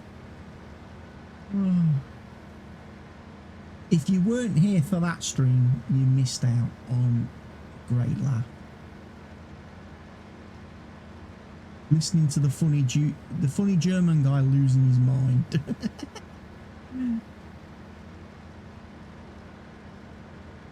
Don't know if I ever archived that. I should have archived. I wish I'd archived that stream, or at least just clipped out that section and put it over on YouTube to live forever, because it was so funny. I talked about it in one of my YouTube videos that I recorded a couple of days after. I don't know if I ever put the original video on YouTube. Such a shame. Mr. Helgi and his In Your Face Chickens.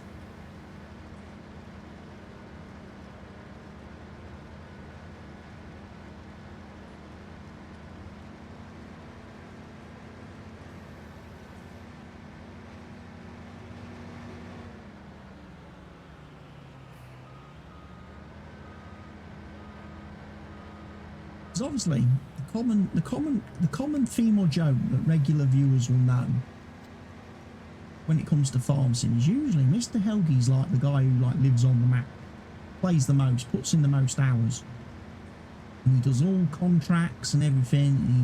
He's very busy when he's on the server playing, and he makes loads of money. And then I come on the server and go, oh, there's loads of money, and I go and spend it all. So normally the common joke is Mr. Helgi makes all the money. I don't earn any money. I just spend it. I spend all our finances. He's the one that does the work, does the graft, and gets nothing for it. But on the last map we played, La Coronella, there had been this weird period where he hadn't played a lot for whatever reason, and I'd been playing a lot.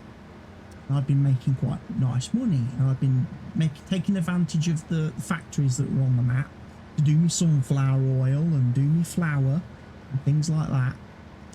As well as the fact we've got this lovely chicken pen on that map, which was full of chickens, and the chickens obviously laid their eggs. But what was really great about the chicken pen on that map was it automatically sold the eggs. So every hour in game, you got the income, harvest income from the chickens as the eggs got sold. And very frequently, sometimes obviously when egg prices were at their best and at their highest, you would be sat there working away and you'd see like harvest income 1,800, you know, but you know, or like 18,000 if there was a lot of eggs.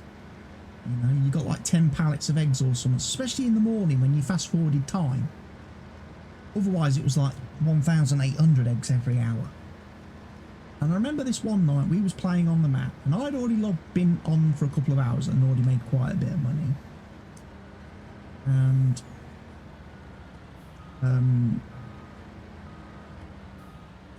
the chickens were making quite a nice bit of money, quite a lot of money. And I was giving Mr. Helgi a bit of stick. I was winding him up a little bit. I was like, look at this. Chickens make more money than you do, Mr. Helgi, and stuff. And you know, God, I wish I had more chickens because they definitely make more money than you. You just cost us lots of money and stuff, because obviously he was like repairing vehicles and refuel, so he was just like spending like repair costs going out, and I'm like, all you do is cost me. He says the chickens actually make money, they're the most important workers on the map. And he was like getting really fired up about it. So obviously he then went to pick the one job that he knew would make a lot of money, which on that map was selling compost. If you sold compost on La Coronella, it was worth loads. And we'd got like a bunker, a compost bunker, a bit like a silage bunker in the regular game, full of waste material. So you put straw in it, you put manure in it, and something else, and you would go and you would squish it down, you'd cover it over. After a couple of days you'd uncover it and it'd be magically turned into compost. I'll find me harvester now to unload it. And it obviously made quite a lot of money. You know, one trailer full of compost, and the trailers were about, I think it was about 56,000. It was an auger wagon. I think they were 56,000 litres. One trailer load made about like 99 grand when you sold it at the sell point. So of course, first time Mr. Helgi fills up his trailer, takes it to deliver. First time that harvesting comes in, 99,000. Mr. Helgi straight away, in your face, chickens! Because like the chickens had been steadily churning out their 1,800 every hour, and then like Mr. Helgi's like delivered one trailer load of compost, 99 grand. In your face, chickens! Why is he getting competitive with chickens? It's like, why is he getting compared? Why is he falling out with the chickens? They're not real. Oh, so funny. And literally every trailer load he delivered that night, he would say that. Absolutely hilarious it was. He emptied this whole entire bunker by himself, and without using a conveyor belt, without using the mouse roper machine thing. He did it wheel loader and bucket. Hardcore, proper hardcore style. Emptied this huge, there was like 680 odd thousand litres of compost in it. And he emptied the whole thing just to prove a point to the chickens that he made more money. I'm just like, I'm going to walk away and leave him. Just leave him. Leave him over there. When he calms down.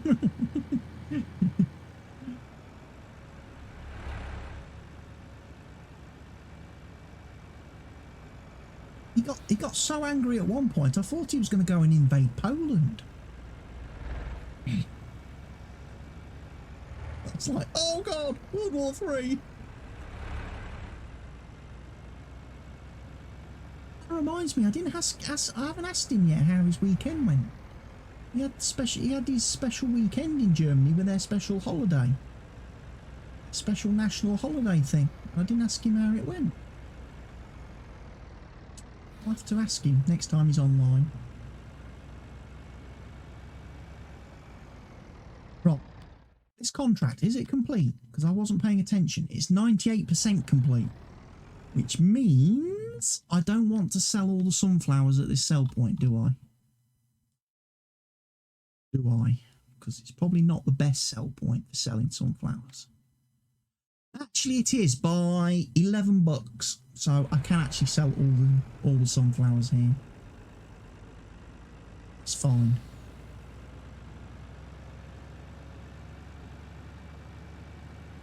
Worth checking. Always worth checking before you tip. Don't want to tip in the wrong place. I did that one night when we was playing. Doing a sugar beet contract on Vale, and I actually took an entire trailer full of sugar beets to the wrong sell point and tipped them. I couldn't work out why my money was going up as I was unloading. I was like, that's weird. I was like, that's weird. And it turns out this sell point had 2 sell points. One was specifically for potatoes and root crops, and one was for pretty much everything. And I went to the one that did everything, failing to realise that the contract wanted me to deliver to the specific sugar beet one. That just to me felt like strange planning by the map author. Why would they accept sugar beets at the regular sell point if there was a special one for sugar beets? That shouldn't have made any. That didn't make sense to me. Because I was looking at that thinking, well, I can't be the only one that makes this mistake. Especially as the sugar beet sell point was tucked away around the back of the building where it wasn't visible. Any approach. So you literally drive into the place and you see a tip point. You think, oh, it's got to be that one. Unless, of course, you've tagged it in the map screen. Unless you've gone down and tagged it, put the lovely green magic beacon of light, which then shows you that it's round the back.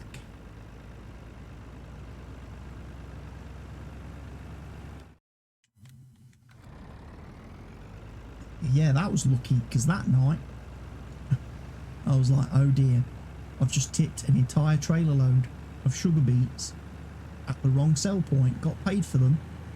If we now can't harvest enough to give to the actual farmer, we're not going to be able to complete the contract.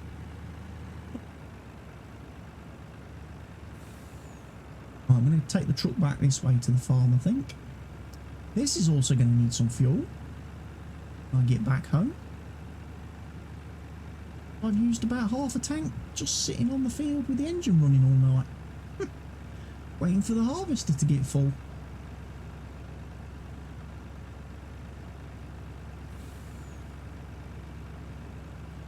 There's my potato washer over there, so I know I'm near the farm. Oh, I'm nearly there. Didn't do too bad actually out of that harvest. We've just broke 300 grand. So what I should probably do in a minute is pay 100 grand off the loan. Then that'll bring the interest payment down a little bit when we sleep through the night and get to the morning.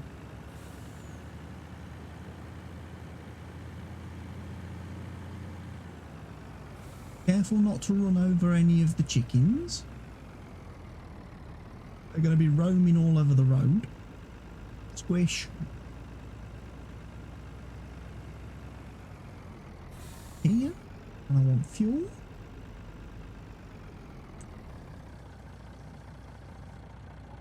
$194 for a tank of fuel. That's not too bad. It's not too bad. Can't go that way. There's a fence. The hedge. But yeah, the chickens are definitely laying eggs now. So it was the combine harvester header that was blocking the trigger, the loading area, which is a bit surprising because the harvester was outside the shed.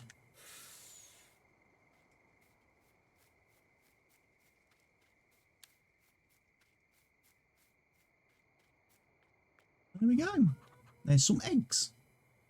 So yeah, because Mr. Helgi parked the combine header here, chickens complained. No room for eggs, they said.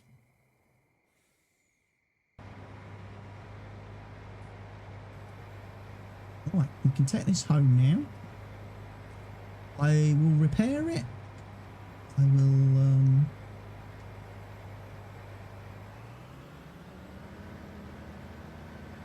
refuel it, and then I'll park it somewhere away from the eggs. Then I will pay off the loan. I will sleep through the night. I will remember to sleep the right number of hours today so we don't lose too many hours.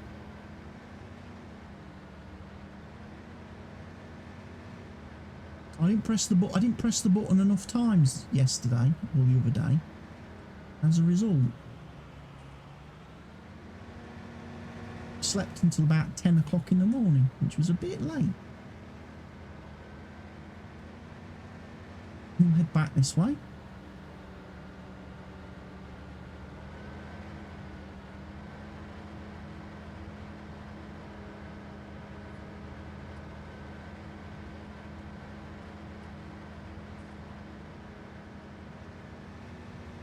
At some point I may install the better lights mod pack so I can put some big floodlights in on some of these pathways and roadways and around some of these fields, just to make it a bit easier to see if you are working late into the night time. Trouble is, I tend not to place a lot of lights on the map, certainly not around like the main farm area, because lights seem to kill frame rate terribly in this game at night. And if you know you've already got lots of stuff going on at the farm,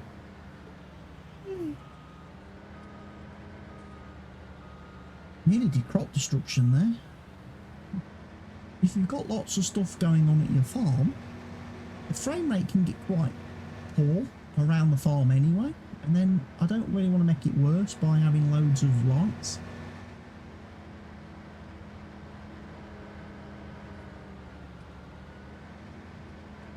Yeah, we definitely don't want to be doing crop destructions.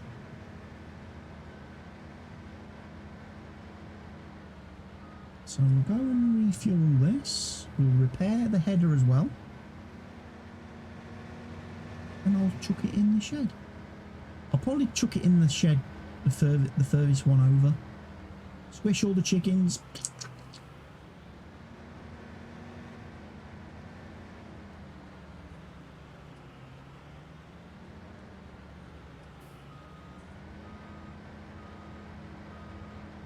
I noticed this case harvest is a little bit weird in the fact that it's one of the few ones in the game that doesn't have a light on the pipe. It doesn't illuminate behind the harvester, and when you've got the pipe out, it doesn't put a light on the end of the pipe to help the tractor see where the pipe is. Most of the other tractors do, and there's even a mod.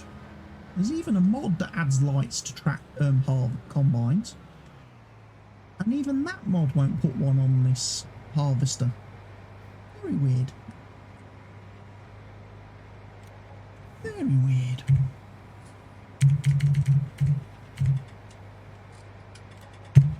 See, there's the auger wagon. Look, apparently I can interact with the auger wagon, even though it's parked nowhere near the workshop. It's in that shed. So that's what made me think when I got that message earlier about the chickens having no room for their eggs. I was like, yeah, could be. Could be.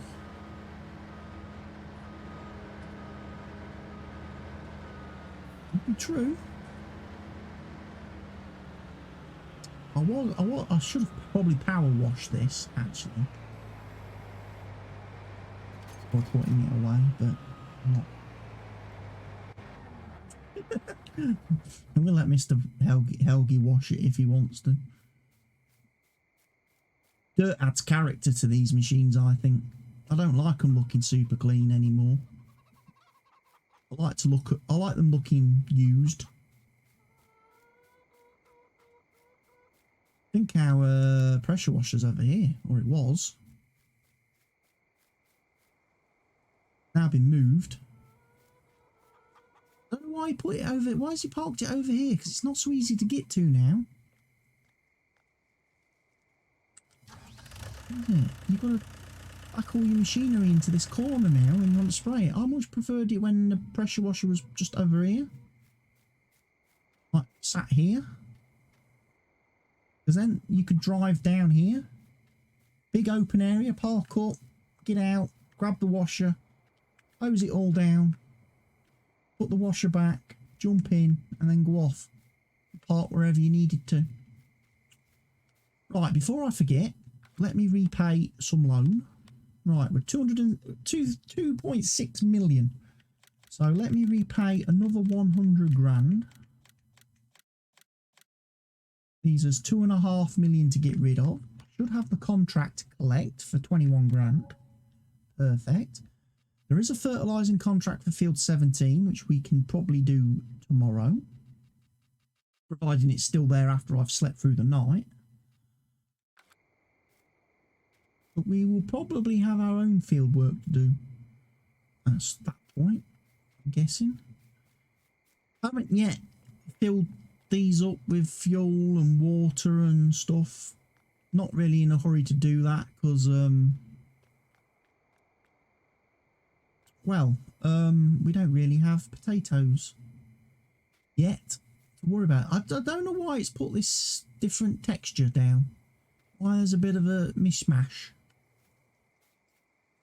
Unless it's because the ground's not fully flat there. I don't know. Very weird. Placed all these weird squares everywhere when I put them down. But anyway, let's go sleep. Get a new day here. So I want to sleep for 9 hours would be, what, 6:30? I think. About right.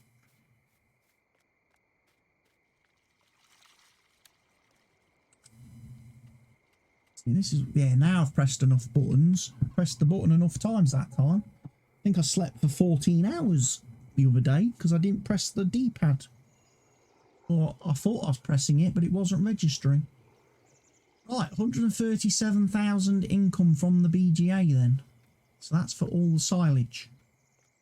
That's from our fermenting machine, which was over there, which I did at the start of the stream.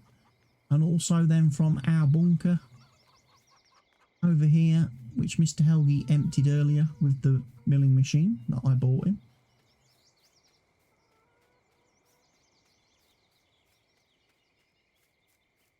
That went well.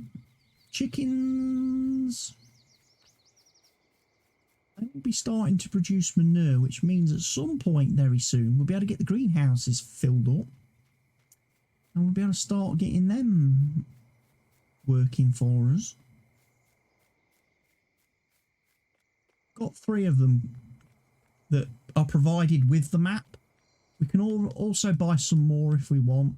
We have got them in the miscellaneous section. Stevie does give us access to them, so we can always buy some more pumpkins, melons and carrot greenhouses if we want them. We want to put a few more down a bit later on. So we just need manure in there, and then obviously water in there, and they will make us a bit of money every single day whilst they've got manure and water in them. But yeah, Mr. Helgi did the emptied silage bunker for me and got all that transported down to the BGA, which means the BGA now has 147,700 litres of digestate, which we need to go and collect and then sell. And that'll make us a little bit more money. Haven't got any pigs or cows yet because we're not at that stage where we are ready to undertake such an extensive operation.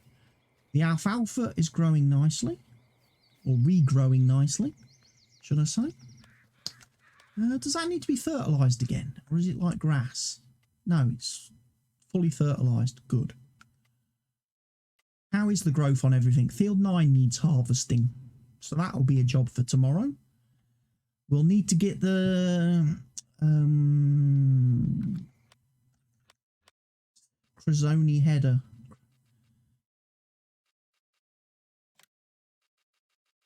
We'll need one of these. Probably that one. 7.2 metre job. I'll probably have to rent one of those while we do that field.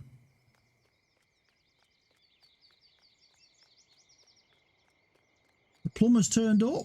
The plumber's going to be assembling the pipes for the sheep, which is great. And then we'll be able to have some sheep. We'll start be able to produce wool. Yeah, this is field 9. And like I say, the reason I need to invest in that, rent that header, is because this gate is one of the rare ones. When it opens into the field, you haven't actually got enough room to drive round it. So if you come in here with the harvester, pulling the header, you would end up destroying all your crop trying to get in a position whereby you could detach the header and then couple up to it. So yeah, I need to get the Crozoni header that at least you can drive through the gate with, unfold it at this point and start harvesting your way into the field. Ultimately, long term, I would not continue to use this field of crops. At some point when we've bought some other land and got access to some other fields, this field will be repurposed. I'm either going to plant trees on it and just use it for logging and wood chips. Or I might use it for alfalfa and then put grass back on field 10.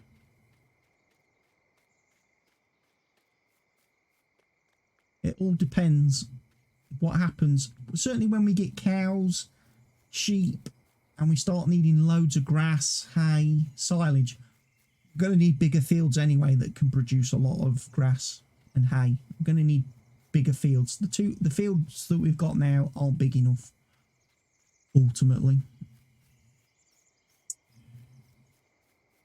So we're going to have that to do tomorrow.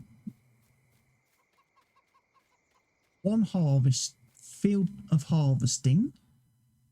Field 4 and field 11 might, by the time we've harvested field 9 and sorted all that out, these two fields might be ready for harvesting, in which case we'll end up doing corn and soybeans, both of which will have straw for us to pick up as well and get rid of. And let's have a look at the contract situation. What have we got available today? Has it refreshed? Still got that 14 grand sugar beet job, which I'm not really keen on.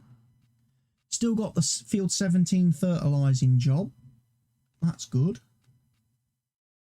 Got field 36 fertilising again, so it might be worth... In fact, actually got 36, 37 and 17 there. That's 3 fertilising jobs you could bang out very quickly. And 25.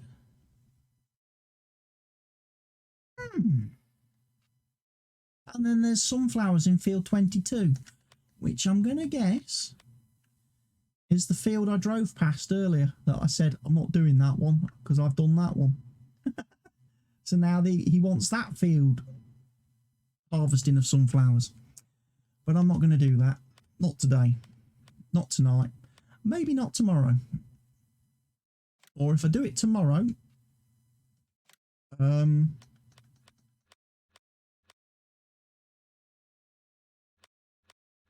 what is he offering equipment-wise? He's offering another case. It might actually be worth leasing the second harvester.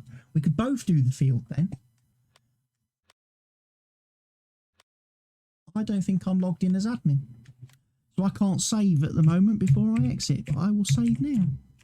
No, I won't because I can't remember my password. Nobody saw me typing that, did they?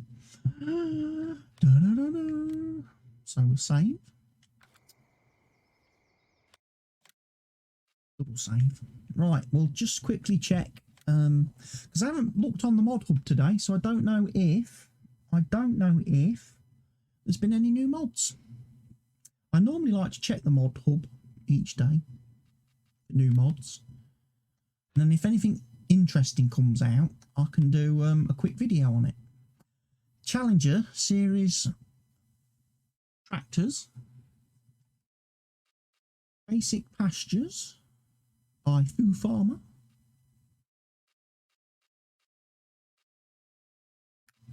This carrow. That's small. How small is that? 1.8 meters. Not fucking worth it. Come on. Give us a proper flipping plow. 4.5 meters.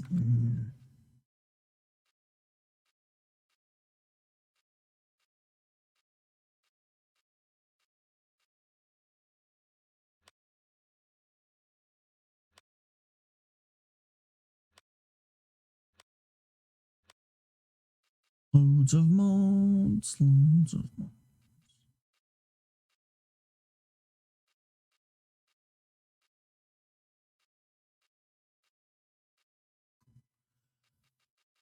Not many from the mod hub. Homer installed. Homer's potato ready. I like that mod. That's a good mod. That makes all the in-game Homer and Roper equipment able to do potatoes and sugar beets. Very useful. Straw meat is the mod that lets you do straw from corn, soybeans and canola. Again, very good mod. I've got better lights installed, but I could not find them in this store. Unless they have their own secret little menu. Or unless I'm not actually using them on the server. Could be. I don't have them on the server. I need to check that.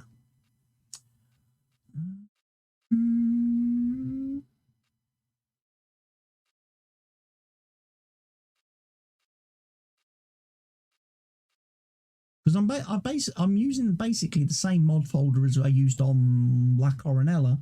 The only difference is on the actual server, I'm not using some of the mods again. So there's actually, technically speaking, there's more mods in the mod folder than there is actually on the server. But I just was too lazy to remove them. I love that spreader, by the way. That Sulky X50 is a great spreader.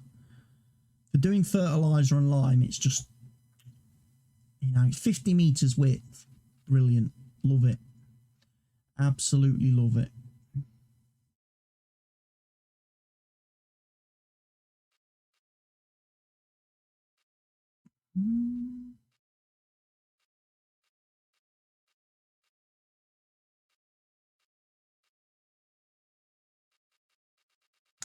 But yeah, this is probably one of the most disappointing sections of the game. Nothing in here big. 4.25, 6.6. Here's the good ploughs.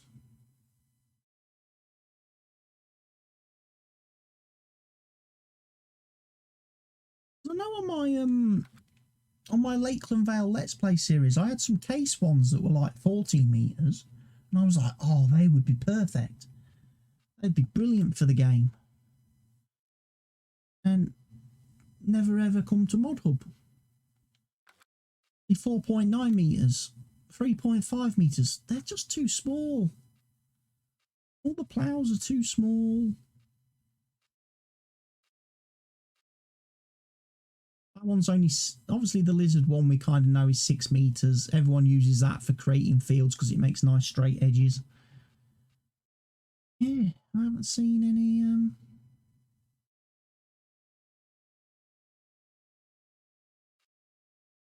I could have sworn there was a pack of ploughs.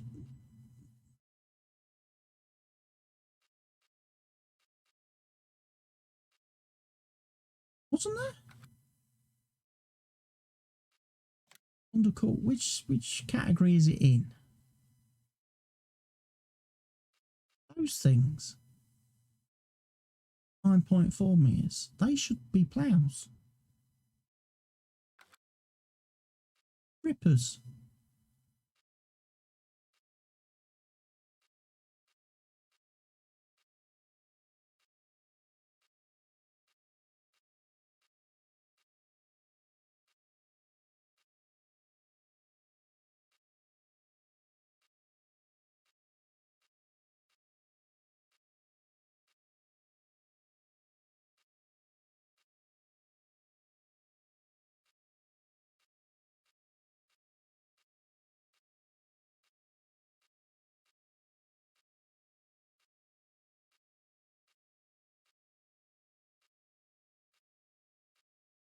I don't think where they are.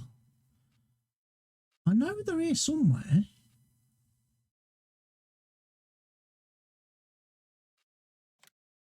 Not that.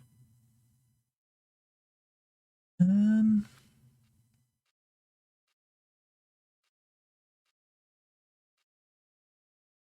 The Framist pack. They have a different name on consoles. These do, but that's only 6 metres. I thought they were wider. I really did. For some reason I thought they were wider. They're not.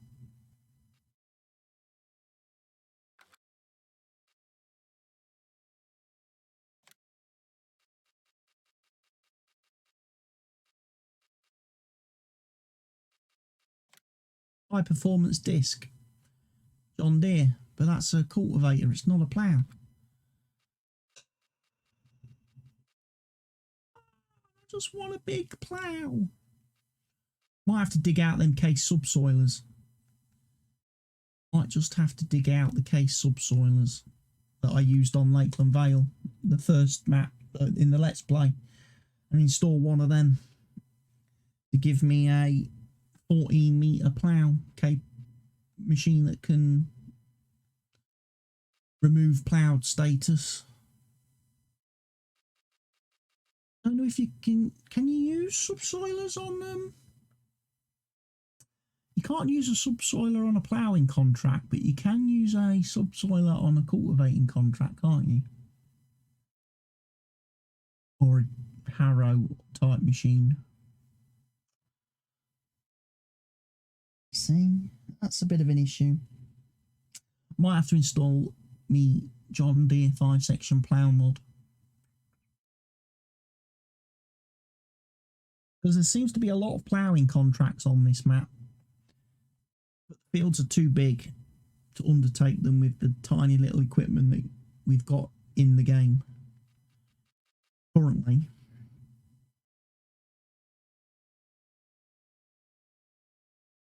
I mean, those cultivating contracts weren't bad when I had the culti plough. But that was maybe a bit overkill, because obviously getting around the roads with the traffic was a bit iffy. So I may have to look into digging out some of my old plough mods. But I will do that, and I may sort that out before tomorrow's stream. I might even look at updating the map tomorrow. I might add the placeable factories and sort out the alfalfa silage prices. But anyway, everybody, thank you for watching tonight's stream. Hope you've enjoyed it. I will be back tomorrow, So be sure to come and check out the stream. If you follow the channel, it's a great way to stay notified when I go live. And if you want to watch more content when I'm offline, head over to the YouTube channel. There's loads of videos over there. I've got over, 1,500 uploads over on YouTube, so there's plenty of stuff for you to watch over there, not just farm sim. So always feel free to do that. And yeah, I'll see you guys tomorrow. So good night.